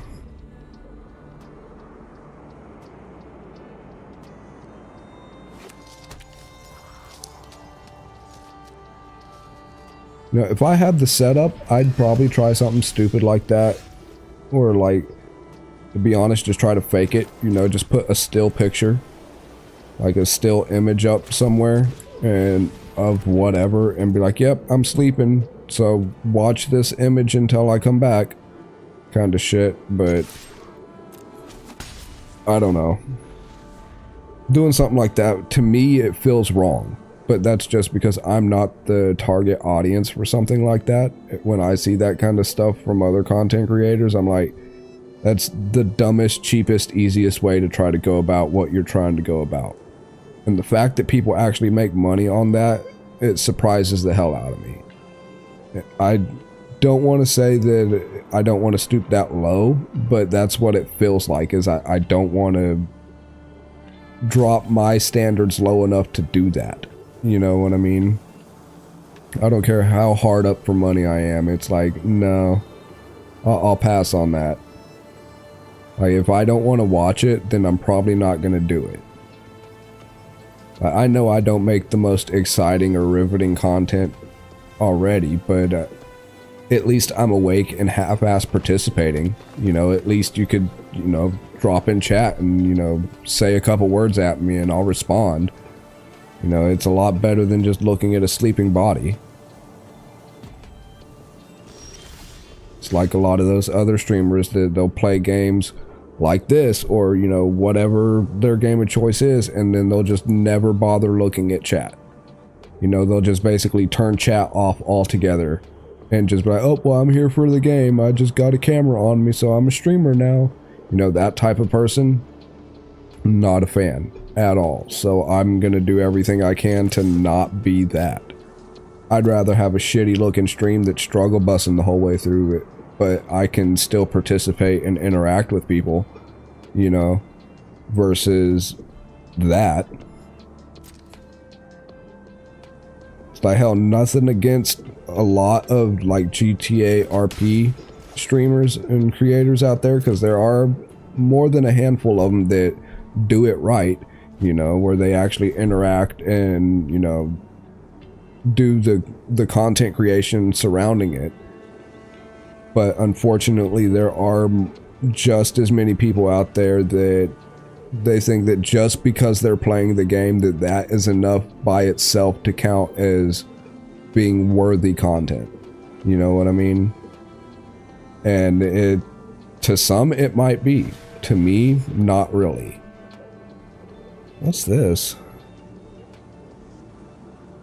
Oh, tap an untapped creature you control and get 1 mana of any color. That's actually pretty damn good.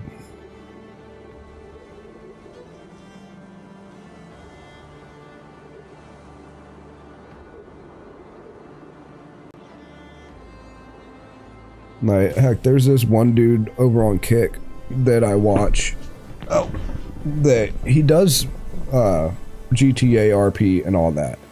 And just like just like you know who, he plays a cop in RP, which, you know, just like how you said that you thought one day, which I completely agree with, being a cop in GTA RP, all the content just happens to you. You don't really have to put in effort to plan ahead and to, you know, make stuff happen. It happens and you just react to it, basically. So it's not the lowest caliber, but it is low caliber when it comes to, you know, making content, in my opinion. Especially when you do it where, you know, all it is, hey guys, here's the game that's playing, and then you hear me talking into the microphone at the game, but that's it. Like, if you don't have a face cam, if you're not interacting with chat, you know, if you don't have some kind of incentive for your audience to be there for you, then I can go to any other of the dozens of RP streamers that, you know, are there providing incentives for their audience to actually be there. And I can get more entertainment out of them and more interaction out of them versus just watching Grand Theft Auto get played. You know, if I wanted to watch just Grand Theft Auto get played, I'll download the shit and play it myself. At least I would get the fun and interaction with the game of doing something versus just sitting there watching a not that great graphic cartoon. You know what I mean? So if you're gonna sit there and at least not have a face cam or not interact with chat and then still do that kind of stuff, that's kind of, I don't know. I don't know of a nice way to put it, you know, and I'm not really trying to talk that much shit about certain creators or that genre of creator in general, but that's not what I would be doing. When you could put in like barely any extra energy and do it right. You know, like if something's worth doing, it's worth doing right, or at least trying to do right.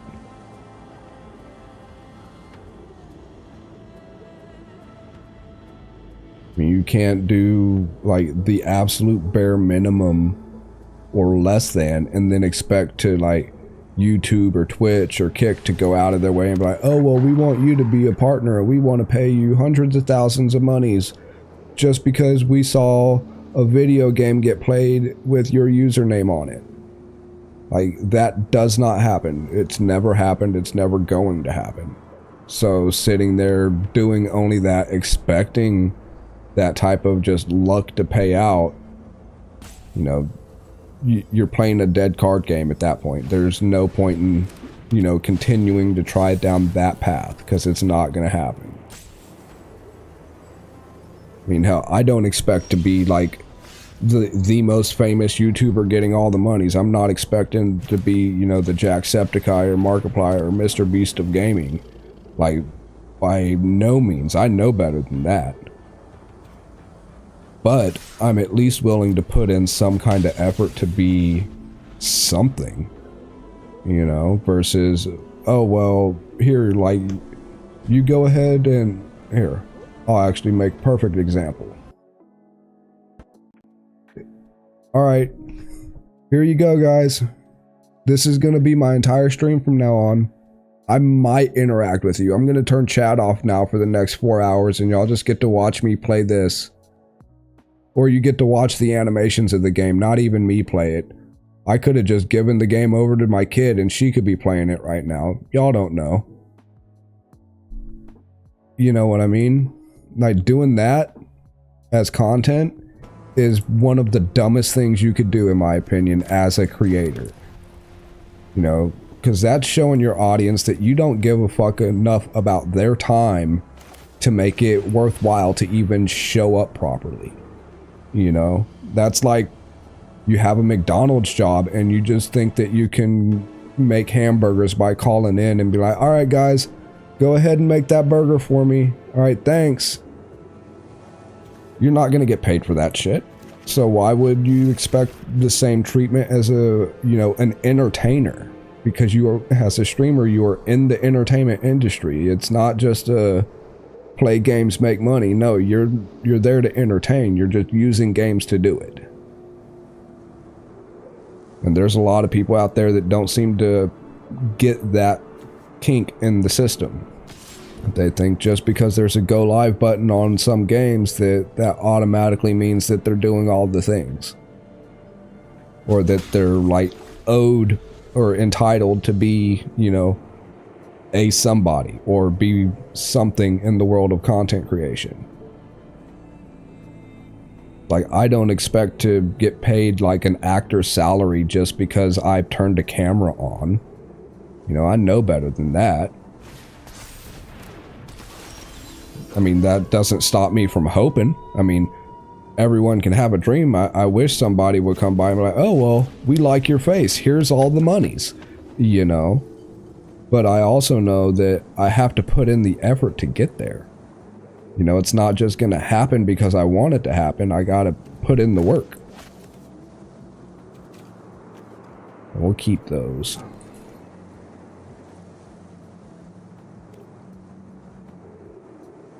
Now, don't get me wrong. As far as not using a webcam or a face cam or whatever, you can get away with it. The only thing is you have to have a personality to make it worthwhile. You need, like, the actual content that you are producing has to be like 2 notches above where you would need it if you had the face cam on, if that makes sense. Like, if you're, say you have the face cam and you're doing all the things and you're sitting at a 10, you know, when you turn that face cam off, you need to be producing it like a 12 or a 13 or even a 15 to get that same effect. You know what I mean? So you have to put in the extra work personality wise, and the content that is being shown to the audience, you got to give it a little bit more pizzazz. You got to give it more oomph behind it, so the people that are watching it, you know, will still come back to like hear your commentary on it or hear your jokes on it, or, you know, watch your play style. Even though they can't see your face, they can tell when you're the one doing it versus somebody else. Like, there's this guy, I don't know if you watch him on YouTube, called The Spiffing Brit. And he doesn't have a face cam on any of his stuff. And he's got like millions of subscribers. But he's got a hell of a personality behind all of his content. You know, he's very confident in what he does. He has a very unique style in the way he does it. He's like a video game exploiter. He's the one that goes in and like he breaks video game economies and stuff like that and finds all these badass glitches and stuff. And like, just like Skyrim, for instance, is a good example that he's done, where like he'll go through and he'll beat Skyrim with a fucking fork and make it the most powerful weapon that there is in the game, and then some, you know, because he exploits the systems that are in the game. And then he tells a you know, a gripping story behind it. You know, that's the type of stuff that you have to do if you're going to go without a face cam. Now, if you have a face cam and you can do that kind of stuff, then, you know, more power to you. That's only going to go well in your favor. But you don't necessarily, like, the face cam is optional at that point, you know. Now, without the face cam, like I said, you're going to have to put in that extra little bit of work to get to that same level, if that makes sense. I know I'm rambling and half repeating myself, but like, I know you get what I'm meaning. But for anybody else that watches this later, if you're just trying to get into content creation, like, it's a serious deal trying to decide whether, oh, should I go with the face cam or without, you know. And that's one of those things where you definitely have to consider all points of it and consider what your audience is wanting and what you can provide as an incentive to that audience to make them want to say, hey, I'm willing to come back and give this person my time even though I can't see their face. You know, because that's what you're dealing with in entertainment. It's not as much as money and ad dollars and ad revenue and all that. That's not what you're really dealing in entertainment. You're dealing in people's time, you know, and you have to give them something of value enough to make it worthwhile for them to give you their time. And it's not an easy thing to trade with, you know, because like we only got so much time to give out. So you have to make it worthwhile for that person to say, yeah, I'm willing to give this person more of my time. And it's not an easy thing to do, like face cam or not, you know.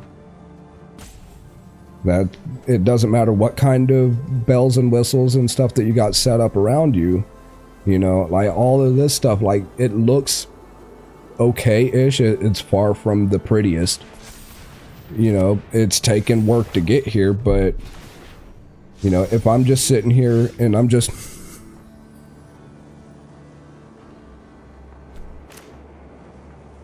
you know, doing that and not even talking, not paying attention to chat, and just not really enthusiastic, or you know, not providing advice or giving a story or something like that, and I'm just kind of staring at a screen and you're staring at me, nobody's really going to want to come back to watch more of that.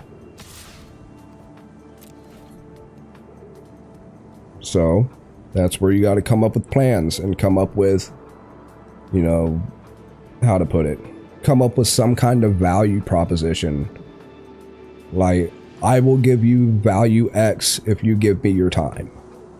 Whether that's advice, whether it's, hey, I'm going to entertain you with this wacky story that happened to me, or I'm going to entertain you with some random comedy, or I'm going to show you my other talent that's doing this thing, you know. But you have to make it worth their time, or they're not going to hit the subscribe button. They're not going to like your video. They're not going to give you money to stay doing it, you know.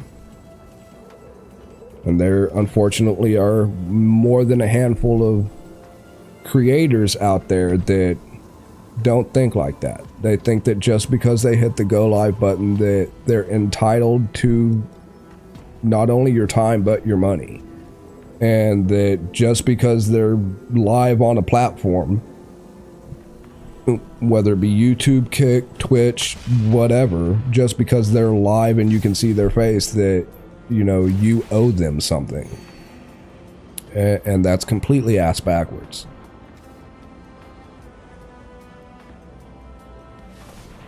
I don't see how those type of creators don't understand the disconnect there.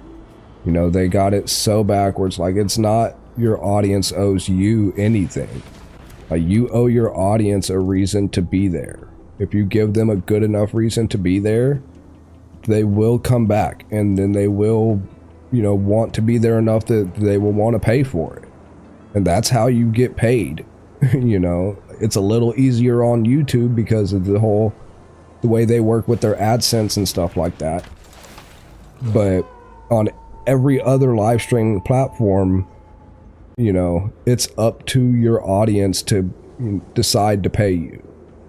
And if you're not entertaining, if you're not giving them what they want, you're not going to get paid. It as harsh as that sounds, it's really what it boils down to.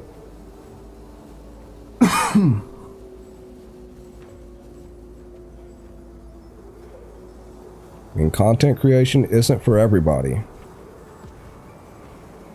Like, yeah, everybody has a voice, but as much as it, or as shitty as it sounds to say it, even though everyone has a voice, not everybody should be using it, if that makes sense. Like, not everybody needs to hear nothing. You know, that's the wrong way to put it. I don't know. I have a hard time articulating my thoughts a lot when it comes to complex topics like that. So, yeah, it's just one of those things. We have enough.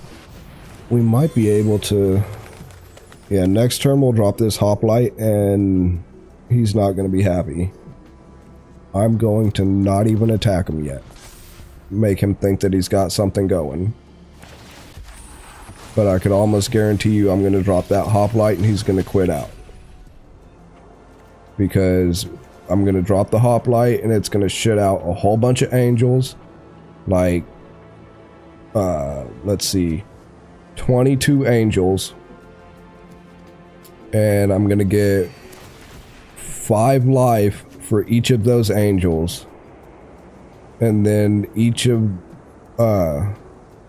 for every 5 life he's gonna get 2 +1/+1 counters. And then if he's still in it, I'm gonna do this Flicker of Fate, which is gonna bounce this guy and do it all again. So I'll end up with like 44 angels. Or no. Let's see. Yeah. 44 angels. And then however much the math equals out to, like 5 times 44. And then he's gonna get like quadruple that. Much bigger. Oh, I gain life from him too, so yeah.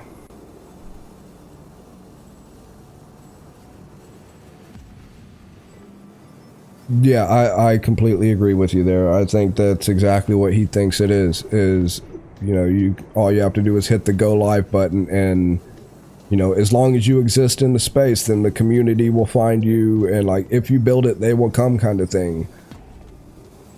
Which is only halfway true. You know, yeah, you have to build the thing, but you have to make it worth showing up to, or nobody's gonna, you know, they might show up originally, but they're not gonna come back, you know. And that's the trick with content creation. It's not that you want to get people to show up, you want people to come back. You know, I can get like 1 million people that just stop by right now, and like, even if most of them say hi and all that, if none of them come back on my next stream, what really does it matter? You know, like woohoo, I got a couple numbers in my analytics. For me personally, that doesn't make a bit of a difference. You know, a lot of the reason I'm doing this, like, yeah, money would be great. I'm not even going to try to, you know, be like, oh, well, it's not about the money. Like, it's partly about the money, you know, but I happen to know that the only way I'm ever going to get the money side of things to be what I want is to build and cultivate a community that is willing to invest in me as a person and invest in the content that I'm trying to do. You know what I mean? And I don't think that he quite gets that. He thinks that just because he hits go live, that, you know, everyone's just gonna come out of the woodwork and throw money at him, like, oh, it's a streamer, here, take my money, Mr. Streamer Man, say my name. You know, that's not how it happens. He didn't even let it get done counting. I can't blame him. I would have done the same. But I hate like talking as much trash about him as I do in one part of my brain, but in another part of my brain I'm like, he's doing it to himself, you know. And you know exactly what I mean by that, because we've talked at length about his BS, and he does it to himself. He has the potential to be a good content creator. He really does, if he pulls his head out of his ass, if he decides to listen to the people that have more experience than he does. And not even if they have more experience, but if they see it the way that it actually is versus the way that he thinks he wants it to be. You know what I mean? Like, because like you just said, he wants it to be where all you got to do is click go live and then people show up, and then those people give you money. That you don't have to put in that extra effort. You don't have to put in that work to, you know, get them to come back and make it worthwhile for them. If he were to realize that you actually have to, you know, put in the oomph behind all of the creation side of it, you know, and actually, instead of just spending money and hoping that the money makes more money for him, you know, no. It's like, it's not going to work that way. The only way your money is going to make money for you is if you're like millionaire status, if you're investing in companies and shit like that. Not, oh, I bought a Go XLR, so now I need, like, that makes me a better streamer than everybody else, so you gotta pay me more money because I have a better piece of equipment than that person over there. No, like that's not how it works at all. The hell, like, back for a perfect example, Mr. Beast. Like, he started with a cell phone. That is it. Just an old cheap cell phone when they were first getting cameras in them, you know. That's what he started out with, and he used only that. Like, even after he could afford all this other equipment, he was still using his cell phone to record his videos and all that and put them up for, like, up until he got partnered and, like, then some. And he, how to put it, he used the equipment until he needed to upgrade. Until, like, he didn't have a choice but to upgrade because that was the only way he was going to get better content. The guy that we're talking about goes about it the opposite way. He buys all the equipment and expects the equipment to make the content for him, you know, or make it automatically better because it has a higher price tag. And he just has it completely backwards. It's like, yeah, I could have probably got away with not necessarily needing a green screen and, you know, still been doing stuff, whatever it may be. Like, I could get away with only using just a phone and not even doing video game streaming, and just like sitting there talking to a cell phone and filming it and then, you know, doing what I gotta do. I mean, there's other extenuating circumstances why I didn't go that route. And I'm thankful for the route that I have been able to take. But I'm not sitting here like, oh, I need a $2,000 camera because I don't like the way my phone looks. And, like, I'm never going to be able to create content unless I get that $2,000 camera first. And that's the way that he plays it out. It's like, oh, I need the most expensive thing I can get because that's the only thing holding me back. Like, nah, bro. Like, you are holding you back. Like, you don't need all this super expensive shit, you know, if you don't know how to use it to its max capacity to begin with. You know, like, he's got movie studio quality equipment. He's got, you know, recording studio quality equipment. And he's sitting there playing GTA RP and barely even talking to his chat. Or barely even talking into his mic the right way, you know? Like, it doesn't make any sense to me why he has the equipment that he has doing what he does.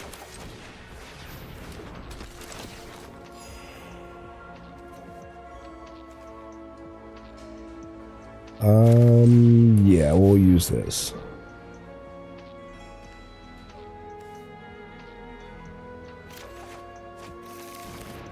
I mean, if you can afford the equipment, and if you're going to use the equipment to, like, if you need that level of equipment to do the things that you're trying to do, then, like, by all means, if you can afford it, do it. Go for it. My personal opinion, though, if you can't use the equipment that you have to its max capacity, the last thing you need to worry about is upgrading it. You know, if you can't use something to at least 90%, then you don't need to, you know, double up and you, like, go spend $800-900 on a better piece of equipment. You know, you're only putting yourself in a hole just to say that you got the expensive stuff. It's like going out and buying a Rolls Royce when all you need are rollerblades. You know, like, bro, you could walk to the store. It's next door. You don't need a Lambo to get there. Chill. You know what I mean? And I think that's what he has in his head is, I need this as more of a status symbol than to actually do what it's built to do. I could be wrong, you know, and I could be viewing it from a completely, you know, wrong point of view, but somehow I don't think I am. You know, knowing him as long as we've had, and seeing how he acts and reacts to when people, you know, tell him the truth and tell him what's going on, you know, I think that we're pretty close to right on the head with how he is, you know.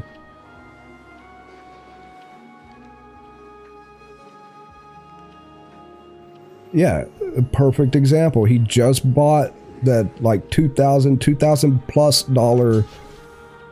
thing and hasn't streamed in months. I haven't spent like, I think I can't remember exactly how much the green screen costs, because wifey thanked all my lucky stars that she pays for everything that she does for me. She bought it for me, but I know it was less than $100, you know, and I needed it to do what I'm doing now, and I'm using it to like its maximum potential right now. I mean, not really maximum, I could probably do more stuff with it, but you get what I mean. And I'm actually using it for what it was made to use for. And I'm streaming almost daily, at least like multiple times a week, you know, and even when I don't want to, or, you know, I'd rather just sit here and play video games for myself kind of thing, you know, in the back of my head, I'm like, I really should be streaming this, or I really should be creating some kind of content around this or that or whatever, you know. I don't know what his, you know, life situation is like right now, but I'm pretty sure, you know, it's not completely disabling him from the ability to stream. You know, not spending, ballparking it, $10,000 for his entire setup, you know, because you know all the specs of everything that he's got. He's put money into that setup, and like you said, hasn't streamed out or done any kind of content with it in 2 months. Like, that's like, why? I don't get it. I'm about to get shredded. He's got me like beat, whether he knows it or not. He's got dinosaur after dinosaur after dinosaur, and they're all like big boys.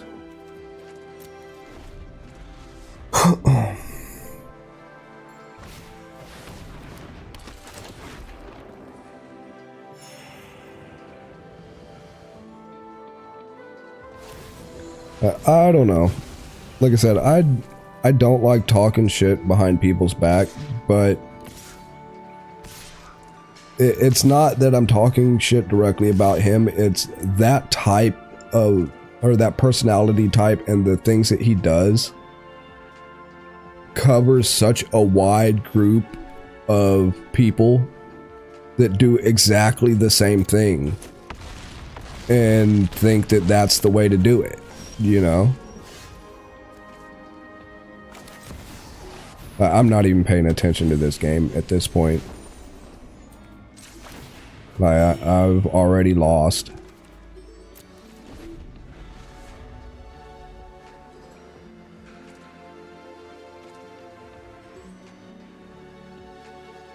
Like, dude, a 3080 should run GTA 4 or 5 rather, like, way more than easily enough.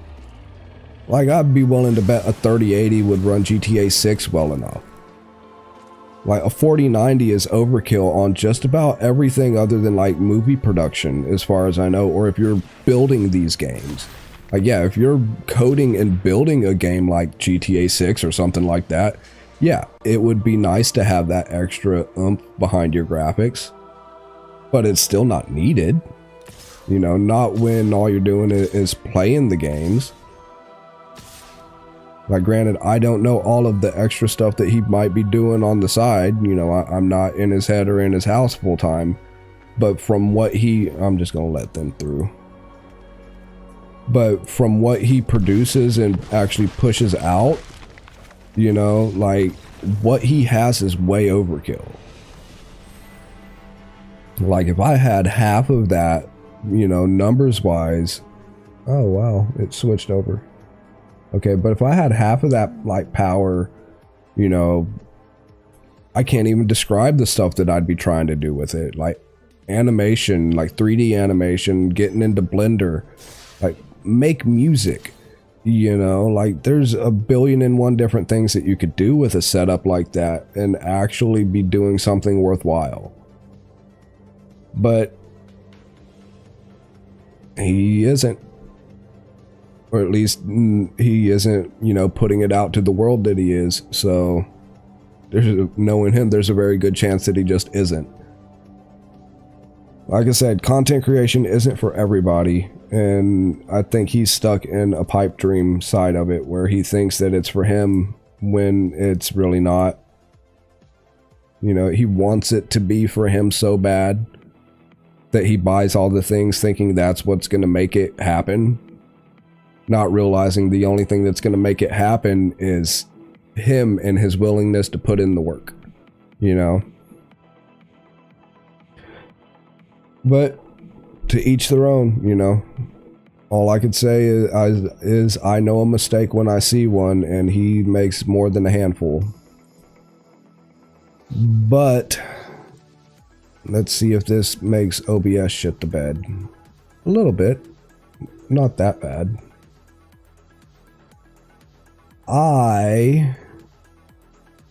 Come on, can you do it? Are you gonna work with me here, OBS?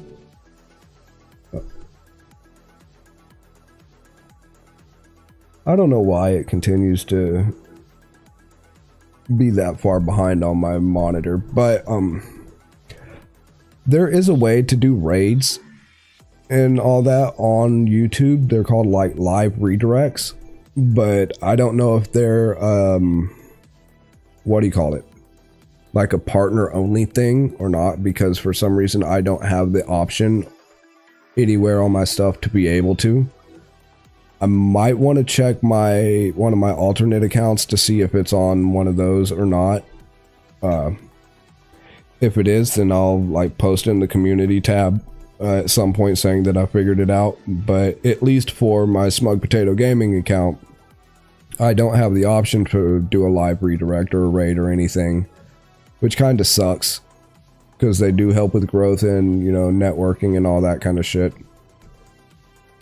But we are almost at the 5-hour mark. I'm like at 4:42, and it is like almost 4 o'clock in the morning for me.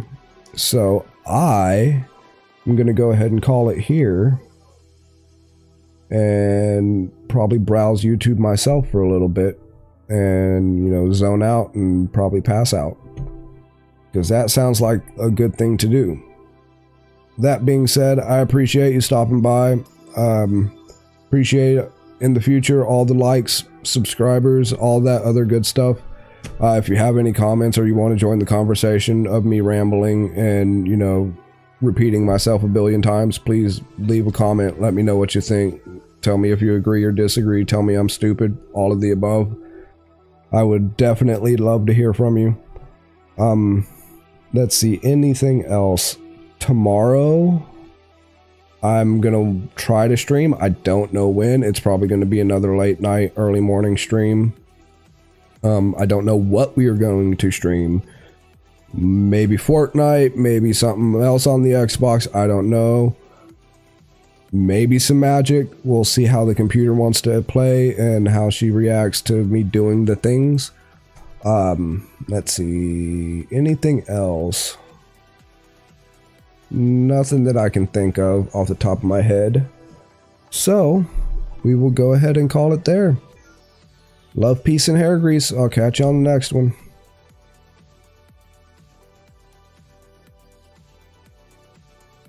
Subscribe if you haven't already. Like, share with your friends. Goes a long way.